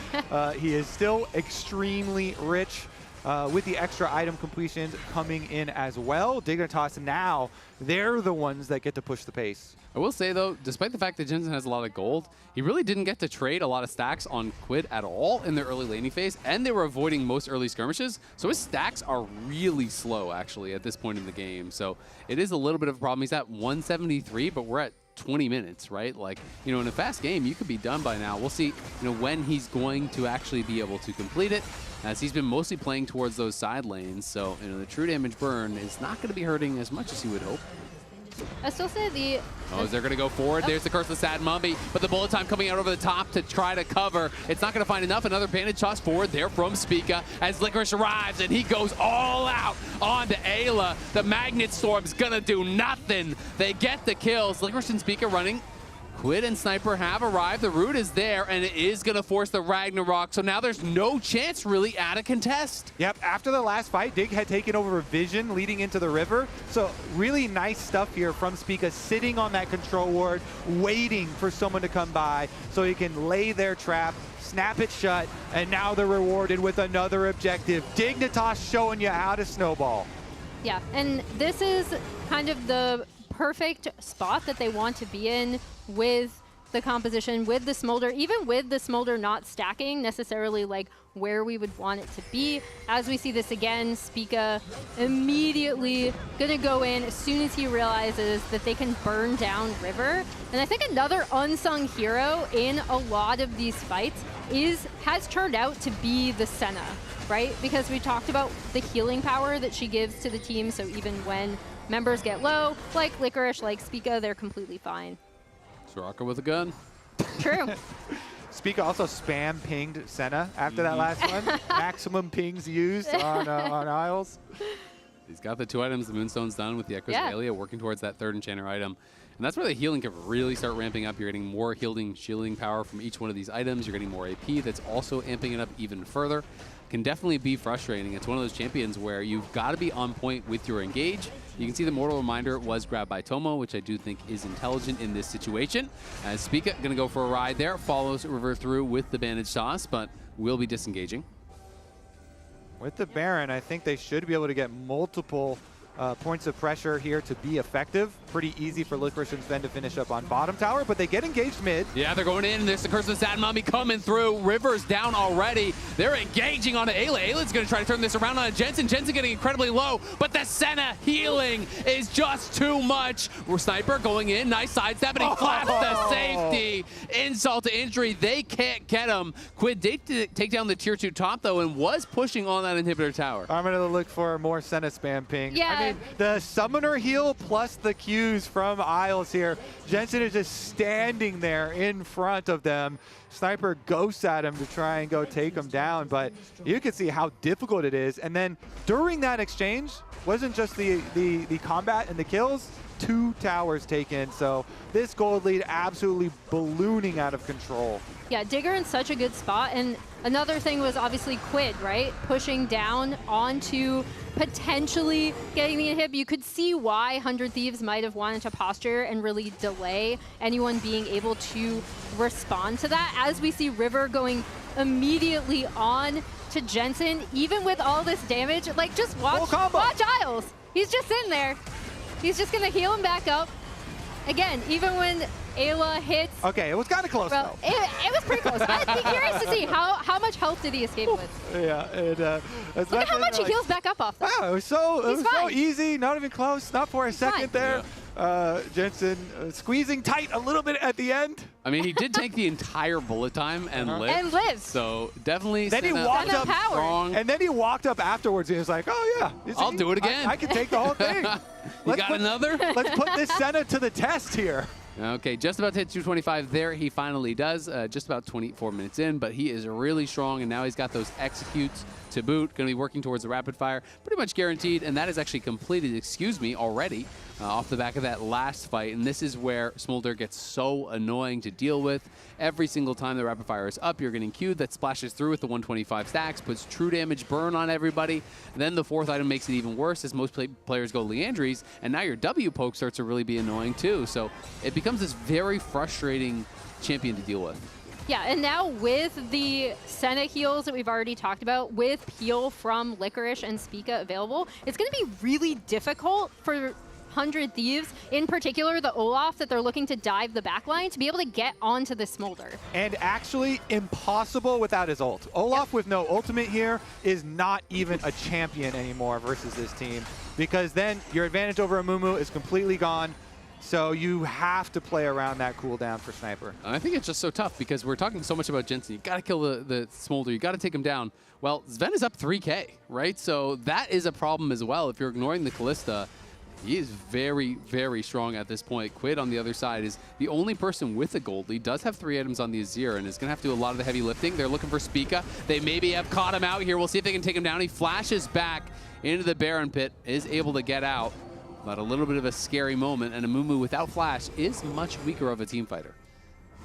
Yeah, but they did shove that bot side up into, and yeah, that turret's gone as well. Yeah, and if we look at... It's going to be really hard for 100 Thieves from this point. Certainly is. The Leandry is being completed by Jensen. Then you get your true damage burn, you get your Leandry's burn, you've got already the rapid fire range that you mentioned, so it becomes very easy for Dignitas to really poke at 100 Thieves frontline, and that frontline has no room to go into any fights with low health. They're looking, they found Ayla. Are they going to commit more? No. It's just the row. Yeah. Let's see as they move up, though. 40 seconds on the Baron. What they're fighting for right now is just vision. It gets really hard because you know Dignitas are going to set up their vision and start on that Baron. Look for turns with Spica. Critically, as you mentioned, with no flash, like the turn-off Baron is a little bit less scary. But we have also already seen Licorice kind of section off people and use his Cassante ultimate to kind of abduct someone. So watch out for the flanks from Licorice as well. Fully expect, though, this to be a Dignitas Baron that goes well, goes in their advantage because they have such good execution on it and pretty good turn off of the Baron. When you have both of those things, go on. Well, they're going to go for a reset first, but spend your money first, then maybe go on over towards it. But you should for sure be able to get something out of 100 Thieves because it puts them in a really harsh bind. Yeah, they're just poking and prodding here and kind of pushing 100 Thieves back, and now Licorice looking like he might take a go of it, but Sniper is lurking behind this team, hasn't yet been spotted. But Dignitas smartly will move up towards the Baron instead of down towards that Dragon, where they have an inkling Sniper could be. Yep, and they should once again be able to clear out this ward. Jensen actually did push that wave up in top side as well, so they have really good setup to essentially force 100 Thieves into making a mistake. Yeah, Sniper really wants to find this angle. He's been down on this bottom side for such a long time, but even experience-wise, he's not really that threatening. He's 2 levels down on the Callista, and that is a pretty terrible spot to be in. Olaf from behind really does not have a lot of value here.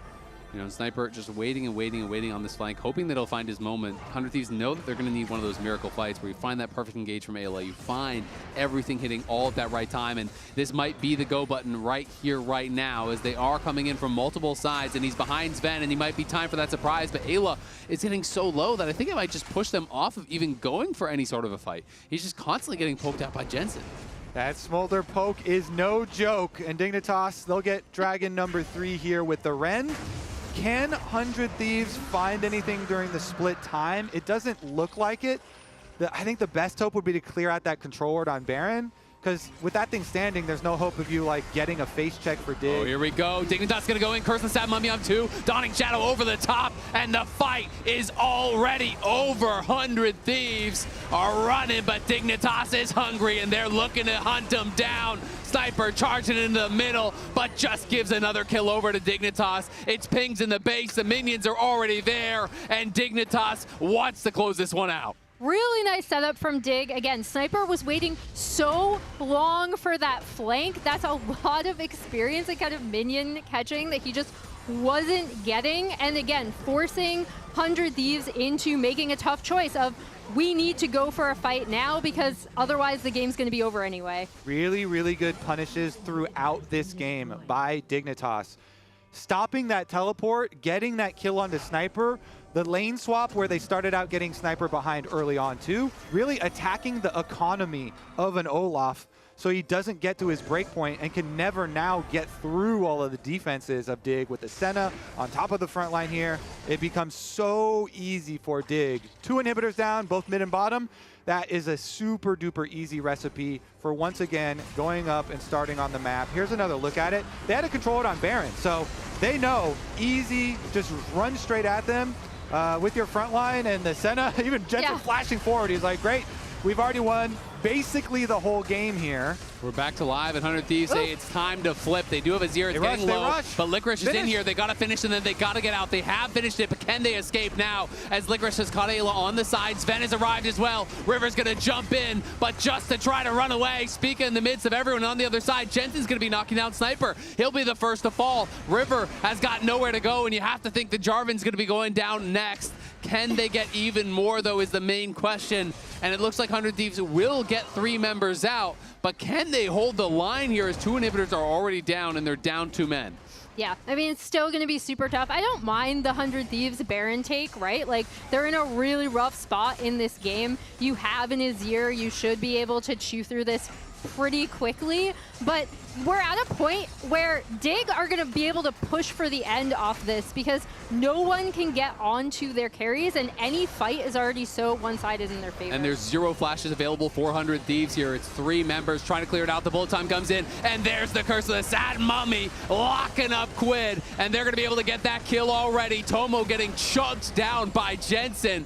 But Sniper's back, and Dignitas aren't sure if they want to go for it or not just yet.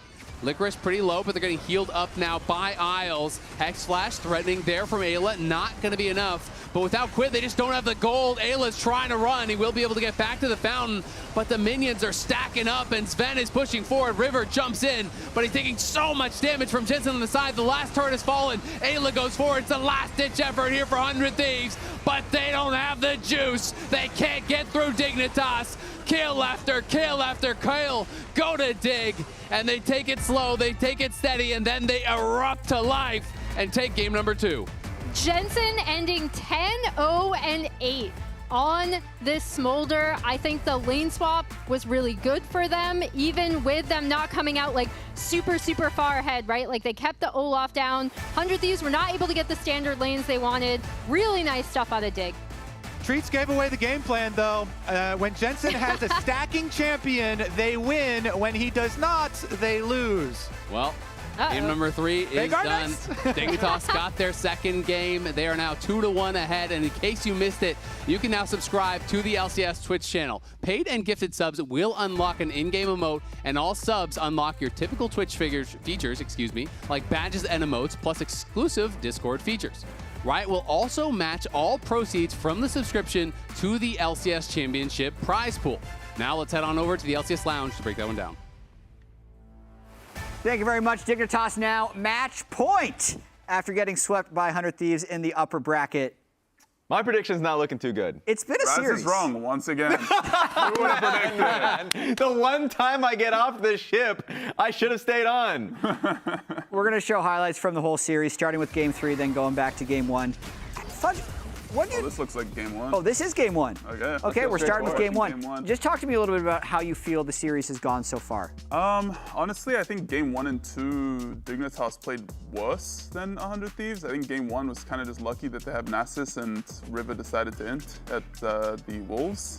Also, their comp in general is just like bad. I do feel like all 3 games Dignitas have outdrafted 100 Thieves, but 100 Thieves are executing quite well in some of the games. Yeah, this was the Susan moment for sure. This was like the game-defining moment for sure. Obviously, Nasus is just broken. Thankfully, they banned it. And it feels kind of weird for 100 Thieves in drafts because I feel like their locked bans are just Rumble because Sniper doesn't really play it. And then Nasus obviously now after Game 1, and Ivan because I don't think they seem to play it very much. It wouldn't really be a River pick. Yeah, it doesn't seem like something he's very good at. Treats in jest talked about just picking stacking champions for Jensen, but I think like the overall conversation feels like the better scaling compositions ending up winning in this. Yeah, I definitely feel that way. 2 Smolders in a row, and then you get the Nasus game. Like overall, what do you feel needs to be done from 100 Thieves? Not talking about just like taking the Smolder away from Jensen or anything like that. What should they be drafting? I mean, we talked about how 100 Thieves is a little bit stuck. But I do actually kind of like the way they're playing. They seem to be able to get early game advantages, and it's the style that they want to play to always be able to push the tempo. Yeah. And it's Dignitas is just trying to absorb them this whole series. Like Game 2 would be the biggest example of 100 Thieves actually just doing 100 Thieves things where they're playing up tempo the whole time. The game gets accelerated, and they're up, 8,000 gold by the time Dig tries to fight back, and then it's unfightable. Yeah, I mean, I think ideally you take away like the OP, like playing themselves, like the champions that play themselves, kind of like Smolder, because that champion is just like the best pick in my head that Jensen would play. You just play yourself, you press Q on the wave. I mean, Jensen went 10-0 that game. I don't think he played particularly well. I think he just played Smolder and pressed Q and sort of just killed people because his champion's broken and 100 Thieves griefed a couple fights. But yeah, you're definitely going to want to take away the easy scaling picks because I don't think like Jensen is playing particularly well. He's sort of just playing as champions how they're supposed to be. Yeah, Quid also, I think, playing relatively well, especially in that game 2 on the Yone. And his Azir was very fed in the game 3, which I think we're going to have the highlights for right now. Yeah, if I'm Quid, I'm feeling a little frustrated because all 3 games I feel like I've been playing well. The Silas game he was playing well. The Azir game, he was the one that was fed pretty far ahead. Game 2, he was also doing quite well on Yone, but the games have just been really messy. It's kind of difficult, I would say, taking a step back. Feels like Sniper has been a little bit having troubles, at least in mid-game. This is the desperation right here. Yeah, I mean, Olaf, against Smolder is a little annoying. Obviously, he was mispositioned, but I do feel that, you get a little bit behind as Olaf this game. After his 2 deaths, I think he's completely, he can't do anything at that point. I do feel like their comp is really hard outscaled, and I also think Senna is a big issue that they're running into because this champion is just healing through all their damage. I don't really know if they have a good answer to it. I don't like how much they're playing Rel into it. I don't think it's good for draft, but they have a really high. You can see Senna right here. This champion is bounced. This was wild. A full MF ult, and Jensen just takes the whole thing. Nice. Yeah, and then re-engaged heal, on. Q. Yep, bounced, and then I think it's Echoes of Helia. I mean, watch this sidestep though by Jensen. Who says he's not playing well? Oh my God, Jensen! Yeah. I mean, come on. He has some cocky movement there. But yeah, Senna's an issue. I think they Smolder. I don't think they're going to want to play again. I mean, this game, I assume they're going to choose blue side and first pick Smolder if it's open. So that'll probably allow them to get rid of it. I assume Dignitas is going to ban it on red side. But I do feel like they're kind of locked into 3 bans regardless. Maybe they're going to switch out either Rumble or Ivan. I don't think they're going to give them Nasus again though. It's going to be an interesting spot now for 100 Thieves because they are completely backs against the wall. Yes. They lose one more game. Season is over, no chance of Worlds. Just an update on the stakes. The winner of this game will play Sunday against Cloud9 for the final World slot. Yes, sir. And the final slot in Finals weekend. So you've been on both sides of these situations. Yep. Fudge. Where's the team that's down 1-2? What are their conversations and moods like? I mean, it's hard because I feel like they have been opting into this like early game style. I mean, like I feel like they need to play a less like execution heavy comp because I do feel like game 2 was very much up to Dignitas like throwing an inting rather than them like forcing the errors. It's kind of unforced. I feel like from Dignitas, and I feel like they cleaned it up for game 3 a little bit more. But I would say that they're probably just thinking like, we just got to go out there and, be confident and do what we do best. Play the early game and just play it well and hope that we get a really big advantage like we did in game 2. I think that's probably what they're going to be going into it thinking because I don't think they should opt into like a scaling versus scaling draft against Dignitas. Right. I don't think that's their style. Unless the argument is we're playing better than them in lane anyway. Let's just pick some slightly better scaling. But at the same time, they have to play what they practice for the most part. Right. Yeah, and I felt like their practice came into their first series. They were first picking Smolder and always looking to flex. They had a great Smolder player in Tomo, and honestly, what we were seeing from mid was also great Smolder play. So I was really surprised that we were seeing Rel first pick pretty much every game. Yeah. And I think that's the first thing that changes. They're on blue side now. That's I think the biggest adaptation they make. Right. I think the Rel versus Senna is a big issue for sure. Yeah, we will be covering Game 4 draft on the other side of this to see what 100 Thieves adapts to. As we just saw, they picked blue side. Match point coming up after the break. Look what I've just made. The perfect pearl. Not too bad, but check this out. Whoa. A true Venus clam. Red Bull gives you wings.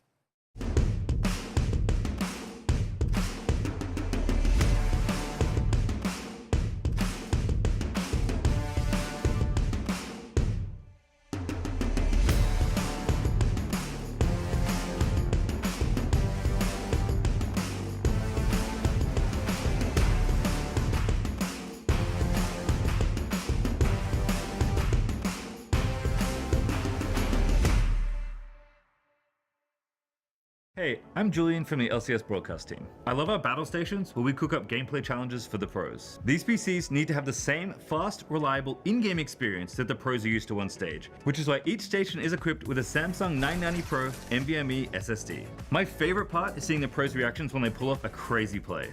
It's important that they can truly put their skills to the test, so we need drives that meet those demands. That's why we trust the Samsung 990 Pro NVMe SSD.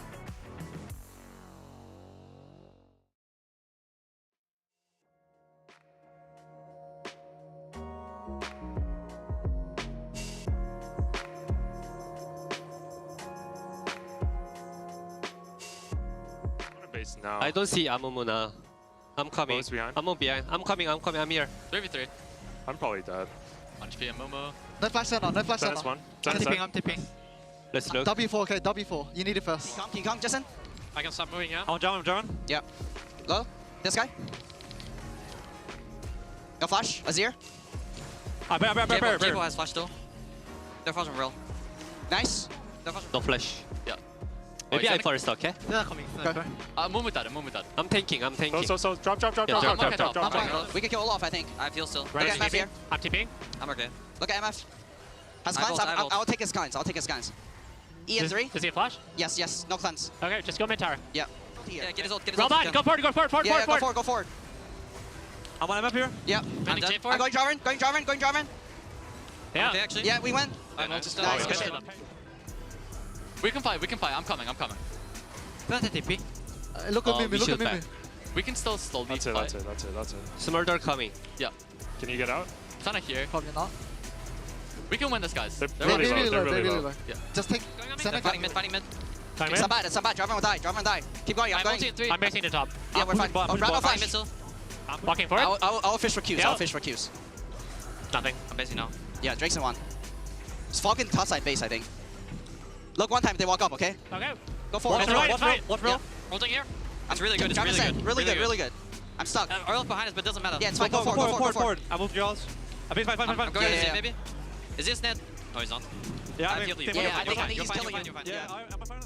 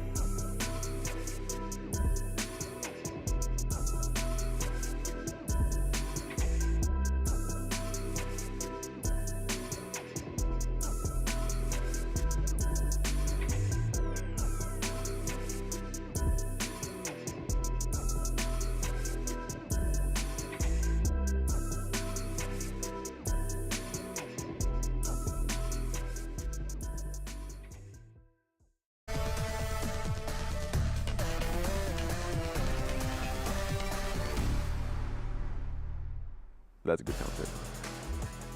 Welcome back to the LCS. Match point here for Dignitas, up 2-1 over 100 Thieves. Definitely feels like they've had more scaling in all 3 games. Game 2, 100 Thieves was successfully able to snowball their way to victory. Now they have picked blue side once again, and their bans felt kind of locked. So just a quick recap. Okay, go for it. The last 2 games, they've banned Rumble, Ivern, Nasus. Yes. Can they make a change, Fudge? I personally think they shouldn't. I think it's likely that Dignitas will still ban Smolder on red side. Because I do think they will first pick Smolder for sure if they have the chance to. But I think the biggest adaptation is probably support.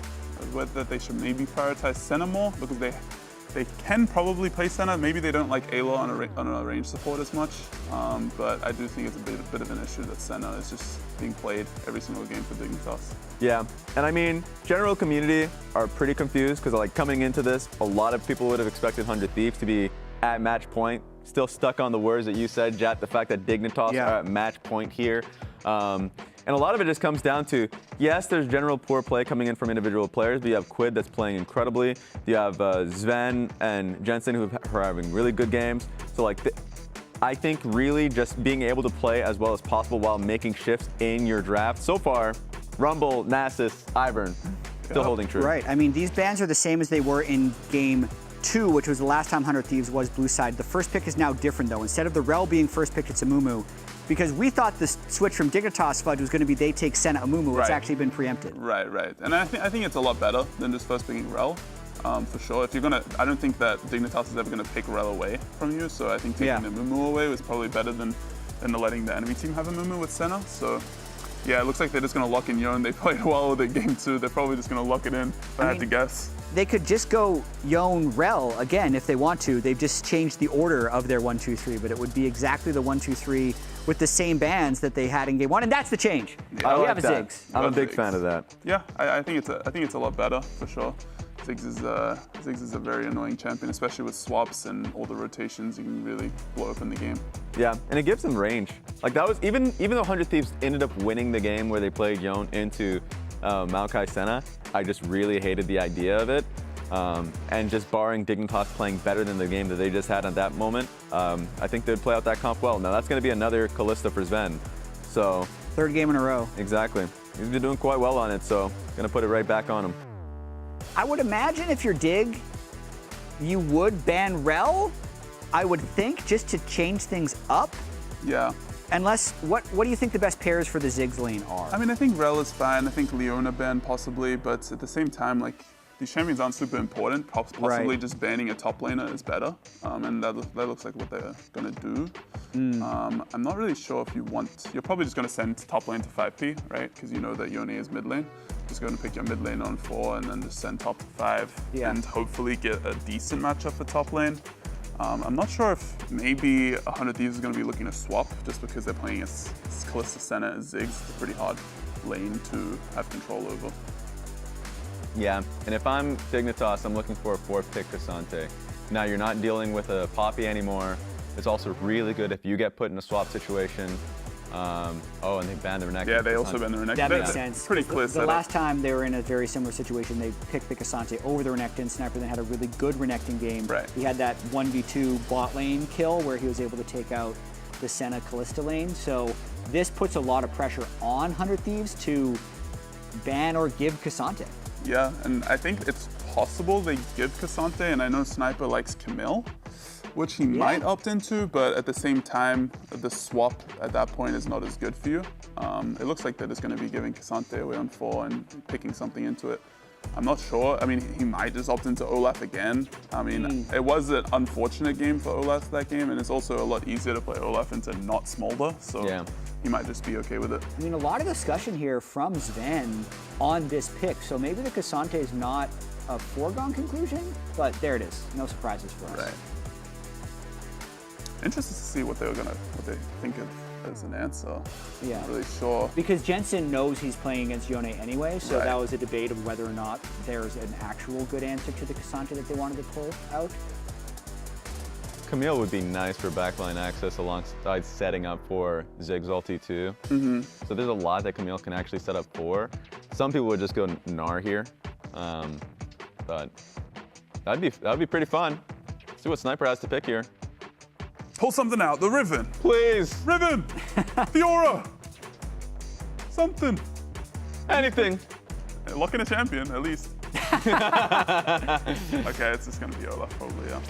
How do you feel about the Olaf so far? I mean, I do think Olaf is a good pick here. Okay, Camille. There it is. There you go. Yeah, so, I mean, Camille makes, I think, a little bit more sense. It does make the swap a little bit harder, but Camille can also be very useful in the swap if you find a way to, like, E onto the enemy mid laner when you're, like, crossing, stuff like that.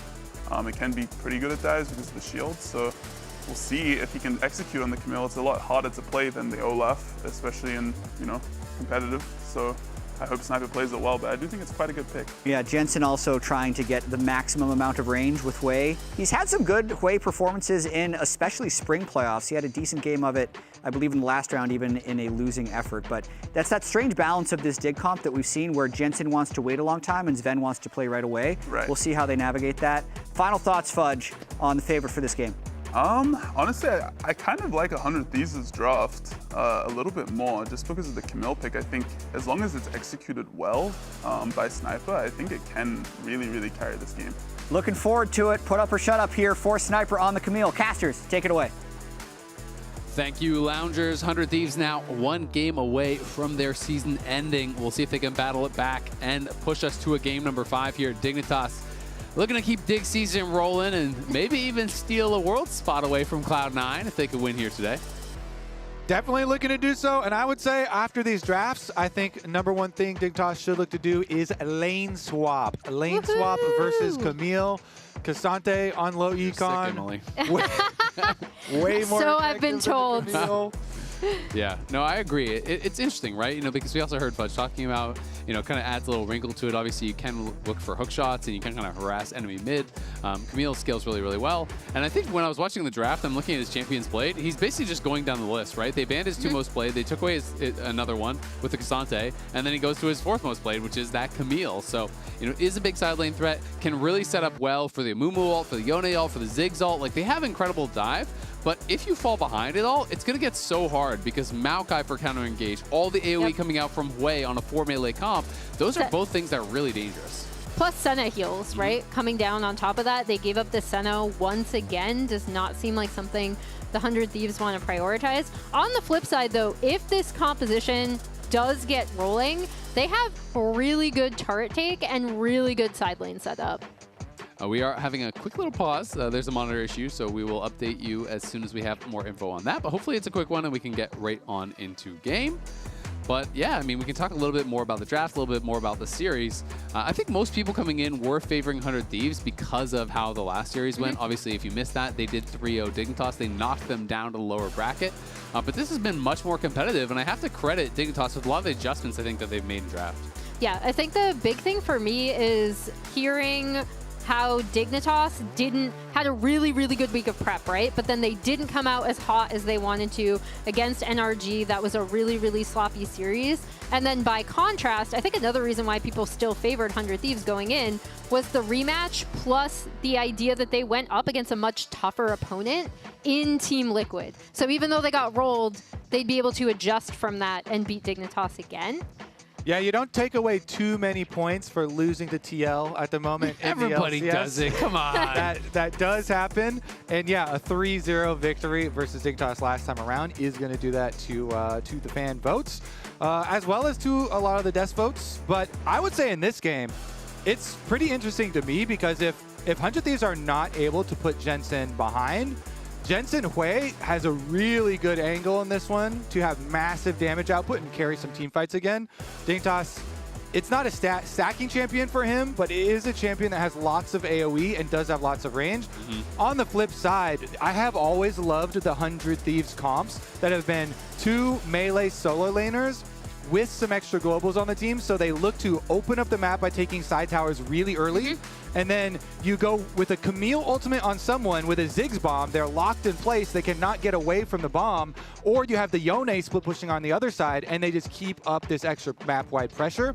The critical point in those types of comps that 100 Thieves have already run in the past is, do they give away the breakpoint like kill in the mid-game, which snowballs into a Dignitas like Baron or some sort of big objective, in which case it becomes much easier for Dig to then play their 5-on-5 front to back. And so it's really fun to always watch those kind of 2 different looks for the game, because a lot does hinge on, can they get the Camille and the Yone into a strong position to actually be able to put that pressure. Should just be about 30 more seconds on the pause, and then we'll be into game. Nice. Yeah, I think I'm glad you pointed that out because, again, even with this Ziggs composition and the way that 100 Thieves have played around their solo laners, I feel like we've seen them set up comps like this really well. And then when it falls apart, it's because they do take bad fights, or I think Dignitas has also, in certain situations, done a really good job of recognizing when they can TP behind if Sniper's pushed up in the side lane, right? And collapse on one of their members to kind of destabilize the split push. So it's a really interesting clash of compositions, and also compositions that I think both teams are very happy that they got for themselves. All right, well, we are on into game. As you can see, the players are looking pretty ready. Someone is looking like they're going to reconnect, I think. So hopefully not any other issues going on.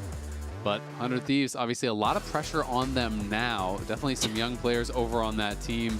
It's put up or shut up time. You know, they took them down once, but that's not what people are going to remember if you do lose here today. You know, both these teams really would love to be able to push in towards that next series, which would be Sunday against Cloud9, and to potentially play spoiler to Cloud9. Everyone has been thinking it's going to be the big three going to Worlds from the LCS. Cloud9, FlyQuest, TL, all looking really, really strong. TL and FlyQuest already booked their tickets. Cloud9 has not, and both these teams would love to be the ones to play spoiler there. Yep. Worlds tickets as well as even championship titles. I mean, as far of a reach as it is in North America, we have pretty far. Might need a ladder. We have had some epic gauntlet runs in the history of North America. You don't have to go too far back to get to Energy even last summer and their epic run, but as well the most famous, the Cloud9 one that brought so much fame to the gauntlet. So Jensen even a part of that one, and he does pass Wild Turtle for another of these titles where been playing for a long time, gets to collect a lot of these kind of milestones. His goes right in. Yeah, but not going to have any damage there to really finish him off, so it ends up just being a bit of poke traded back and forth. He will be able to grab a soul from it, but not really a big deal on either side. And we actually are not going to get lane swaps, so whether or not either team did actually try to, and then, you know, just kind of a wrong read on the other side, it's looking like it's going to be standard lanes. So Dignitas use their sweeper here as well on the delayed invade. Oh, they want to go for a Raptors invade here, looking like they are going to be starting out on it. Will Speak across and actually go for enemy Raptors, or are they going to actually defend this? Because Tomo and Quid and Ayla are all around, so they're definitely considering it. But River's going to start on the Wolves, so will be at least one camp going over to Dignitas. Yeah, and we'll see if they commit to this and just go potentially full split map vertical jungling, or it looks like Dig, Isles, and Sven are going to head back to bot lane, but I am curious to see where both Spica and River go after this, as Spica is going to clear out these Raptors. And personally, I really like Dignitas going for a split map here because then that allows their bottom lane to really take advantage of Kalista plus Senna early abuse. And you can already see it right here. Just have them completely harass Ayla and Tomo. You get so many benefits if you're able to split the map here and ensure that your bottom lane has that big advantage built up. Plus, your Maokai is going to get to level 3 off these Krugs. You can even threaten them at the tower, push this wave in. As long as you let your, Maokai actually, will he be able to finish these Krugs? He doesn't have Smite, but Q does a lot. He got it. But can he get all the little ones to get enough XP? He missed out on a lot of little ones, so actually didn't get level 3. River has crossed at the other side. He did save his Smite on Wolves, so he wanted to contest Raptors, but couldn't do it. Spica just killed it too fast, so he had to walk, from Wolves over towards his own Raptors, then back across the map. Now he's clearing the enemy topside jungle, so we are into that split map situation. And thanks to a heads-up play from the 100 Thieves bot lane, denying that level 3 from Spica, stops any potential chance at a dive, really. Yeah, and this should be able to set up Sniper in a good position. We've talked about why 100 Thieves so favor standard lanes. I think it has so much to do with getting Sniper a setup so you can actually, especially on something like the Camille, but just standardly with the Jax, with the Renekton, we've already seen him play in previous series and today. Setting him up so he's in a really good spot to side lane. I mean, it's just so much more similar when you're playing standard lanes to solo queue, to how a lot of these players come up, to why they first get scouted, right? He is such a talented mechanical player that is going to be more his comfort zone than something like lane swaps, which really you only get practice on once you're a pro. Meanwhile, you still get some of the side benefits here for Dignitas in keeping the game more predictable when you split the map, because at least it keeps junglers where you know they are going to be. And so people like Jensen here, the Quay in mid lane, doesn't have to worry as much in the early stages because you can always hover bottom side. Because you know Spica has already split the map for you, and your bottom lane duo is the one, well, now they're getting hooked in. Yeah, it's going to be the heals coming out there from Isles, as he did get satcheled back off of that hook by Ayla. Spica is behind them, hasn't been spotted yet. Now they're going to have an idea that he is there, as they likely saw that sapling come out onto their ward.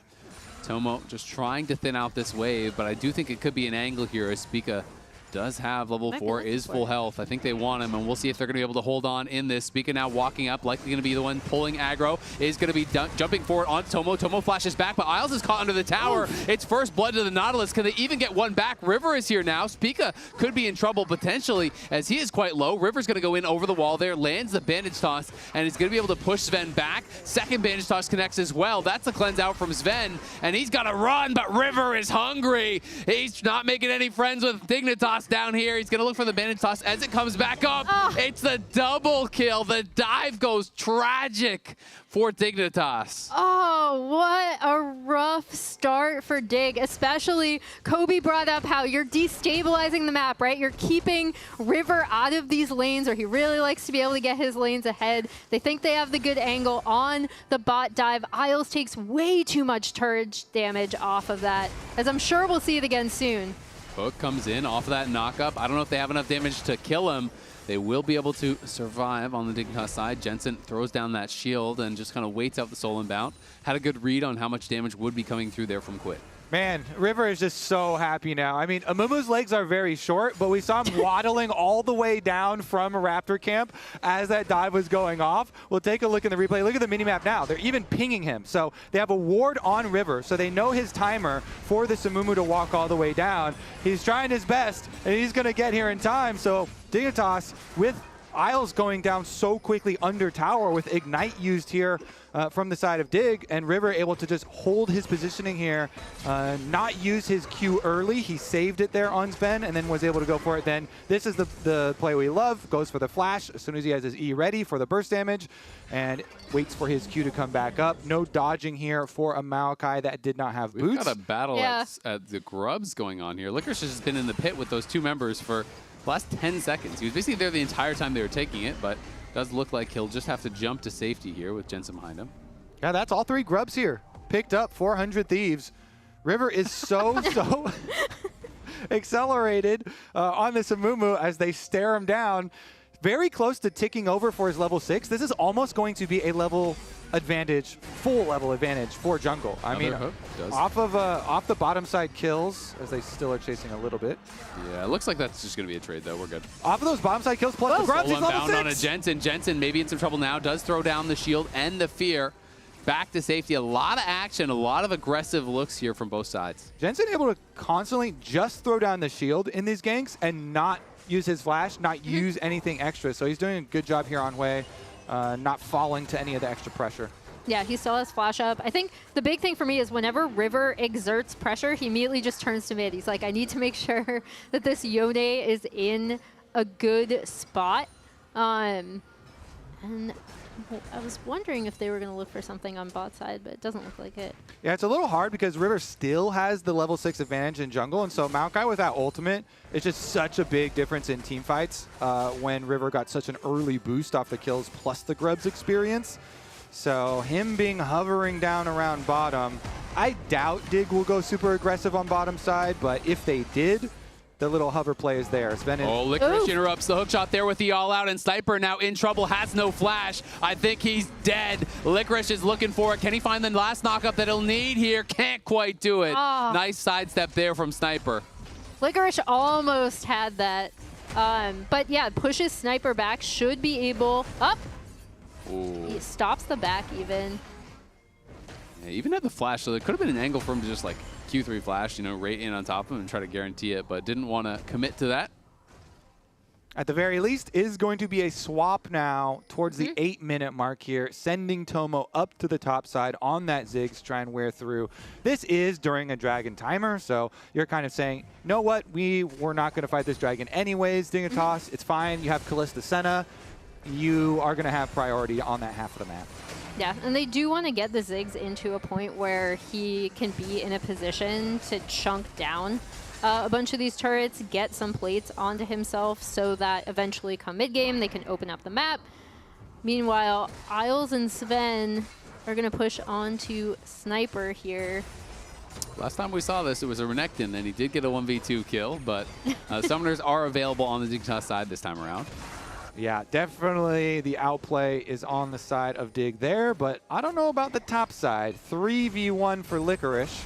We'll see if Cassante can pull that off. Remember, he doesn't have all out, but he is just trying to survive here. The Dawning Shadow does come across. It's going to help to keep him alive as Jensen took a big trade mid lane and was winning that. Now they're looking for a dive on a Sniper. Sniper getting pushed back as Speak is looking to wrap around, and it's the Ziggs ulti slamming down onto Licorice. They get a kill there, and Sniper just backs off on the bot lane, mitigating that loss. Yeah, Sniper is not going to be able to get XP or minions off of this, but really, really nicely done. Again, River being able to apply pressure. They know where they want to get this Ziggs. He should actually be able to get this entire turret right here. Really Ziggs nice. power. And again, we're back to our discussion during the pause in Champ Select. This is the whole goal for 100 Thieves. Open up the map so you can destroy towers to let Sniper and Quid get into the side lanes, and the double split push with the Ziggs bombs coverage to really take effect. We saw like a mini version there. You know, Amumu walks up. It's going to be a guaranteed ult into ult combination. Similar things can happen with Sniper's ult, with Nautilus's ult, so plenty of security there for the side of 100 Thieves to then operate on. And previous to the tower going down, the entirety of the 1,000 gold lead for 100 Thieves was on River. Now with the extra tower gold, you know, it's getting spread around a little bit, but this Amumu racking up every single one of those last 3 kills is just massive. Plus, again, another grub camp here, another boost of extra experience for him, as well as getting every single one for the double split push power of that Camille Yone. It's also worth noting that last time Spica was playing Maokai, he was going for the Locket Rush. Now he's actually going for Leandri's Rush, and he's behind. Yeah, and I think, I mean, again, six grubs plus a Ziggs for me is the big thing, and now it's going to depend on where 100 Thieves want to send that Ziggs next. And I actually am kind of with you on, like, it's even less good of a Maokai AP angle this time around, because not only is he behind, but he has Jensen on his team. And Jensen's like, yo, I'm the AP carry, bro. I'm the one with all the AoE. So we'll see if he ends up being too squishy, but Leandri's on the team could be nice. He's just kind of playing greedy here. He could maybe go all out. Yeah, it does knock him out of the hook shot, but pulls him away from Spica. So Sniper may be able to walk this one out. We'll see. He has the flash remaining. May have to actually flash this. Yes, he does. Licorice holds. He waits, but he misses. Yeah, I mean, maybe, again, Licorice could have gone in had he hit that. But I think this is where we see sometimes 100 Thieves split push end up not working out. They should be able to get a massive amount of damage on this bot side turret off of it. But Dig recognizing when they potentially can collapse onto Sniper in a side lane if he's pushed up that far can be crucial for them to kind of stopping these setups that 100 Thieves really want. So we've got a Leandra's completed and Spica heading down for a lane gank bottom lane. If the bottom lane remains pushing up here for 100 Thieves, they're going to be out jungle pressure. They just lost their Amumu who went to topside, and Maokai down here. Isles there trying to bait a little bit. Sven getting a little aggressive. They're really trying to create something here for the trailing Maokai, but it doesn't seem like 100 Thieves are going to take it. Yeah, they won't take the bite. Jensen, I gotta say, has been doing pretty well. He is down farm, but he has been holding on through quite a bit of pressure. You know, they've been having Ayla walk through there, River looked for a couple times, so they're trying to enable Quid, but you know, Jensen hanging on, does have his first item completed, is down a fair bit of gold, so 100 Thieves still got that mission accomplished, but it's nowhere like the earlier Yone game where he was so far ahead, so accelerated to the point where he was at 2 items when Jensen had 1. Personally, I'm always scared of Yone. I start getting scared when he's got his Vamp Scepter. Like, oh, he's got boots, he's got boots! Oh, tier 2 boots already. And honestly, 142 farm, highest farm in the game. A lot of farm. We'll see if River's able to, you know, meet up with him. The Mumu being so fed, combination with Yone is kind of a dream combo too. So honestly, they've already got their lanes set up that we were looking for. The double split pushers. They have their teleports on both their split pushers. Quid is even first to reach level 11 in the entire game. So him up on the top side feels pretty nice, while the rest of 100 Thieves here just vying for that mid priority first. Yeah, and I'm curious to see if they end up just setting up for Herald in 4 seconds. So we're posturing around mid-prio. Oh, River. Caught! Out.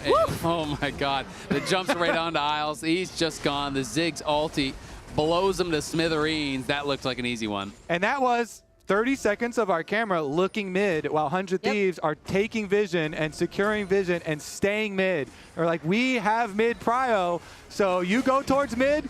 You are the squishy Senna. Nice Q from River. Nice follow-up there. Easy for Tomo. Ult into ult. And that is a freebie.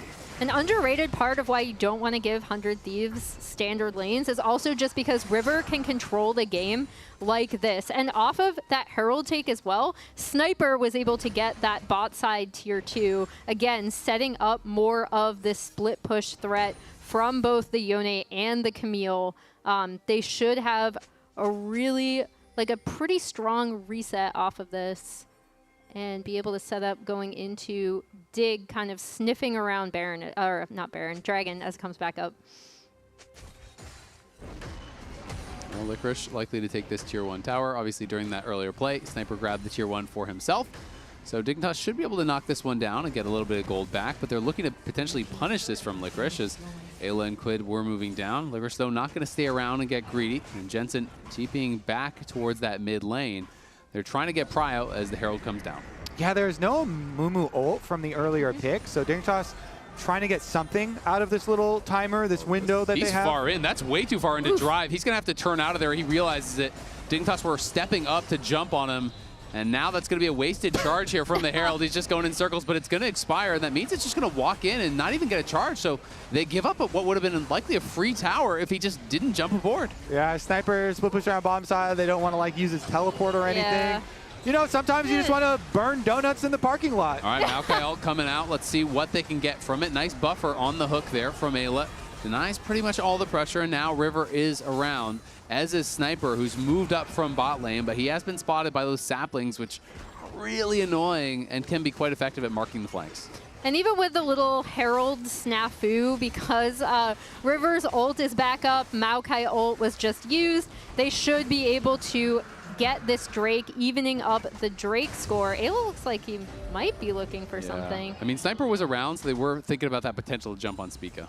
Yeah, they're looking, but Dignitas not going to give them anything. This is the Dignitas that has had the game plan. We will pick a team fight, a 5-on-5, and then we will go behind early. Actually, they're going to be diving as Sniper jumps into that back line. Nautilus ult thrown over on his vent, but he just flashes out and pulls Isles to safety with that Fate's Call. Gonna be another Dignitas game where we go behind early, we give up all our outer towers, and then we look for what is known as the play. The comeback. The play in like capital, like T, capital P. The comeback play. Will it be in this game where they get their gold back and then they've got their team fight with Jensen on a mate? We're getting a replay of the donuts. Oh, for a test drive, you know? Yeah, joyride every once in a while. He got really close to that wall. That was kind of cutting it close there. It's another episode Look at of this like, one too. Would you like ex-pro player to drive your getaway car?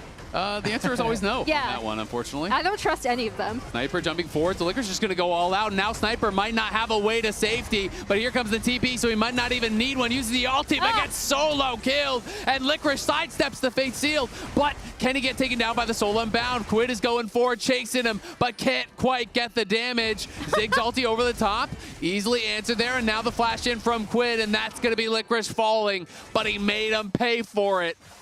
It's always Cassante. It's so hard to kill this Cassante sometimes.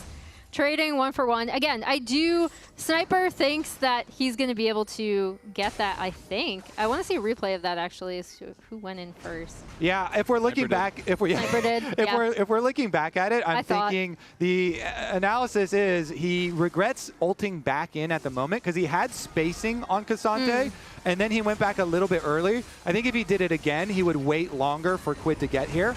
So look at the timings, because the teleport will start channeling, but it's this spacing right here where he starts to back off, the teleport is there, and so Licorice is like, all right, I'm leaving. Oh, okay, so it was over the Q3. Yeah. So he was going to get hit by that Q3 anyway, and I don't think he had the move speed to dodge that one to the side, so just nicely done from Licorice there then. Really, I mean, he got a TP out, he got 2 flashes, he got a Zig's ult, he got, you know, both the Yone and the Sniper ult as well, so really a good bit of pressure.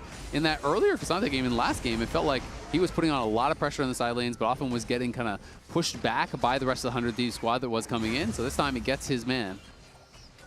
Yeah, and I think you see kind of the... Nothing happening. Hook hit the wall. Sniper, though, going to look over the wall here. They're going to go for it. The ultimatum locking down Sven. He's gone already before the ulti could come through from Isles. And now Sniper in the backline forces the flash out of Isles. But everyone from Dignitas is coming in. The spiraling despair onto Tomo is going to seal his fate. Isles, though, gets hooked back in. The hook shot forward does get another kill. And Tomo is still alive on the other side. Dignitas trying to take him down. Will be able to knock down another member. And finally, Jensen knocks down Tomo. Everyone but Quid was dead. They chose that fight, and Quid had no TP. Yeah, this is another like classic case of this is exactly what Dignitas want, because Sniper he sees the angle, right? We all know when you see the angle goes immediately onto Sven, but look at how far away not only Quid is, but also Tomo, right? Even with his damage coming through, Sniper does get the return kill onto Isles, but Spica gets in there to lock everyone down, and yeah. To me, it is a big case of simply the teleport cooldown tracking. It's teleport cooldown tracking. We made a pretty heavy joke about the flash cooldown tracking in all chat. Gotta track those teleports. That was the big difference. Let's go. We can't do it now. Okay, They go so deep there, and it's a pretty easy trap as Jensen teleports in, and you know, Quid, as you say, in the side lane who was matching Jensen, no teleport for him. So Dignitas, will that then be known as the play? Was that? Was that so far, it is the play. That was the play. I mean, well.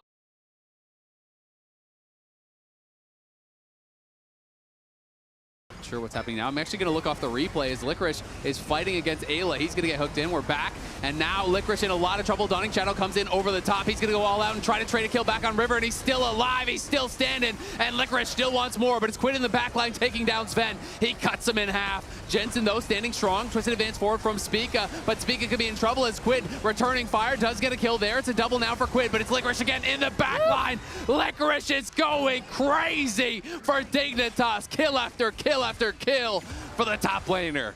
And I also wonder if we're going to get another Senna ping as well. Again, Licorice on this Cassante has done so much for Dignitas, not just in this fight, in this series, but previously. As we see, we're going to see how this fight started with Quid, again, going in, really trying to get onto Sven.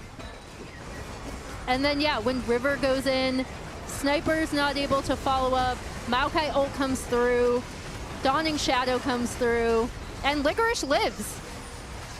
And key to me, Sven had the early flash there. He flashed away from the Yone ult. So Quid didn't have anything left for the follow-up. It was almost close there as he goes back in, but then Licorice just jumps through. Big shutdown for Licorice. Big a bit of a banger. Yeah, I have Moonstone in base. I think.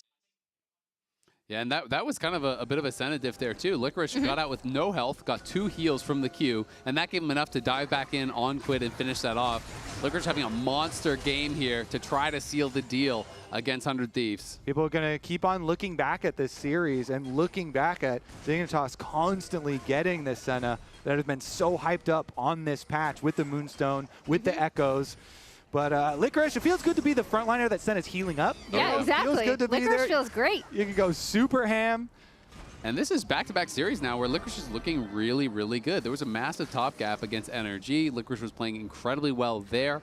And we haven't been seeing him, at that top level that we know he can get to for most of this split. So, back-to-back playoff series really stepping up for the squad when they need it most is huge.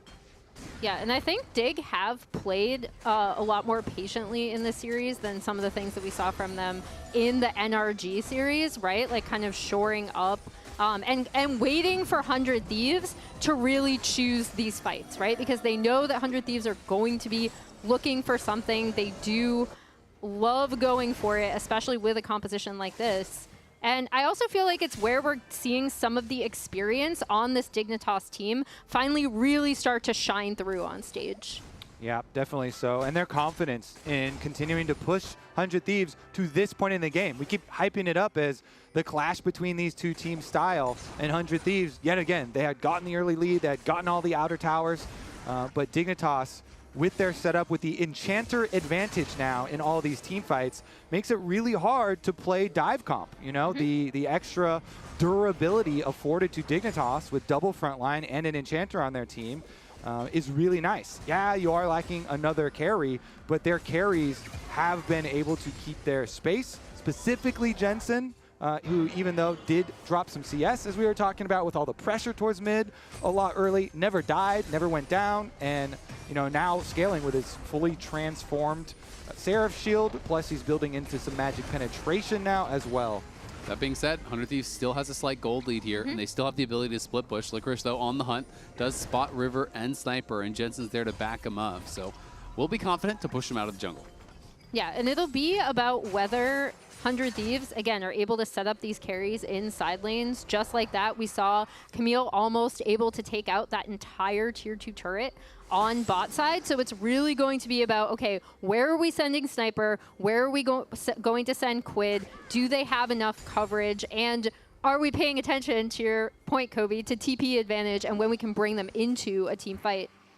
Yeah, I want to see if the game breaks open when Infinity Edge comes in for Quid again, because that would be very scary. There's no way that Dignitas are going to have a match on third item for Jensen at that point. So once he does get that, the all-ins can be so explosive, as we've seen from this 100 Thieves lineup. They just need to actually line those ults up. That's been the sometimes the problem, I guess, especially when you do see one of them going in. And if Dignitas are actually able to kite back, able to use the Kalista ult to reposition, have the Senna heals come through, it hasn't looked great for 100 Thieves in these fights. So again, for me, it's really about how they end up setting up this split push pressure on the map. Yeah, and then their coordination and their timing when they want to go for the fight, it does have to be pretty quick. Because they've got the Abyssal Mask here on the Amumu. So Amumu is going to super shred people, magic resistance, setting them up for the Ziggs bomb. So they should have, if they get the Dream Amumu initiation, where you get to be the one starting out the fight, you should have a very early lead where you get this big upfront burst damage, and you're able to take out a key member of Dignitas.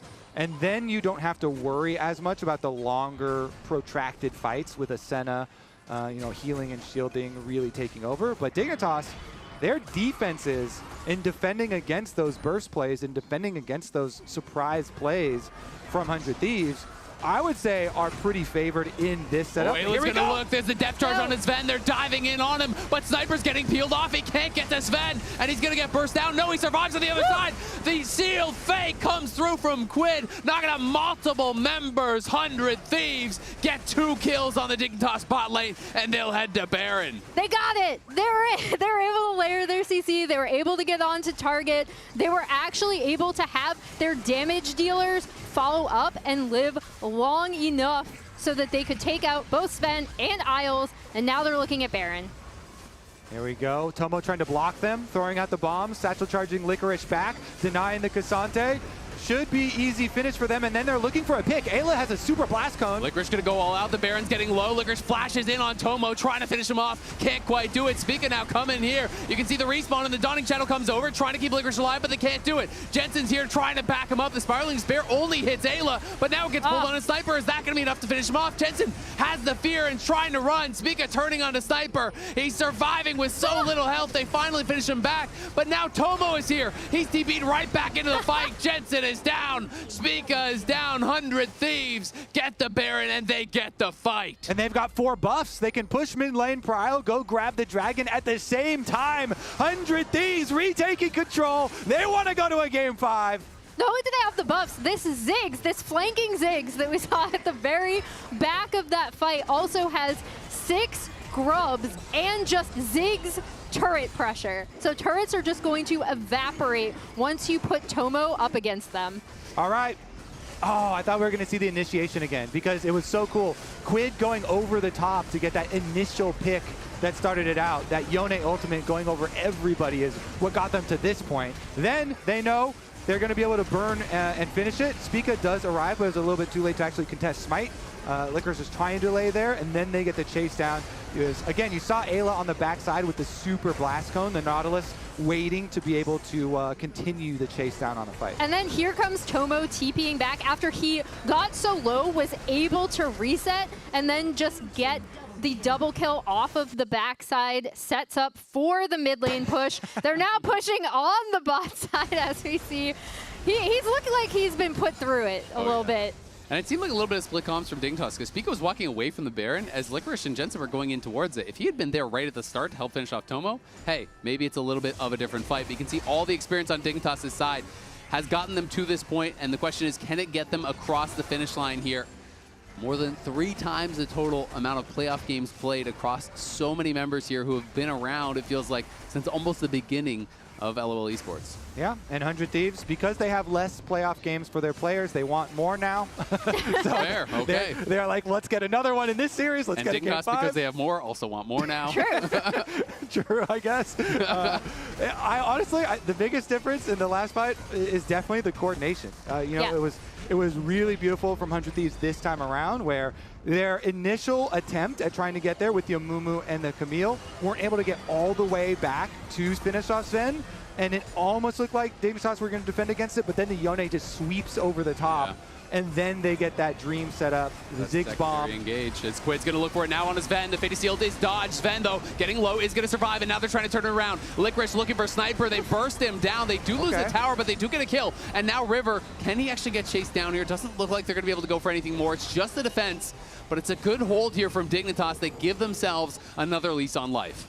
Yeah, I mean, good hold from Dig. Again, to the point that Kobe was making, I think that's been the most frustrating thing about watching 100 Thieves in this series is sometimes when they do push up, they're not coordinated. Maybe Sniper dies ahead of the team before they can follow up on an engage that he's making on this Camille, or follow up on an Quid going in with the Yone. So it was really nice to see that from them to set this up. When they were trying to go for Sven, he just got his flashback, so they really wanted to capitalize on that missing summoner. They're saying, this is our small window now. If they caught him with that initial ultimate, they'd probably kill him and maybe the game is over. So, you know, you can respect the aggression there. There's still 6,000 plus gold ahead. Neither team even close to Soul, as you can see another swing and a miss there from Quid. He was going fishing. Ayla was on the side there trying to defend him, but Dignitas staying 5 men strong for most of the time, and it's a flash forward. Tomo maybe caught out, but he gets back. The ulti across 3 members gets him low, and now Ayla's coming in. The hook is going to land. Sniper's arriving, and Quid is in the back line, and Jensen looking like he's going to fall. The fear, the shield, just enough to stay alive, and Sven on the other side is taking down Sniper. Sniper falls, but Ayla finds another hook, and they're trying to finish him off, but Licorice says no. Licorice is going forward as Quid looks for another, trying to dash back in, can't quite finish him. It's Zen getting a kill. It's Dignitas holding the line. It's them gonna look for more. They're gonna jump in onto Tomo. They get that kill, and the lifesteal keeps him alive. Ayla is running for it. The Dignitas members survive by the skin of their teeth, but that's all they needed. It's still Dig season. Sven's not giving up. Seeing a 7,000 gold deficit. He goes right in there. That was so close. I just want to watch Isles throughout this fight because Spica goes in onto Tomo. Tomo's able to get that damage on the backline. Ayla goes in, but I want everyone to watch how Isles is just healing up the entirety of Dignitas, because there's so many points in time where they get so low in this fight and are able to survive. I mean, yeah, the Senna ult saved Jensen. You saw the Quay going around the outside. That was just enough from the Senna to keep Jensen alive and allowed them to turn it. Sven goes back in, he gets a shutdown, then he goes right through the bombs here. I mean, those shields can be so disruptive and so deceiving. You think you have more than enough damage, then all of a sudden the Senna ult comes to the top, he gets a heal, the Wei drops his own shield, which is that AoE shielding, then he actually has the pop on the Seraphs, which shield him even more, and they still barely didn't have enough to be able to actually finish him off. But I have to say, Dignitas is doing a great job peeling on a Sniper. Every time he gets in the backline, everyone turns on him and bursts him down. And even though 100 Thieves still have a gold lead, Guardian Angel now for Sven. You thought it was hard to kill these carries before. Now he also has a Guardian Angel against this dive comp. So you kind of have to go for Jensen. Sven will get back up regardless, and Jensen plus Sven, both of them don't have flash, but Sven also has the cleanse. So a little bit rough there for 100 Thieves as they're poking around. around this mid lane push, but Dig are going to get the push after all. Yeah, going to be able to shove them back. Both teams only sitting on 2 dragons, so Soul not really a concern. Ton of Thieves has control of mid lane, but it's Dignitas on the Baron already. It's not that fast, but look at Licorice on the side here. They're trying to draw them in here with the Kalista threat, and Licorice maybe looks for that turn, but this is getting a bit dicey as they are getting grouped up, and Sniper has a pretty good angle here. Nice buffer there from Licorice. He's going to be trying to knock down Ayla, but Quid's coming in over the top, and the fate for Dignitas is sealed. 2 kills already for 100 Thieves. River on the back line gets the ulti across everyone, and you have to think that's going to do it unless Licorice can pull off some heroics, but no, he cannot. Dignitas bit off way more than they could chew. Yeah, they're down a whole bunch of flashes, and they trap themselves inside the Baron pit. Flash from River, flash from Sniper, flash from Quid, flash from everyone. They chase down Dig, and now they're going to end, or they're at least going to break the game open. Yeah, you have to think they might have time to actually end here. We'll see. Diggs just killed these towers so fast. They got 6 scrubs as well. Yeah. I think that is that, and you can hear it in the distance. Silver Scrapes are getting queued up. 100 Thieves pushing in. We'll see if Licorice can pull off a miracle, but they're just focusing down the towers. 100 Thieves doesn't care about the Cassante. They want the win, and they're going to get it. We're going to game number 5.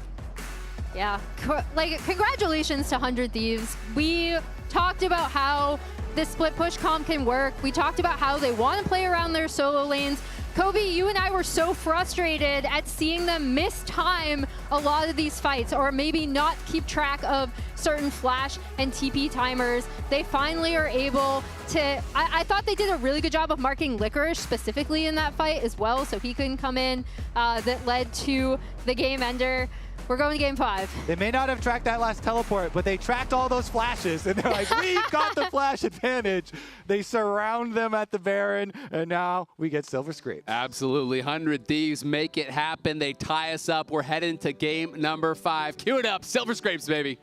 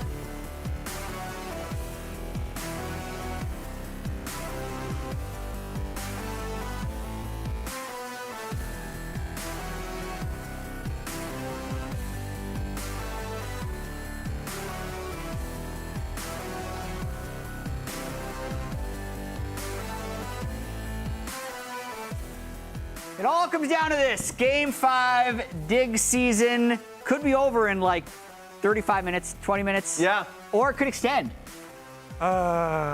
This is a long series, and I think it's pretty close, honestly. Yeah. I think 100 Thieves have been playing the fights a slightly better. Obviously, the ease of execution is definitely within like Dignitas' favor. But 100 Thieves, I think, have been playing quite well with the engage comps. And it's crazy. If I take a step back, I did not expect any of this to happen. Like the fact that we would go to a game 5, that Dignitas would look as well as they did. You guys were the ones that actually predicted Dignitas to come into this. What about Dig did you have faith in? I thought they were going to play steady, scaling, and maybe rely on the experience. And let's pull up the drafts that we have from at least games 2, 3, and 4. Game 1, Nasus got through. That surprised 100 Thieves. They banned it for the rest of it. So hopefully we can get it on the screen behind us. But there it is. It is right behind you. Okay, perfect.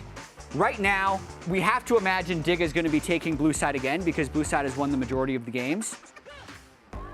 What about this favors them a little bit? Because to me, I'm thinking 100 Thieves is a little bit hamstrung because they've literally banned Rumble, Nasus, Ivern in like all of the games. Every single game, you have to ban Rumble. I mean, they're going to do the exact same thing. I think the nice thing is that because they are now blue side as Dignitas, they get to first pick Smolder again. Right here, that was first pick. And that's the most important thing because that fits the way they're playing the best. The champion is broken and it fits their style by far the best. I think Quid is hopefully going to have to play something else that catches Jensen off guard because obviously they're going to ban the zone again. Yeah, I think 100 Thieves, the big props that I would give for them is that I did think that their assessment coming into this series was poor, starting out with like the Rel first picks from here. Right. And then they immediately shifted from it the moment they realized it was not helping them. They weren't willing to play Senna, they were going up against it frequently, and it was hurting them. So I think from the draft standpoint, it's been much better. I really liked their Game 4 draft, having both Yone, Camille, and Ziggs makes it super hard for the backline carries to do their job. So from that standpoint, they've been clawing themselves back from the draft, and I've been enjoying it. And I've also liked how both teams have committed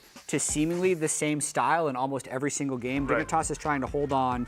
They also very committed to Senna in all 4 games. Yep. But the early games from 100 Thieves, I think we have the stat on this. I want to see it. What's their average goal at 14 this series? Because I feel like in almost every game, they've been able to win the early game, and it's in 2 of the 4 games they've been able to snowball it to victory. It's pretty insane. And as we're waiting for it, for me, the fact that 100 Thieves. Oh, yeah. Yeah. Nearly 2K throughout the entire series. It's been crazy to see the advantages that 100 Thieves have been able to get, especially in game 1. And then the team fights have been what Dignitas have been kind of coming out with, right? Yeah. So it's been a fun series. It's been fun to see the back and forth scraps.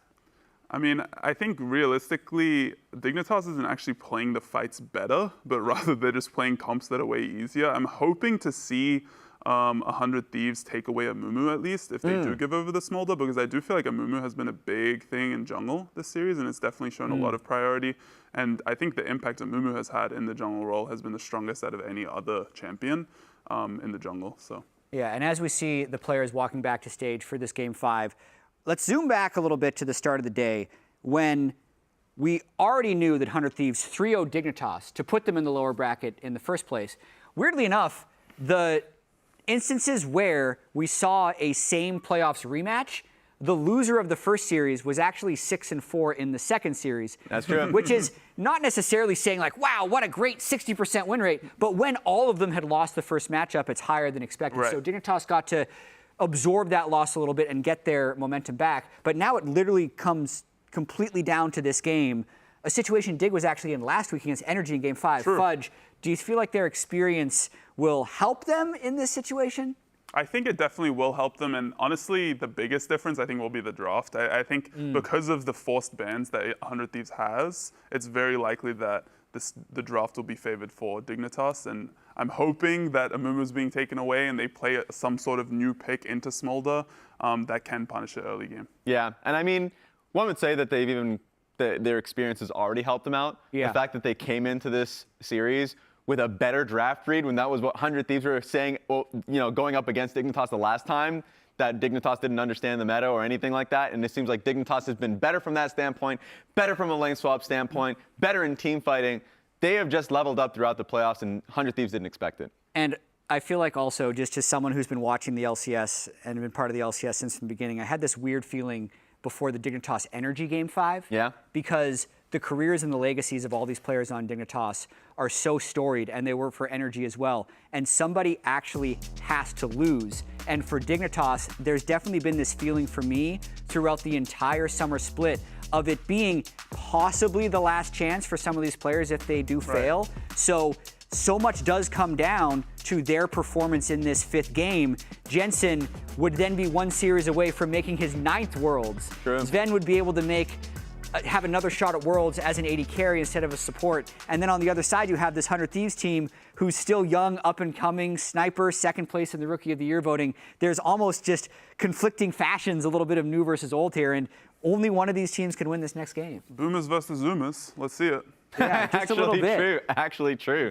And I mean, from the Zoomers, you've seen a lot of growth throughout the year, even though, funny enough, in Spring Split, a lot of people were a lot of naysayers for 100 Thieves. Like the fact that they were booming out in scrims, but were playing really well on stage. It feels like they've progressively gotten better and better as players. So I'm interested to see what the long-term storytelling for 100 Thieves is, but they want to win the series. Oh, yeah. No one has an idea what next year will look like. True. So you want to be able to win it here and now. The pressure is compiling, and I've been liking their growth. Okay. Game 5, you've seen 4 games of data. That's true. Who wins Game 5, Raz? I've already left the dig ship, all right? You're not bringing me back on. Okay. I am staying right on to the 100 Thieves ship for this one. If I'm basing it off of the quality of play in this series from Dignitas hasn't been as high as I wanted it to be. They've fallen way too behind in the early games. But I will also say, I think the blue side advantage in this particular series is real because of how inflexible 100 Thieves is in their bans. And I think something like a first pick Smolder, if this game gets messy and goes to 35 minutes, would be the difference. So I got to stick with Dignitas from the start. What do you think, Fudge? I definitely think both teams are not good enough to be winning the game in 25 minutes, especially after seeing that last game. It was absolutely awful. So I think the Smolder will likely 1v5 if they first pick it this game. I'm hoping they first pick it. I'll be very surprised to see if 100 Thieves changes a ban. But that would be an interesting switch out. Maybe they do switch a ban out on red side. Maybe they don't ban the Rumble. They just ban the Smolder out. We'll have to see. Okay, it all comes down to this. Game 5, 2 Dig predictions, 1 100 Thieves predictions. Casters, take it away for the conclusion of the match. It's been a good one, but only one team can walk away the winner here. 100 Thieves looking to repeat what they did in the upper bracket, trying to take down Dignitas again. And Dignitas is trying to upset the apple cart here and be the ones to move on. Spill those apples all over the ground. Apples. Get those all apples over the ground.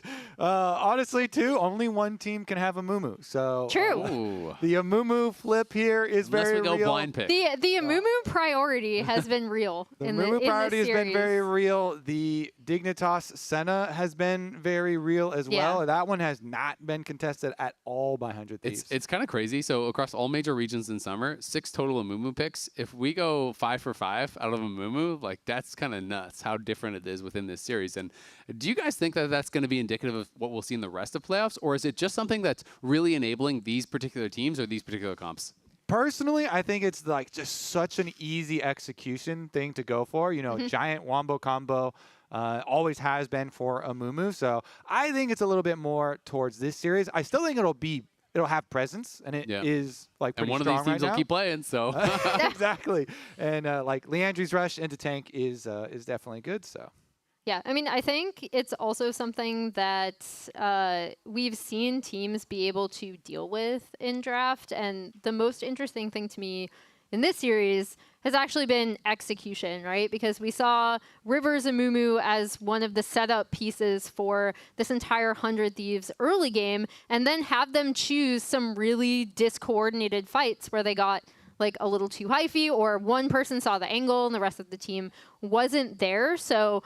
And then on the backside, I actually agree with something that Fudge said on the desk, which is, well, I agree with a lot of things, but this particular thing. Everything else she disagreed with. That's not true. But no, this particular thing was that Dig have been picking easier to execute comps. So even when they end up falling behind, because I do think 100 Thieves have had a better early game, especially in standard lanes. But then additionally, they had some really neat mid-game macro plays, and it's just been choosing fights that's really tripped them up when they get closer to the finish line. I mean, I think that's kind of the danger when you play these kind of comps that the 100 Thieves is playing. They've been playing so many drafts where it's like 4 melee champions, right? You have to commit. You throw your body in there to get the damage done, and that does come with those inherent risks. Finally, Senna going to be banned away here by 100 Thieves. They have identified that as a big problem. Azir, Yone, so 2 Quid picks from this series will be banned out as well towards him. So, Smolder or Nasus?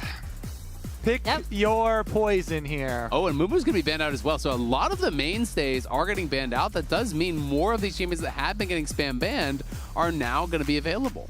Yeah, and I'm really curious to see what this third ban is coming in, because we could end up in a situation where Ivern is up, where Nasus is up. Nope.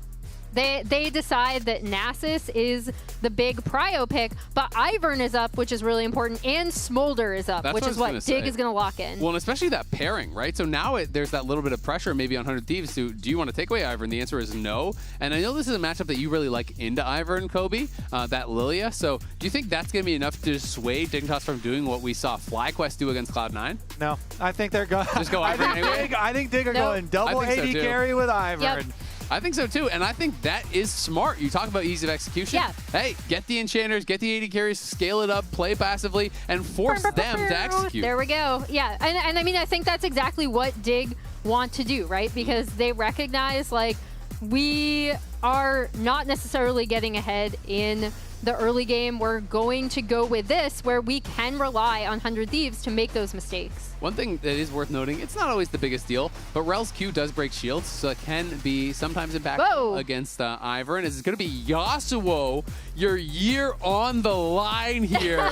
Quid is locking it in. You know what? Respect. Who was playing the Yasuo mouse, one-person mouse, one-person keyboard? Because we just we just had them playing it. that was a good one. I don't actually remember if he was one of the ones piloting it, but no, I think River and Sniper were the Lee Sin, weren't they? I think they were. Yeah, the other one was the Yasuo mirrors. And we have been getting some Yasuo, across different regions. Faker played it in Lost, Showmaker played it in one, and Knight also played it in a loss in the LPL playoffs. Was trying to see if there was any other ones I didn't remember, but no, those are the only ones that have been showing up in playoffs. So it's getting splashed in a little bit, but anytime names like those play a champion, people stand up and they take notice. Yeah, and I think I like Dig removing the Ziggs as well. That's been a huge part, especially in this last game, but also in game 1. A really big part of some of these neat turret-taking plays that 100 Thieves have been able to set up. And the Cassante ban, it's finally coming through. You can't let Licorice have that again. He has been smurfing on Cassante across these last 2 series. Even if you just want to say, it's just a generic champ, who cares about Cassante? You got to give the respect to how well he's playing on it. Well, he also is a pretty good Poppy, and Poppy's good playing against Yasuo. So he might be looking for a... Oh, Poppy was banned. There we go. Oh, I thought that's what you were saying. And he would have been looking for it. They stopped him. Really? They closed his eyes. All right, what's the Licorice tank going to be? And then Tomo here does have to go...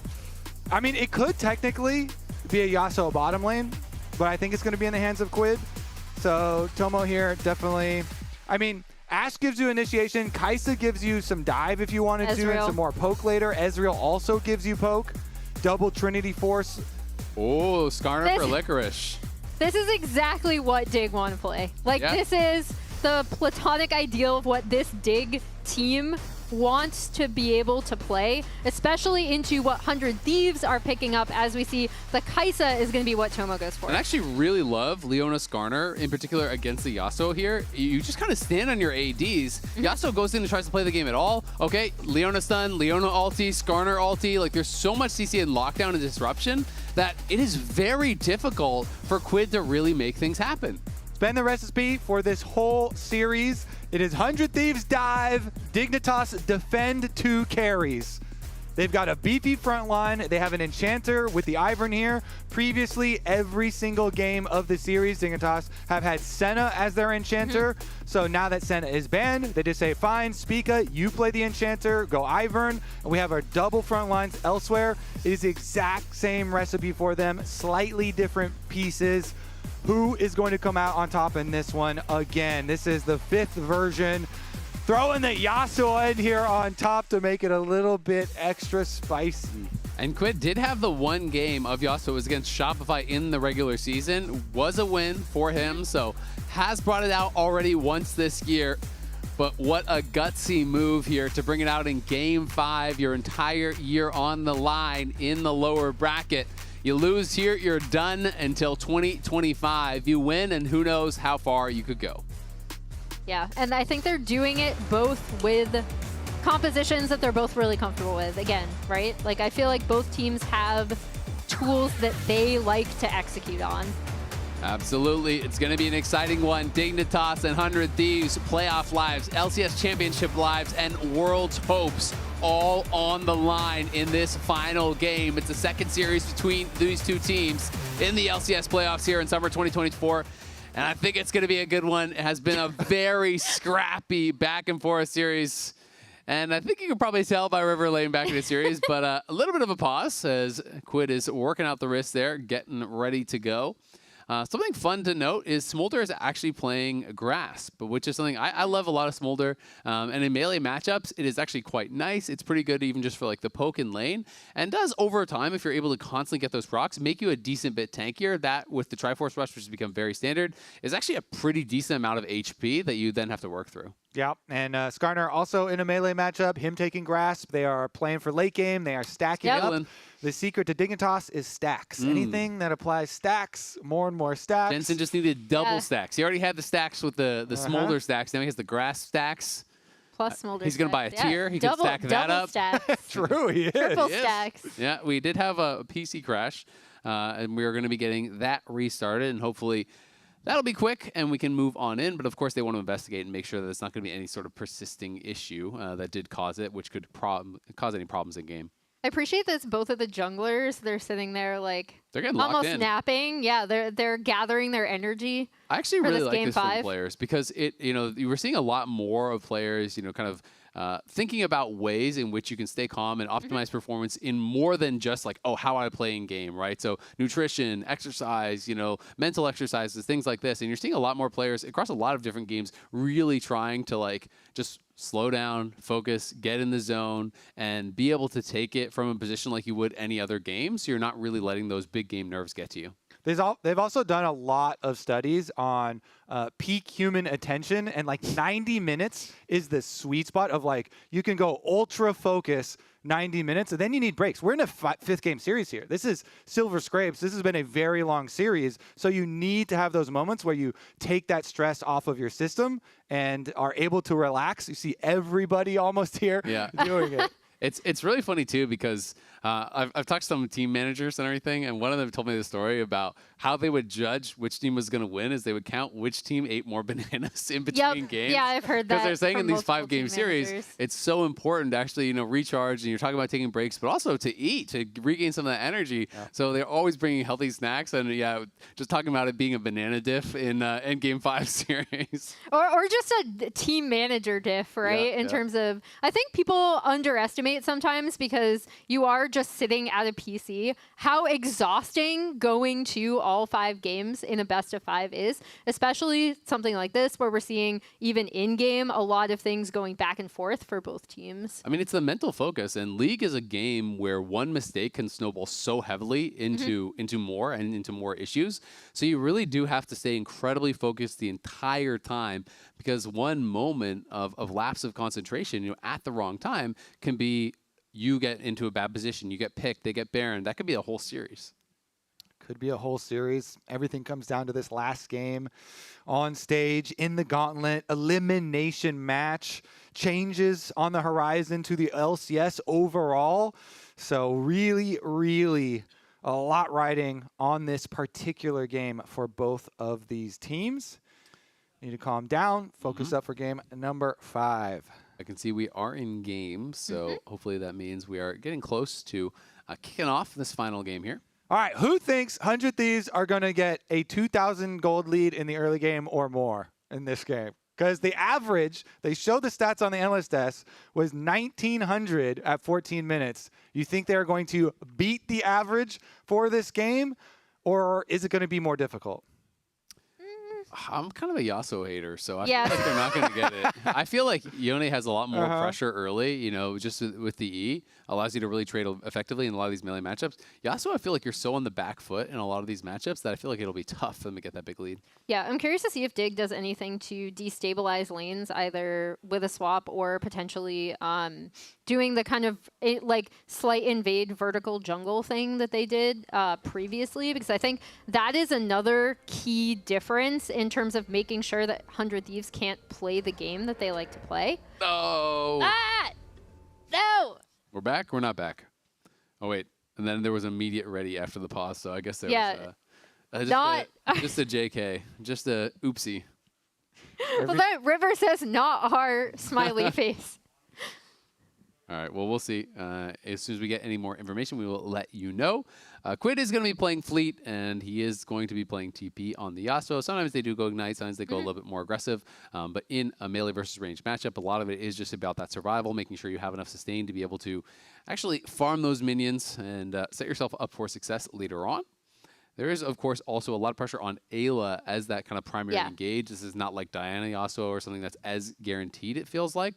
So it's really kind of up to Ayla to set up Quid, or he's got to set himself up. You know, it's not some of these comps that you'll see sometimes where it's like Alistar and Diana and multiple forms of knockup that are drafted with it. Yeah, and the interesting thing is that through their draft priority, when they were first picking Rel and heavily prioritizing the Rel, they seem to want that to be the case in these dive comps, right? It seemed like they actually did want Ayla to be the primary engager, as opposed to, you know, we saw some team fights engaged from Quid, we saw some team fights engaged from Sniper, where maybe the rest of the team wasn't in as good of a position to follow up. So I feel like you can also track that kind of mentality from 100 Thieves in, you know, regardless of whether Kobe and I agree with it or not.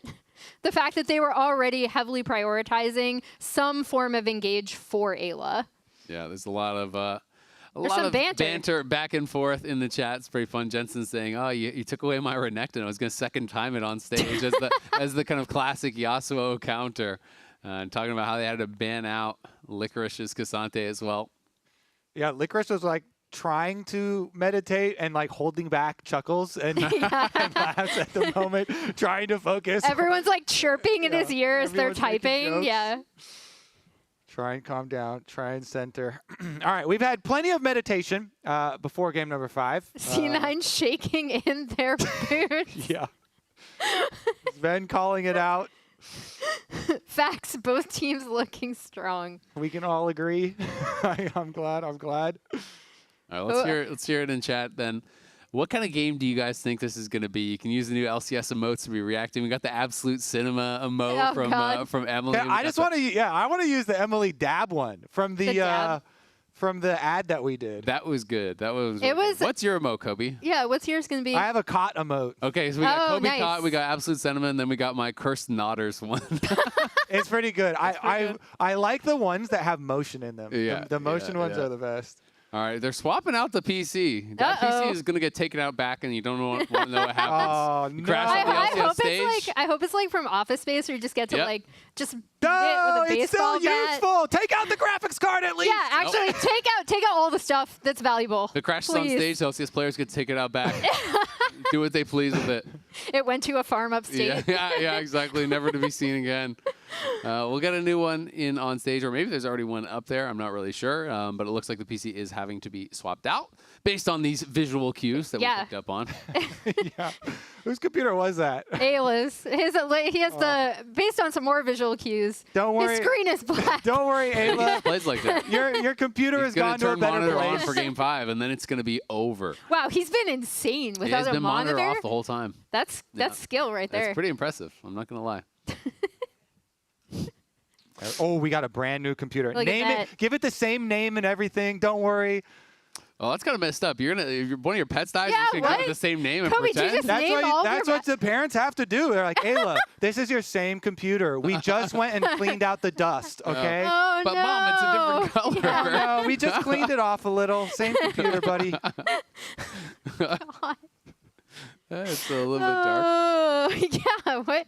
I want to know what, Kobe, how many pets did you have growing up? Only one, turns out. Only one, yeah. I only had one. He's had a dog. It's lived for 37 years, you know? Yeah. Yep, his name was Pepe. Like the frog? Yeah. All right, well, we are just waiting for this to kick off here. The PC getting set up there for Ayla, as you can see on stage. We're in Game 5 here, 100 Thieves versus Dignitas. Whoever wins here will be guaranteed to be in the top 4. Whoever loses will be going home in 5th place in the LCS playoffs. And of course, Cloud9 going to be waiting on Sunday for the winner of this matchup to play for that final LCS championship spot, to be there at the finals weekend, and also for that last ticket to Worlds. Tomorrow, also remember, Team Liquid versus FlyQuest is going to be going on. And FlyQuest looked pretty darn good against Cloud9. They handled them pretty easily, it felt like, last week, I think, which surprised a lot of people. Yeah, I think they're going to have a tougher time against TL, but the cool thing about these teams is the developing rivalry between them that started in spring, right? Where you had TL coming back, winning the rematch in finals, but that first series is something that, talking to them on pros this past week, they both remember kind of fondly, with it going all 5 games, being at that point in time the bloodiest series we'd seen in playoffs thus far. We want that, not what the finals was. No, yeah, Finals I is want more that. one-sided. I just want a banger. Yeah, I hope we're going to get it. But it's also hard because TL's been looking so damn good. They haven't had to play anyone as good as FlyQuest so far in the playoffs, but it is hard to know, is anyone going to really be able to step up and take down TL, because they've been looking so clean. They've been looking like one of the best teams in the LCS, really in recent memory, or even pretty long memory, honestly. They are looking so good and have been kind of improving throughout the year, which has been pretty exciting to see. It's definitely been a league, this split of really a big 3 teams, and kind of these other teams are really just trying to fight to see if they can, upset that balance here right at the very end. And these are the 2 teams that have been the closest to upsetting that balance. 100 Thieves and Dignitas fighting this whole split. Sometimes even some inner demons, and going through some struggles and trying to, relearn some different strategies here for themselves to bring out, once they do get their rematch, whichever of these teams do win. As they were bantering in all chat as well, they're sure that their future opponent is very scared after witnessing this greatness. I mean, hey, Cloud9 did lose the game to Dignitas in their first series of the split. Was C9 versus Dig. That was a 2-1. You can lose 1, you can lose 3. All I'm saying. Yeah. There you go. True. You just got to lose 1. You can dodge a ball, you can dodge a wrench. 3 times in a row. Yeah. It also has been interesting, like talking to Speaker and Sniper before this off camera, talking about how strong TL is, and them saying that, yes, they are scary. Yes, they are the default best team, but that no team in the LCS thinks that TL is like completely unbeatable next level, even with how good they've looked. That's been really interesting for me, and I assume that's something that comes from scrims, and also something that Spawn has made abundantly clear. He does not want the narrative to be that TL is this unbeatable Too bad, monolith, Spawn. because they have dropped so many times into against some of these teams in scrims. Yeah, I mean, we mentioned Dignitas got a win against Cloud9. They also got a win against TL. Those are both losses of the series, but they were able to win a game win. And that's, I think, early on, to talk about Dignitas' split a little bit more, I think people were really thinking, okay, well, yeah, sure, you picked up some losses, but it was losses to, Cloud9, and Fly, and TL, and we thought they were really going to start running from there. But we are going to be heading it over to the lounge, so we're going to chat a little bit more about this series. There's some stretch. Thanks, Azale. Hopefully we get into game. I'm sure that's what both of you want to see. Head coaches for both Dignitas and 100 Thieves, Golden Glue and Mabry. How do you feel right now with the entire series being out of your hands now that the draft is over? It's kind of like a relief of stress. We just watch at this point and kind of see what happens. Golden Glue? Yeah, I mean, when we were in the hallway walking, I was just joking, we're both one Nexus away from off-season, from Azeroth. But no, I think it's going to be a fun game to watch, too. I think they got kind of everything they wanted in a front-to-back, peel-back comp, and we got everything we wanted for a dive comp. So it's going to be a fun game to watch, and there's nothing to worry about now, just it's in God's hands. I mean, that's interesting. This is something we noticed kind of the whole series, Mabry, is Dignitas moving a little bit more towards scaling and 100 Thieves moving more towards dive. And it almost looks like you're all in for scaling. What were some of those decisions down the stretch? I mean, one thing that we kept in mind going into 100 Thieves is they're a team that likes to group and fight a lot, and we just definitely kept that in mind. I would say, although we have scaling, our early game isn't too weak. We have Ezreal, Leona, and Ivern, and the fighting around boss side is pretty strong 3v3. We try to balance that out a lot. I think in the previous games, when they had the Mumu priority and the the champs that they were playing on bot lane, it is hard to like take fights. So we try to like balance that out a little bit more in this game. And also, Golden Glue, you guys switched up bans in the very final game. You were kind of locked into those 3 bans this entire time, this time letting through Senna. And pulling out the Yasuo, I mean, what? I had heard Quid loves playing Yasuo, but to bring it out in a game 5, whose call is that? Yeah, I mean, as soon as like we finished drafting for game 4, I was already like, I knew that's the draft I wanted to do for game 5. I was already thinking about it, and like they're banning Yon, so you just got to pick the brother. Pick the brother. Pick the brother. Yeah, that's essentially what you got to do. I just feel like in the series when we had Quid on like melee versus range champion in a good matchup, that's like Quid's specialty, and he can really abuse like the strength of the Yasuo's lane versus something like Smolder. Yeah. Final question, guys. And knowing you're in game 5, knowing you've seen these last few games, you're probably going to be favoring your own team. But what if you had to put like a number on your chances of winning this game 5? In your heart of hearts, what do you feel, Mabry? 60-40 for us, I think. Golden Glue? Yeah, I'd probably give it 65 or 70 for me. Is how I feel. Oh, yeah. I'm just hoping for a banger game. What if it gets to 35 minutes? Yeah, I think it does a bit. Like at 35 minutes is the break point to where if it goes over 35, I'm like, ugh. You're sweating a bit. Yeah. And what if it's? I mean, how much with the team comps? This is how I picture the game going. Yeah. It's like if the early game goes stable and we're in control, we're probably gonna win. But if we like dive bot like last game and get triple killed, or like some second grab fight comes out and we end up like falling behind and it's hard to play side lane, then they win. What's the calculator in your head when the timer hits 20 minutes? How close does the game have to be to still be comfortable? I mean, if we're down like 1K or 2K, as long as their side laners are like not too like strong and our turrets are still up and we can like stall out the game, then I think we're still in like a pretty good spot. Man, I really hope we get in the game soon. What do you need to see? And I don't need to keep you here for too long, but what do you need to see out of the early game for 100 Thieves to feel confident in the win? I don't think we need that big of a lead. I think we just need to make sure we're getting the neutrals and we're fighting around neutrals. I think like the whole thing is we have Yasuo versus Smolder. So even if Smolder's really fed, we can just put up the wind wall and it's like that champion's not there. You can also go Flicker Blades. I'm not sure if Quid exactly will build it this game, but for that WCD, just so Smolder, like even if he's really strong, he doesn't really get to fight that much.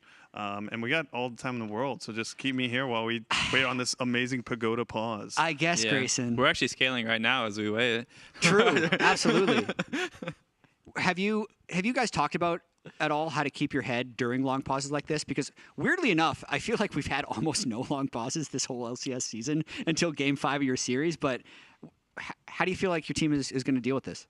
I mean, our team is full of veterans and people who are like used to high pressure situations like this, so I don't think we're too worried about it.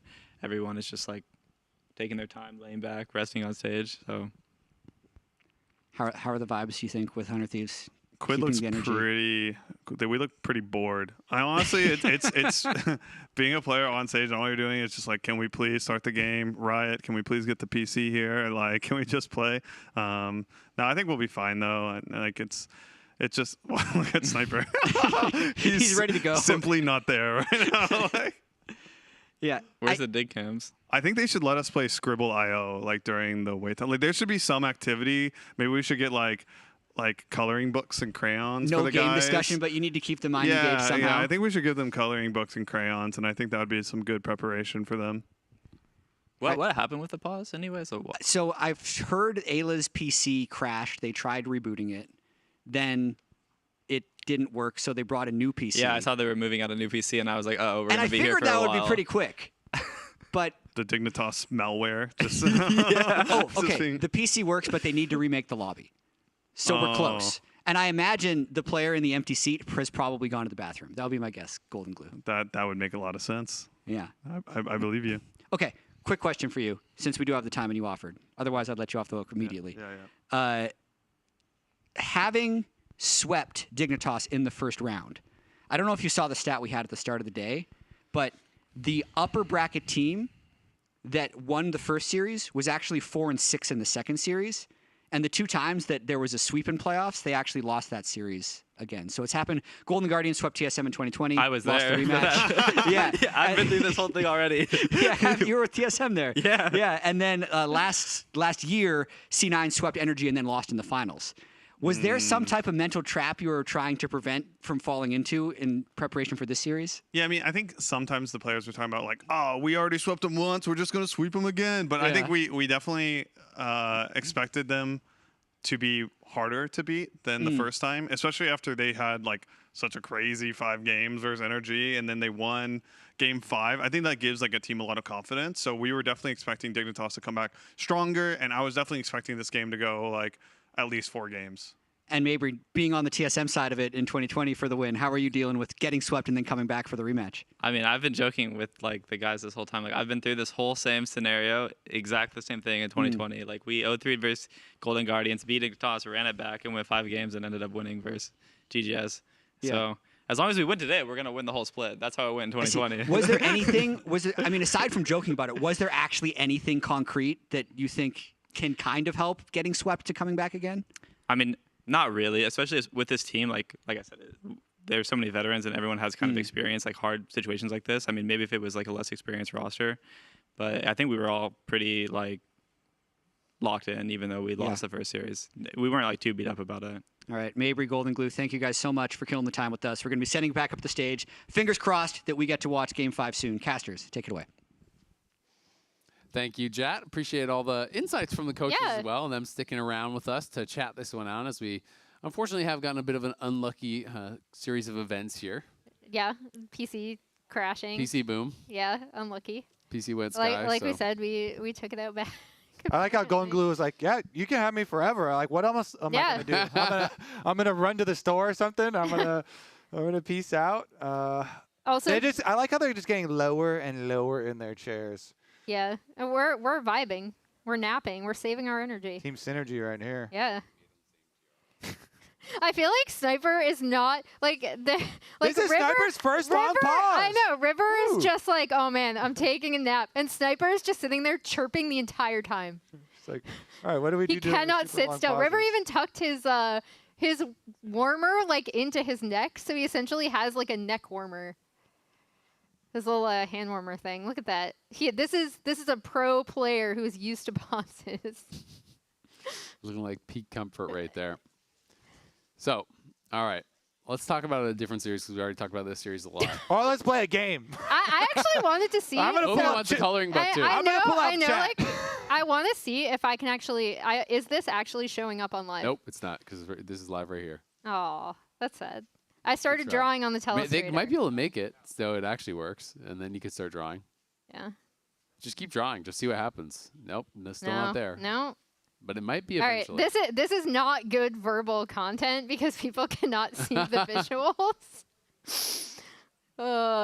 It's like when you're doing a YouTube video and you forget that it's going to go to a podcast, and then you're like, oh, all of the visual aspects are no longer here. Yeah, I was going to draw like different things on players, Emily, like a crown. I'm putting you on the spot. What's your prediction for Kobe, shout me out. Flowers says in chat, I got you. You asked for a shout out. I was like, wow, you're going to shout out some random person like that? No, yeah, it's got flowers. I'm actually. Fair enough. I understand. Some random fan. It's actually because he's a real big fan of me. Captain Flowers 22. Yeah, some random in chat. I'm a little biased here. So shout out to Captain Flowers 22. Budding LCS fan, in fact. There you go. Okay, right. Well, we are waiting for this game to kick off. We've got a piece on FlyQuest versus TL.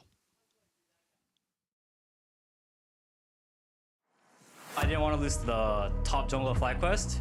They're so annoying, man.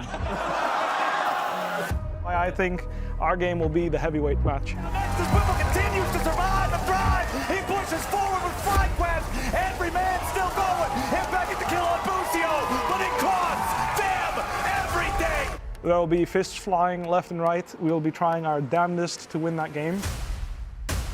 And Whipple drives the front line. Team Liquid will run them over. If you guys want to trash talk, be as good as this guy. I hope there's going to be a lot of kills, but we'll see. Just fight.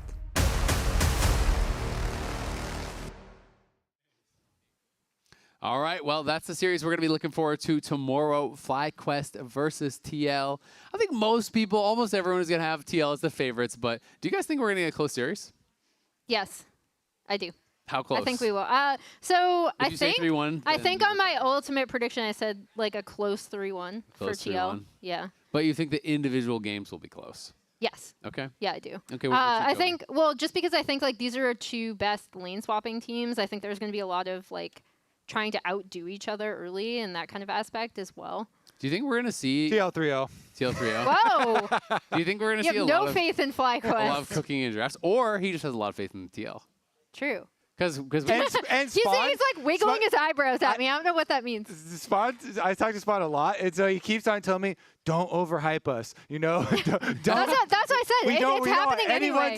to overhype or Wait, anything. what was- So I'm like, okay, I got you, bro. What was his prediction? Because you've told me that every single time he's given you a hot tip or True. a prediction, So he has like a been wrong. 90% failure rate. Yeah, like he's it's just been always wrong. completely wrong. He hasn't predicted his own games, but the Okay. first time that FlyQuest played Cloud9, he was like, "Oh yeah, FlyQuest gonna win it." Cloud9, obviously, with the 2-0. Opposite. And then in the second one, he's like, "Okay, yeah, we wake up, FlyQuest, they're definitely going to lose. It's gonna be Cloud9 3-0." And then FlyQuest Boom, opposite result again. Wow. Wait a second here, what's going on? People are paying this guy to talk about League of Legends. What's going on, Spawn?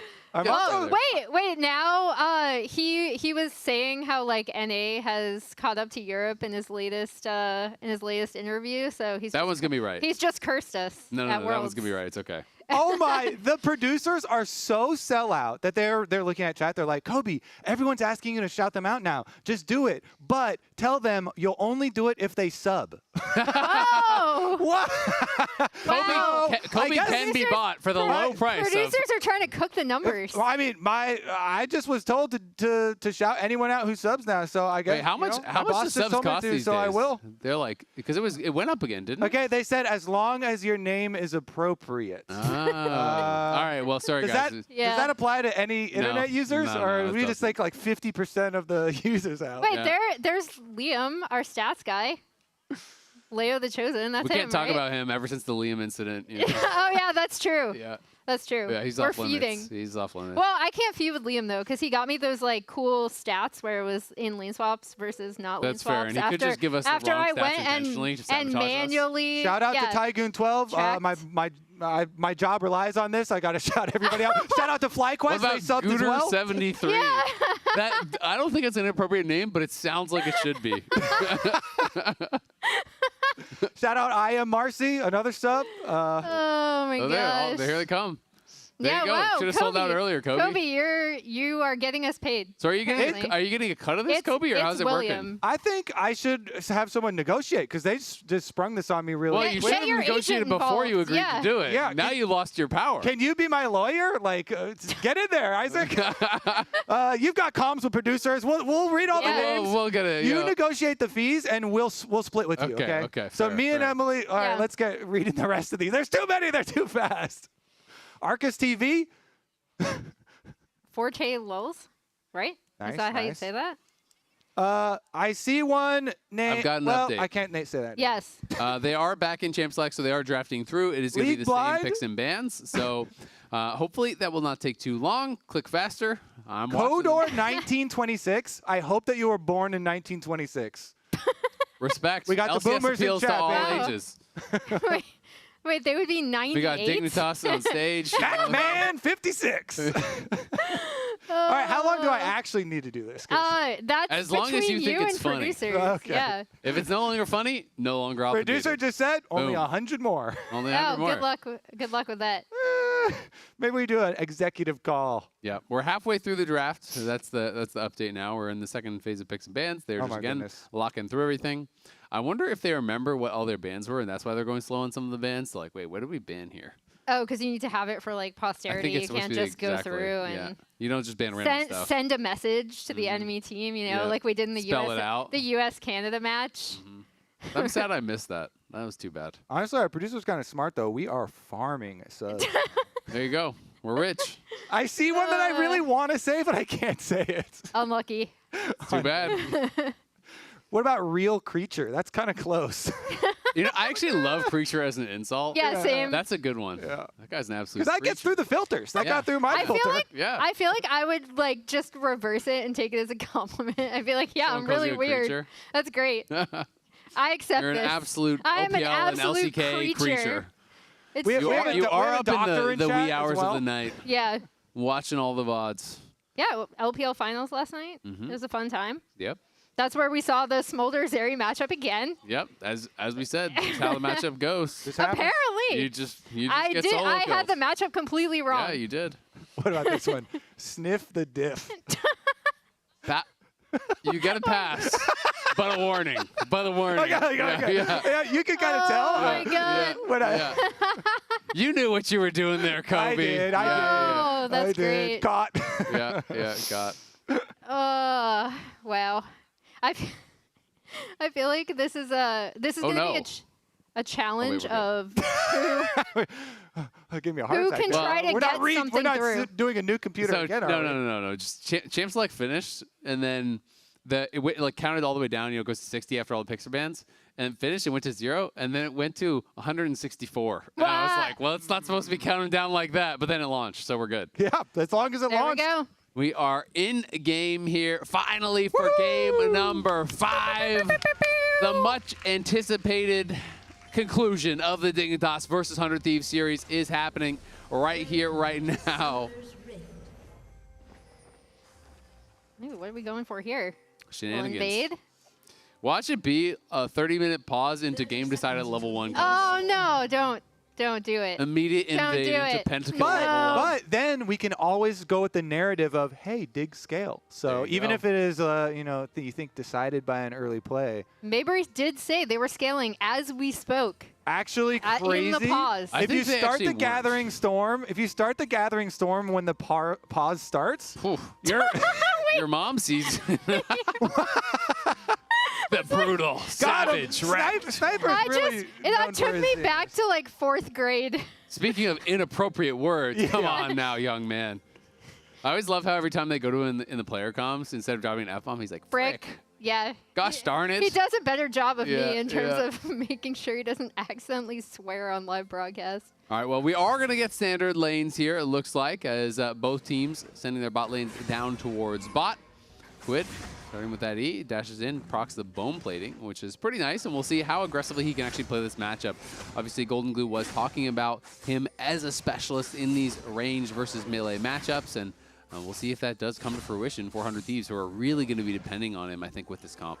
Yeah, and I thought it was cool that Golden Glue came out and said, I knew as soon as we got to game 5, they banned the Yone. This is the comp that we want to run. So again, showing a lot of confidence in his players to be able to play stuff that they're really well suited for. Yeah, I like the Yasuo pick as well into the Smolder because you can set up pushing lane, because you can set up kill pressure. Also, you can deny stacks once you start to get to your win wall and start to be able to deny the Smolder as well. So you like slow down the game plan and make Dig's scaling season scale even slower.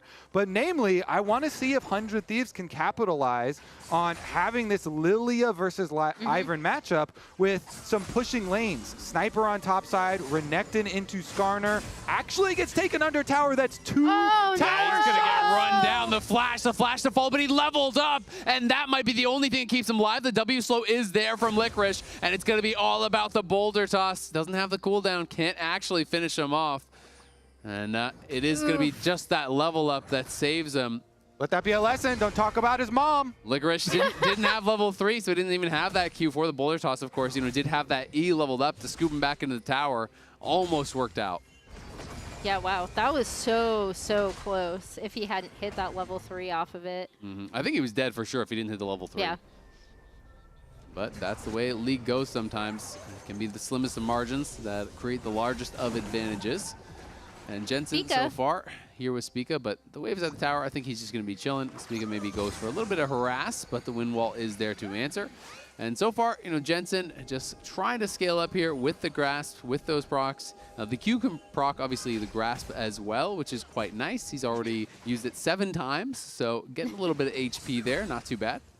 And with the bottom lane pressure here from Dignitas, with Sven and Isles pushing up, they guarantee the bottom Scuttle Crab here for Spica, so no problem for him. And River will be a little bit slower on the reset since he has to go cross map to grab the top one.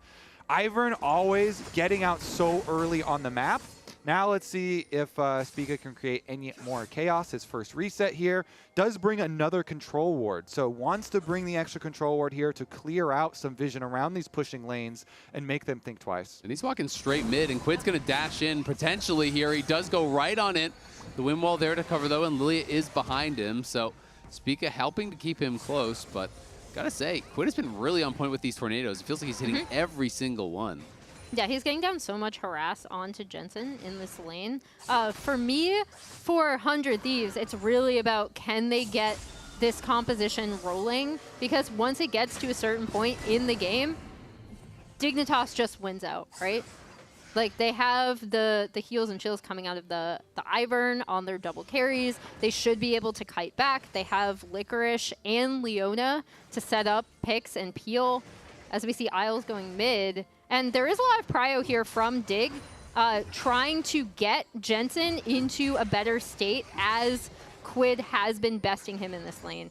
Absolutely, and I mean, Jensen already, you know, off the races with stacks. He already got his 25 very, very quickly. So is going to be just accelerating that that much more when you're playing these range versus melee matchups. You can just kind of farm stacks off your opponent. A lot about being able to get the smolder stacks through farming and perfect CS. A lot of it is really just about skirmishing and scrapping. That really does accelerate you a tremendous amount. All right, we're coming up on the 6-minute mark, so 30 seconds ahead of time. We reset, and 100 Thieves are sending out Ayla through mid lane here to hover behind him. There's been this battle over the wards on the bottom side of mid lane, and Ayla comes over to replenish that vision, that safety for Quid, to ensure that he still can lane. Meanwhile, it is going to be... No. Looking for a potential ult. He does knock him out, but not going to decide to go in. As Jensen was pretty far back towards the tower there.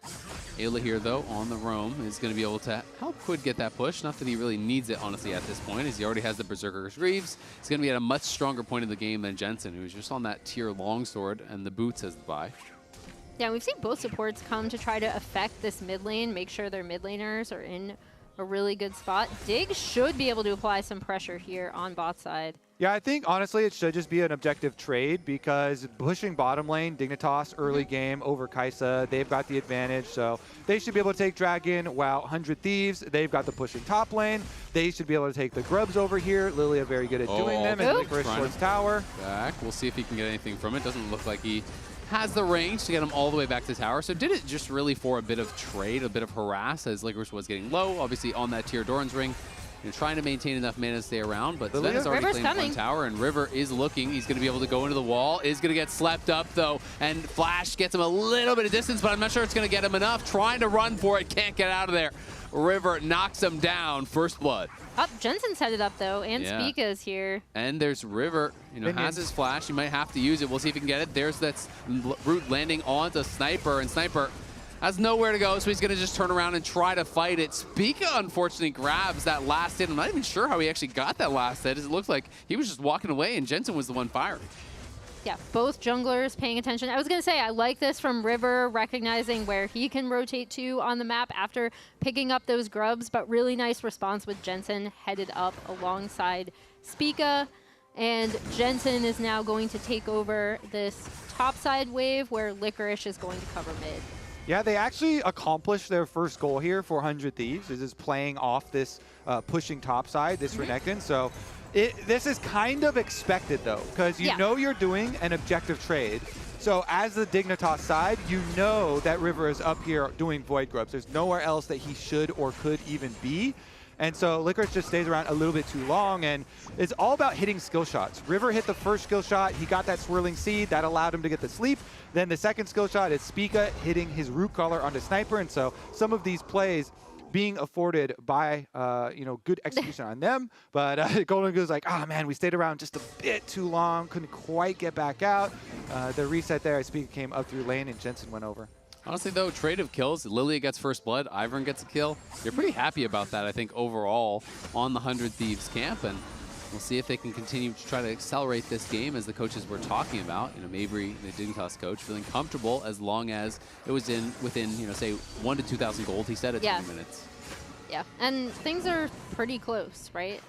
We're only just short of 9 minutes in, so the big thing is whether 100 Thieves in the next like 5 minutes or so before turret plate falls can try to get Wiles is more up gold here, and onto the Licorice going to carry. throw the ulti and just bring him right back in. But Sniper's able to flash out. The CC chain not perfect. There was that slight gap that allowed him to flash to safety. But honestly, I don't think they would have had the damage for it either way. Really like the use of that timing with their bottom lane constantly pushing this whole game, and Ezreal being so safe. Isles knows he can leave Sven a little bit earlier, and you saw Ayla arrived at top lane, but it's just after the play, and so they did get their flash out. I wonder if it is going to be punished, because obviously Licorice's flash was used when Spica came to come gank, so they're just kind of evened up in that area. And honestly, Dignitas pretty happy with the beginning of this game, not dropping too much. Yeah, and we'll see. River's going to pick up this Drake while topside is getting pushed in, so that will be 100 Thieves response, which is, like, you know, good for them cleaning up some more early objectives. Also, well, we have a support leaving the area here as Ayla's able to jump out, but we also have not 1, not 2, but 3 tiers on this team for maximum Dignitas late game stacking. The We're Fimble, crying so hard right now. the Fimble Winter build for Licorice for Skarner in the top lane is kind of necessitated since they did the mana nerf. Here and the wind wall's down, so this could be problems. Mom going to tear through. Quid, though, running off to the side here. Looks like he should be fine. River arrives, and it's just going to be a bit of harass there, and that's about it. Yeah, nice long distance little swirl seed getting in there from River. Again, River is really good at recognizing when he has to come in towards his lanes. We'll see if Dig look something on top side as they go for this next pot of grubs. Sniper has TP, and it is unleashed now at this point, so he could join. He's going back to base. We'll see if he can get here in time.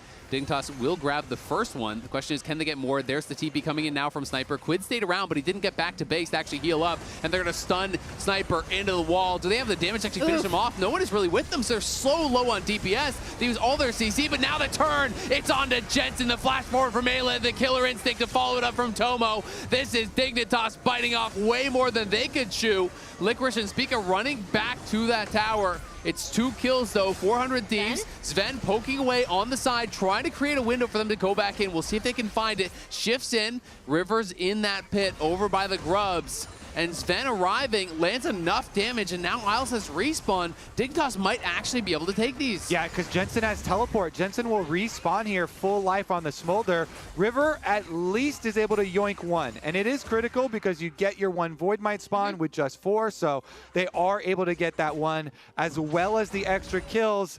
Now, Mabry, the coach interview during the pause did mention specifically second grub spawn and being a little worried about giving over extra kills to 100 Thieves.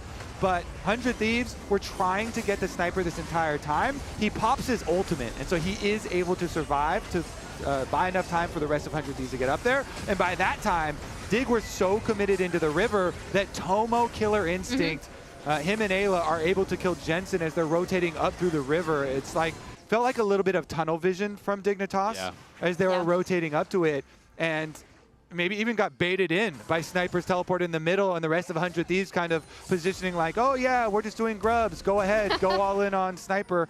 And they kind of got their trap play, their second grub spawn play where they get a couple extra kills.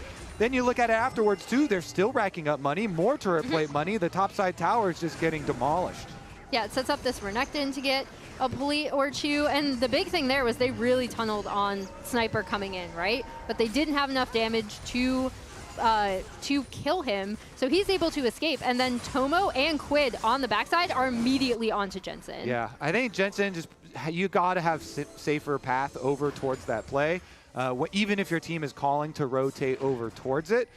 Nice job there from 100 Thieves to jump on him, though, and grab that kill. See if they can put that money to good use. It has turned into a static Shiv in the hands of Tomo, and that is always so good for Kaisa. Accelerate your farming. This dive, this kind of dive AD carry here, it does have one of the weaker lane phases as far as the AD carries go, but it's always so nice in these dive comps. And now that they're out of the lane phase here, we'll see if Tomo, who has been the savior of 100 Thieves split so far this summer, can actually make use of that kill and do it once again here in Game 5. One of the things that was kind of interesting about that fight for me, as I'm not going to quite connect there on the Zenith Blade, was just we saw that first punch, the turn on Jensen, they kill him off. But then we also saw what happens when you have none of those engage tools. The Sven is just shifting forward into your face. You can't turn on him because you didn't have Yasuo. You didn't have the turn from Ayla available. So, in those extended fights, it can be very difficult. And that's why the engages have got to be perfect. But we're back to Herald and maybe back to another scrap here.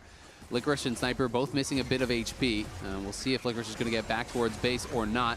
Quid playing around that pit, trying to stack up the Qs. He may look for an engage here, but it's sidestepped nicely from Sven. And now the True Shot barrage across multiple members does help to chunk them down. And it's a smite fight, and they do get it on the side of the Ivern. Jensen over the side. Mom comes in, trying to tear him to pieces, but the wind wall blocks it. And Licorice is in trouble on the other side. Tomo and Sniper are able to burst him down. And now the sleep is there. It's just on the Leona, but Isles might get left behind. The engage comes through onto 2. Jensen, though, shielded up by the Ivern. He's surviving, and he's trying to turn this fight around. Sniper goes in, gets a kill on Leona, but it's going to be at the cost of his life. It's a double for Sven, and it's a 1 fight for Dignitas. And that's exactly what you were just talking about, Azael, in the setup to that fight, right? When they're able to do so much damage from the backline, watch how much this is able to chunk out with Sven, and then Isles going in. Spica gets the smite from the Ivern. Jensen and Sven throughout this are able to just kite back and do damage from range, even with Sniper frontlining pretty well. Not only did Isles go for the initiation there too, but he ended up with his Zenith Blade on top of the eyeball. So Spica hitting the smite and then him picking up the eyeball. But this is my critical point. There is obvious comms desync here for 100 Thieves, as Sniper goes in to grab the kill here, and the rest of the team is already long gone up the river. That will give 100 Thieves first rotation on this Drake as a response. But I mean, like, this is, I feel like Dig are very, very happy with where their team composition are in, especially if they're able to get kills off the backside of these fights this early on. Honestly, I would really like to review that fight again, like slow-mo with comms for 100 Thieves, because you have to think, if you're playing it on the edge, when Sniper goes in, 2/3 HP almost Renekton for that kill, and the rest of Dig are forced to burn him down.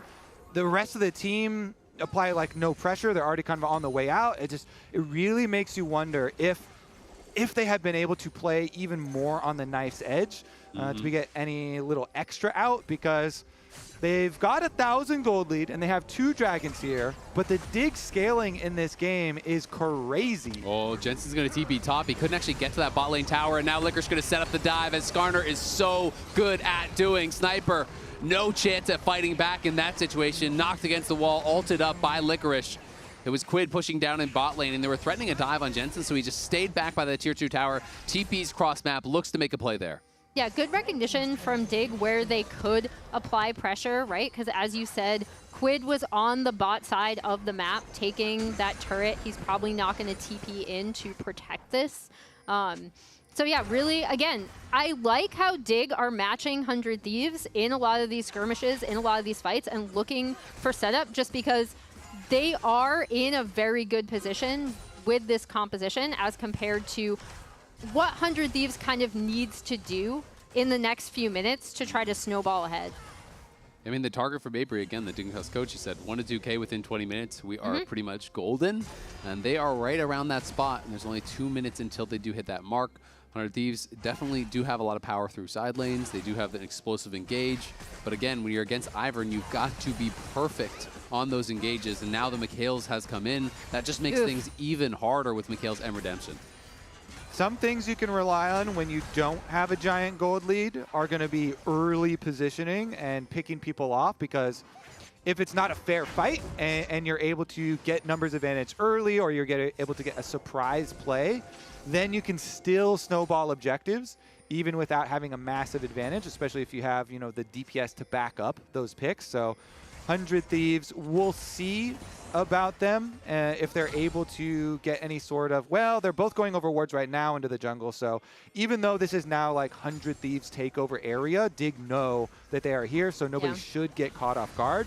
And they're only kind of a retake when you have the Ivern buffing up the Leona, and then they're just walking at you, so tanky.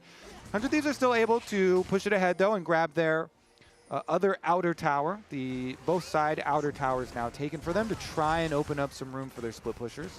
Yeah, I think the big thing is that 100 Thieves really are trying to look at getting into a good position TP where... coming in here. They're going to look for a play on Licorice. He is tanky, but can he find his way out? Does he know that Quid is there? I think he's going to get the bad news just now, and we'll see if he can find a way out. Stuns him against the wall, is going to flash away, but Quid flashes to follow. There's the last breath, and it may be the last breath here from Licorice. Can that redemption land in time? It does, but they just don't really have anyone there to push them back. Spica tries to bail out his top laner, but he can't quite do it. Fortunately for them, there's not too much on the map as far as objectives go. Speaking of objectives, too, that is a Dignitas Herald, and it's getting burned down for 0 effect. That thing is also going to go into the dirt. This is a pretty big run of play for 100 Thieves. Yeah, it's big for them if... Let's see if they'll be able to set up mid at all, too, in response. Because as... I didn't even know Baron made that loud noise, It swims across honestly. the river, yeah. I knew that. I just had never heard the noise like that. You didn't hear the gurgling before? No. The classic with all the many heads. But yeah, I think it's a nice play for 100 Thieves, but I still think even with the gold lead, right, Dig are in a pretty good spot if they can get 100 Thieves to step forward and fight them. Well, I think 100 Thieves is going to be willing to do that. If we've seen any indications throughout the series, they have been very aggressive, sometimes to their detriment, sometimes to their success. This is a team that is not afraid of taking these skirmishes. Yep, 100 Thieves here should set up for this dragon, no problem. Honestly, Dignitas, just keep stacking. Go elsewhere. There's no reason to give up anything for a dragon number 3. Wait for your dragon soul fight. Jensen doing his best here. Smolder 101, try and stack off of the Raptors. Get as many as you can there. Get all the tiers stacking. And just play defense. 100 Thieves, they're actually not even instantly taking this dragon. So it is delaying the next dragon a little bit longer, but just making sure that they push out first, and then they'll go collect it. Yeah, and I mean, if you do get Ocean Soul, it's going to get a lot more difficult for Dignitas, who in their late game, it's a lot about Smolder poke and Ezreal poke, right? That's a lot of how they actually pressure you. They chip you down, they force you to engage when you don't have those high health bars. Otherwise, you just have to cede objectives. So Ocean Soul really could throw a wrench in those gears. We'll see if Dignitas is going to be ready to fight at this next dragon, because now the pressure is on. It's game 5. They're at soul point here, and if you give that up, it could potentially be the end of this game and the end of your year. Yeah, and it's a really good window for if this game does go long, if 100 Thieves are able to pick that up, like you said, because it does change the dynamic of a lot of these fights. Yeah, the TP's coming in very far behind him. Sniper looking for an angle, and Dignitas are just going to find out right now as he shows up. And Ayla in the middle of everyone. The last breath comes through. Tomo with the killer instinct was in the middle of the team. They do get the kill onto Licorice. He's the first to fall. Jensen on the side, though, is getting so much damage done. Look at Squid. He is incredibly low. Dignitas want to chase, but they don't have the vision to do so. It is just the one kill at the end of the day, and look how much 100 Thieves spent to get it. And Jensen's at 216. He's so close to 225. If that was a 225 fight, they all go down. Dignitas, they're stacking up their Smolder. Even though they lose a person in the kill, that was teleport, and that is control of the map. So sometimes you get a kill, but you lose control of the map, and you actually have a negative play there with the tower going down. Jensen now, 220, only 5 away on the Smolder. Yeah, and like I said, 100 Thieves are the ones who are going into this fight, right? Sniper is TPing in on the flank. Digger gonna spot them right here. Ayla goes in, Tomo goes in, Redemption heal goes down, and I think the big thing for me is how long, again, they're able to survive, and Jensen and Sven are able to just continuously do damage. All of 100 Thieves DPS went into the 2 places that Dig actually wanted. Licorice and Isles there, the front line, the Leona, the Skarner, the tanky members. They were unable to pressure any backline, any of the actual ideal targets. And I don't know if you even get another chance at one of these fights. Mikhail's plus your Redemption, your double Trinity forces, your Muramanas are transformed for Dignitas. Dignitas season has scaled. Yeah, it's tough. You know, Ayla, there's a lot of pressure on him, and Quid is obviously just mashing R. You know, you have that small window to do it. I think he thought Ayla was going to catch Jensen. Jensen was just on the outside of that Magnastorm, didn't get snapped in, didn't get knocked down by that initial combo. And as you said, Kobe, all the damage then went onto the front line, and then Dignitas do lose Licorice, but you have to put so much in him to be able to actually kill him off that it doesn't really matter. I mean, he's 0-4-1, sure, but your job is being done if you're just protecting the carries. Yeah, he's already so hard to kill. Well, the bowling ball hits on his Ven. He does have cleanse, but Sniper's on the other side. Are they going to commit to this? Shattering Strike goes wide. Sniper trying to go forward, but he just can't get through the team, and now the counter TP is coming. Licorice is coming in, and Sniper's in trouble. The wind wall there to try to buy him some time. Sterix does proc, but he gets slammed against the wall, and that's a freebie. 100 Thieves went fishing, and they caught themselves 5 Dignitas members who get an easy kill. Yeah, and every time 100 Thieves try to go for one of these plays, Dig have everything to be able to catch the engage, make sure that their damage dealers are in good positions, and now they're on Baron. We'll see if they can get in. Flash is available for River, so eyes on him. Ward goes over the wall. It's actually not spotted by the pink, so it hasn't been disabled. I think it lost vision because of maybe the brush or something, but either way, he can see it. We'll see if River can get there to try to turn this around. It's getting very low, down to 4K. Tomo poking over the wall, but River gets scooped away by Licorice, and Licorice is just ulting him and pulling him out, but he's down, and the Baron's still alive, and he's in, and he still is 100 Thieves. Get the Baron, get the kills, and just like that, turn the whole game on its head. It's a clean ace, it's a Baron, and it's 100 Thieves taking full control of the game. 100 Thieves with the heist of a season. They get the ace, they get the Baron, and they might just get the series off that. That was insane. I really want to look at that fight again because I think a lot of it came down to Licorice trying to get on to River and ignoring the rest of the fight. Let's see this again. So it's a break point between Baron getting at 4K health. It's not low enough to instantly burn down, but now you get the lead in the team fight, and the sleep really delaying that. Then Tomo instantly can follow up on it. Yasuo can instantly follow up on it from a screen away, and to boot, River's got that smite. That's rough. I mean, so many things went wrong for them all at once. Licorice is just saying, okay, I'm going to ult the enemy jungler. We finish the Baron. But then the 3-man sleep comes in, delays them so they can't actually finish it off. The wind wall blocks out so much of the damage, and they are pumped up. Look at the relief there on Golden Glue's face. River is crazy with it. The Lilia there, triple man sleep into stealing it. Really masterclass, even with Licorice going straight for him. And now they get their dragon. Yep, here we go. Now they are going to get classic Dig. Oh no, it wasn't Dig Baron throw. They're going to get Ocean Soul now too, right? Which is kind of the worst thing that could have happened for Dig in this game when you're relying on this scaling team composition to, again, catch the engage, be able to kite back, redo DPS from poke. 100 Thieves are in a really good position now to close this out. Absolutely. 100 Thieves are looking incredibly good here in this 5th and final game, poised to try to knock Dignitas out to end their year. They're sieging on the towers. Ven trying to do his best to push out these minions to try to get the poke as he can, but Ezreal's wave clear leaves a lot to be desired, and 100 Thieves are coming from all angles. They have the soul, so the siege is never going to stop. With the Ocean Soul, you're going to be staying at full health. You have to win a fight from full HP, and Dignitas are down 8K, so it's so difficult to do that. Yeah, as we see 100 Thieves, their season on the line, they're pushing in, they get mid, they're going to be able to get this inhib. Sniper's going bot side to start the bot push. They should be able to group up with him, take down this bot side turret. And what a season it has been. 400 Thieves. It's not over yet. They struggled this summer. They worked so hard to get to this point. And even in this series, with the original series being 3-0, they thought this was going to be a lot easier, but Dignitas have pushed them to the edge. And now they can just barely see it. 100 Thieves will go for their reset first. They don't want to overplay their hand, go spend their money first, and return to finish that job.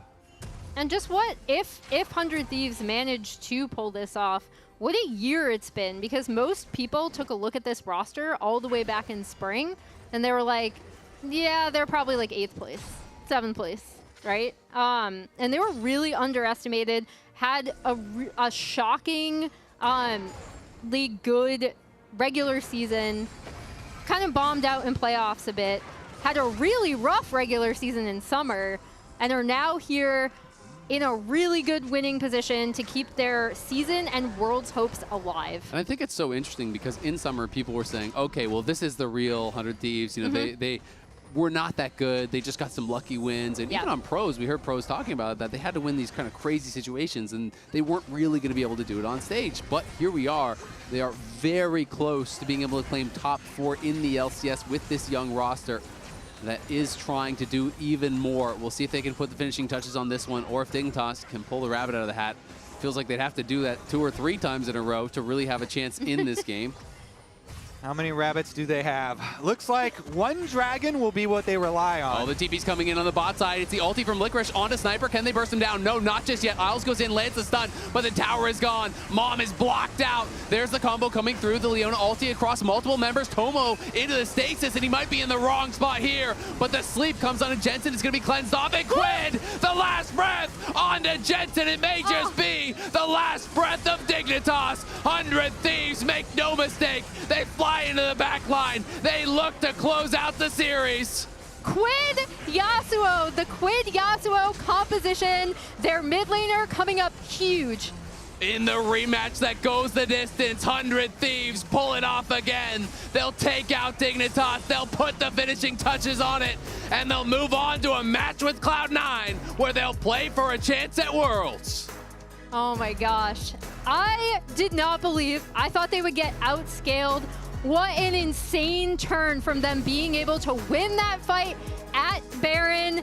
And then at the end, it comes down to, again, we trust in Quid. We pick this Yasuo comp. We pick these dive comps. We have faith in our players. The young team led by the veteran River, they keep their world's hopes alive. That triple sleep from River as Licorice is charging right at him to delay long enough so that then he himself can go steal it on top of it was just a masterful play. That was the highlight of the series for sure. River made it happen. 100 Thieves made it happen. And now we got Raz standing by on stage with the interview. What's up, guys? I've got the victorious Sniper and Quid after a banger of a series. Congratulations, guys, on the win. Thank you so much. First and foremost, walk me through that Baron. The Baron that felt like that clinched the series. It clinched Game 5. What were the comms like going through it? Because it was that amazing Yasuo ulti that ended up getting Smolder and the Lilia sleep. What was it like in behind the scenes? Well, I just know that I freaking died before I was even in the Baron fight, so it was like a 4v5, and we somehow won it. So I mean, shout out to Quid, shout out to River for that amazing Lilia ult as well. And yeah, my team just clutched it out. Quid, what about you? What were your thoughts during that fight? I'm just hogging it. To be honest, I didn't know we were gonna win or something like that, but at least I know we should just fight because our comp is just dive comp. Yeah, that's it. The thought process of picking Yasuo in Game 5, you're the best melee mid laner in the LCS, it feels like. And the confidence for you to be able to have that while you're having an amazing series, it was the Azir play, the Yasuo. How do you keep composed and calm during what was a really long series for you guys? True. You want to answer it? How do you keep calm and composed during the series? Just relaxed. Yeah, you're just chilling. It's like how do you keep calm? You don't panic. Yeah, how do you stay focused? Yeah, how do you stay locked in? What do you do? Yeah, just chill. if we just keep farming, we'll get some good anger or something like that. But if I inted with that kind of champion, game is kind of unplayable for us. So I just waiting for good anger to fight. Okay, how about yourself, Sniper? It was your... Yeah, there we go. How about yourself, Sniper? Because it's been a long series. It's your first year. Being in a pressure situation like this, how did you keep calm and composed during the series as a whole? I don't know. I just know that like my teammates are just the best teammates in the world, and that like they just always have my back. And for me, I kind of just try to play my own game. I like just take deep breaths whenever the game is like very close, and yeah, I just lock in that way, you know. So that's what I do. Just remain calm. Sounds good. And the next question for me is going to be your next opponent, Cloud9. It's a Worlds qualifier. It's a finals weekend qualifier. Now you can look ahead. What's kind of your expectation going into that one, especially versus Dignitas?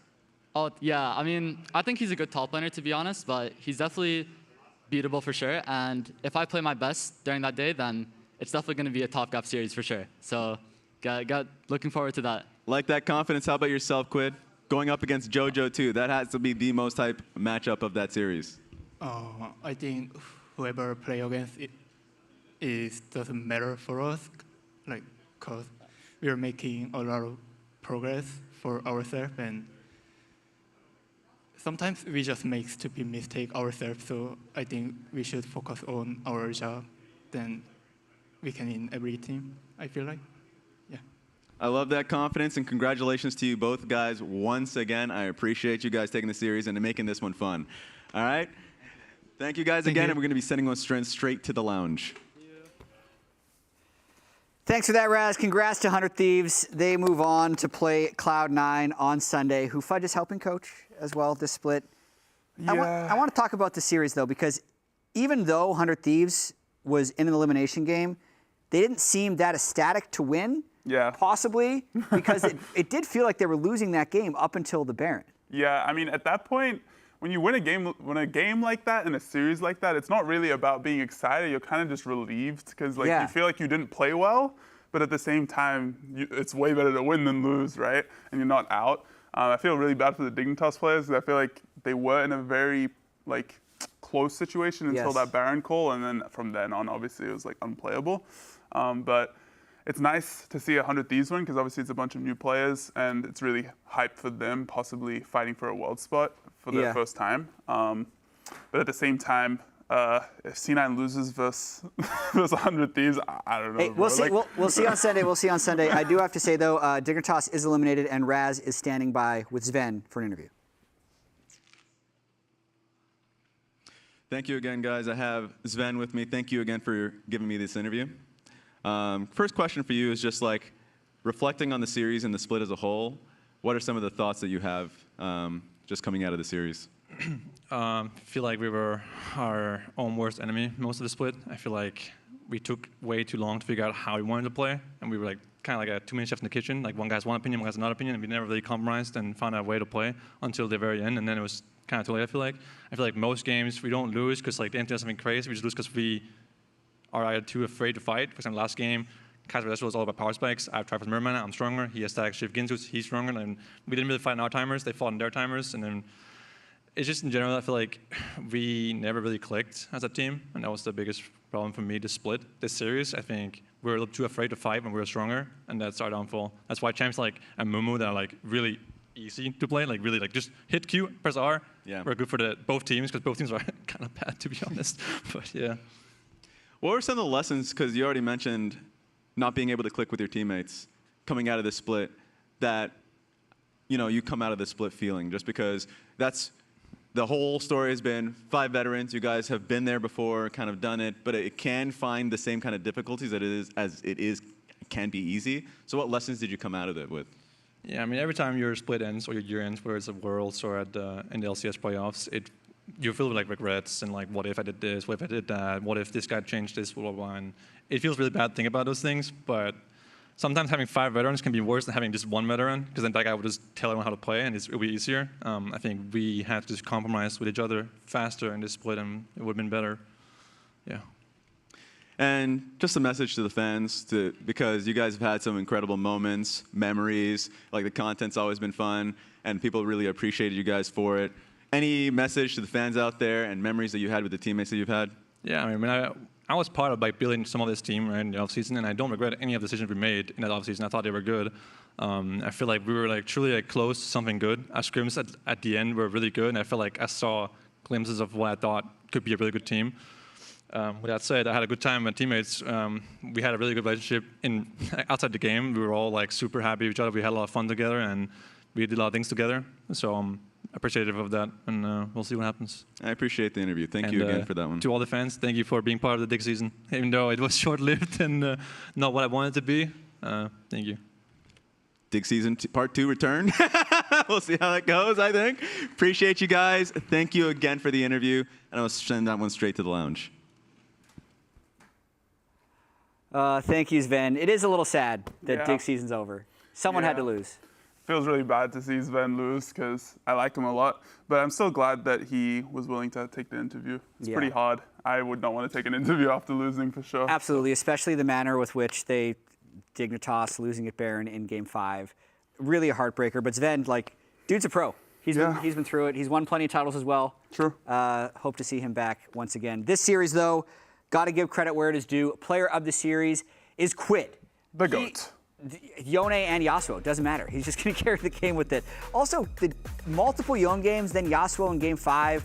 We thought it was going to be this wind wall to Smolder to take him out of the fights, but then it ended up, he did actually take out Smolder in that very last Baron fight. Yeah, I feel like the game was very anticlimactic because, obviously you have the Yasuo into the Smolder, so you're going to, like, try to just hit front to back and then possibly find an engage with Rel, but it felt like they kind of just into the Baron.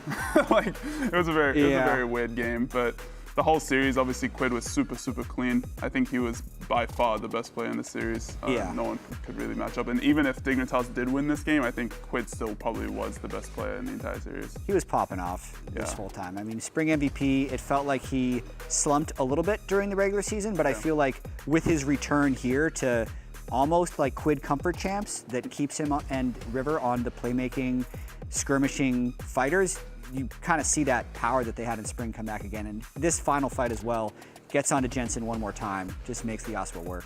Yep, it's Korean Yasuo right there. Man. Also, it's going to be interesting to see him play against JoJo because I think they're very similar in terms of champion pool and playstyle.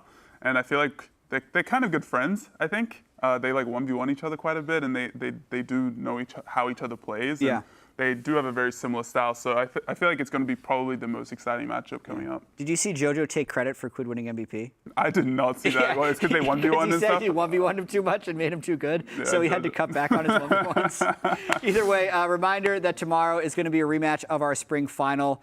Take a look. I didn't want to lose to the top jungler flag quest. They're so annoying, man. I think our game will be the heavyweight match. Next as Whipple continues to survive and thrive. He pushes forward with flag quest. Every man still going. Him back at the kill on Busio, but it costs them everything. There will be fists flying left and right. We'll be trying our damnedest to win that game. As Whipple tries the front line, Team Liquid will run them over. If you guys want to trash talk, be as good as this guy. I hope there's going to be a lot of kills, but we'll see. Just fight.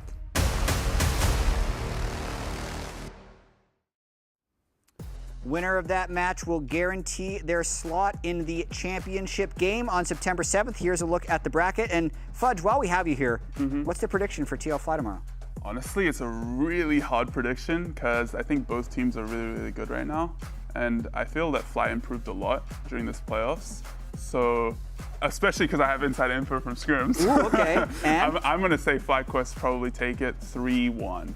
Okay, lock it in for Fudge, 3-1 FlyQuest, which also means they'd be who cares? That's the bracket. Loser that goes into the third place match, so they'd still have a chance to win the entire LCS split. Also, Sunday is going to be C9 versus 100 Thieves for that final world slot. And here is the playoff bracket for the NACL. Supernova versus Blue Otter is happening right now. They had to wait. They had to wait for this series to end, so they are so ready to get into games right away. That is it for us. Fudge, thanks for coming. It was really good seeing you again. Congratulations on all your gym gains. It's actually very impressive, as modest as you are. Either way, we'll be back tomorrow at 4 p.m. Eastern, 1 Pacific for Team Liquid versus Fly. So let's send it over to the NACL right now. And you got to hit the gym. True. Get your workout in. Quid, we'll see if he can actually get the steal. Nocturne ult's gonna get popped, and there's a flash forward. They're in on to Spica, trying to keep him alive. They can't do it. And the flash forward from Quid with the stolen Amumu ulti. Anything you can do, I can do better, says Quid. I cannot TP right now. Look at Mumu, look at Mumu. Stop me. Kill at Mumu. 44. I'm 1 HP, guys. We need to cut. Nice. I'm very flashed. Silence flashed. I got it. I'm dead. Yeah, go Silence. 126. Hit anyone. We win. Nice. Good shit. Top wave 5. TP. I'm slowly coming to Nice. you. Nice. You can fight him. River, I'm here with you. Look fight is good. I'm coming, Riv. I'm I coming. still have ulti. Hey, look, Can we look Corki? Cassante, We can look their Cassante. chunk. Yeah. We can look their group. Riv, We can guys. look their group. Got you, baby girl. Anything? Stop bad. 5 seconds ult. FF will die. 2 seconds ult. Yeah, look me. I can W. Look me. Go. I can't fight him. I flash out. W and fire. I don't flash. Oh, yes. No, run. W2. I'm keeping behind. Fight is good, guys. Fight is Maokai's good. 1 HP. Maokai's 1 I'm HP. coming right now. He's dead. Look Kalista, We okay? can win. We can win. Corki. No W Corki, guys. I'm No going, W. I'm going Kalista. Corki's I'm dead. Well done. Go forward. Yeah, go forward. I'm on MF here. Yeah. I'm dead. I'm going Jarvan. Yeah. Okay, actually. Yeah, we went. Look at we me. should back. We can still slowly That's it. fight. That's it. Smurder coming. Yeah. Can you get out? Sana here. Probably not. We can win this, guys. Ulting here. It's really good. It's Really good. I'm stuck. Earl's behind us, but it doesn't matter. Yeah, it's fine. Go forward. I moved yours. I mean, I'm fine. going to Yeah. see maybe. Is this net? Oh, he's not. Yeah, I I feel mean, you. Yeah, I You're think he's fine. killing you. Kasante here. Look center. Senna. Wait, I TP vote me. No Senna. flash, no flash. Look, Wait, TP Maokai. me. Kasante has all, guys. Kasante has all. I'm cooked. I need to flash. They're really offside here. They're really. Yeah, I saw go. that. It's all you guys. Okay, it's all you guys. Wait, slow. It's all you guys. I need saw to. that. I We need win to this, go. we win Yeah, this. I'm actually going to look off the replay as Licorice is fighting against Ayla. He's going to get hooked in. We're back. And now Licorice in a lot of trouble. Dawning Shadow comes in over the top. He's going to go all out. Oh, you're here, guys? You're in here. You're in here. Camille will die, I think. We need help with Come Kyle. back. Camille might die. I'll Senna as well. Then a flash. Can you ulti? I'm 1 HP. It's all you guys. Huge. It's fucking huge. I say together. Your mom sees The brutal, savage rap. I had to hit him with it. Gonna get slapped up though, and Flash gets him a little bit of distance, but I'm not sure it's gonna get him enough. Trying to run for it, can't get out of there. River knocks him down, first blood. Wall, but River gets scooped away by Licorice, and Licorice is just ulting him and pulling him out, but he's down, and the Baron's still alive, and he's in, and he steals his 100 Thieves, get the Baron, get the kills, and just like that, 100 Thieves with the heist of a season. Not here, but the sleep comes on, and Jensen is gonna be cleansed off, and Quid, the last breath onto Jensen. It may just be the last breath of Dignitas. 100 Thieves, make no mistake. They fly into the back line. They look to close out the series. They'll take out Dignitas. They'll put the finishing touches on it, and they'll move on to a match with Cloud9 where they'll play for a chance at Worlds. No. It was, freaking I didn't go, do guys. that, bro. Wait, don't end yet. I want to buy my item. Please don't end yet. Why do you guys freaking end when I say that, bro? Whatever. Team Gov. What else are we next?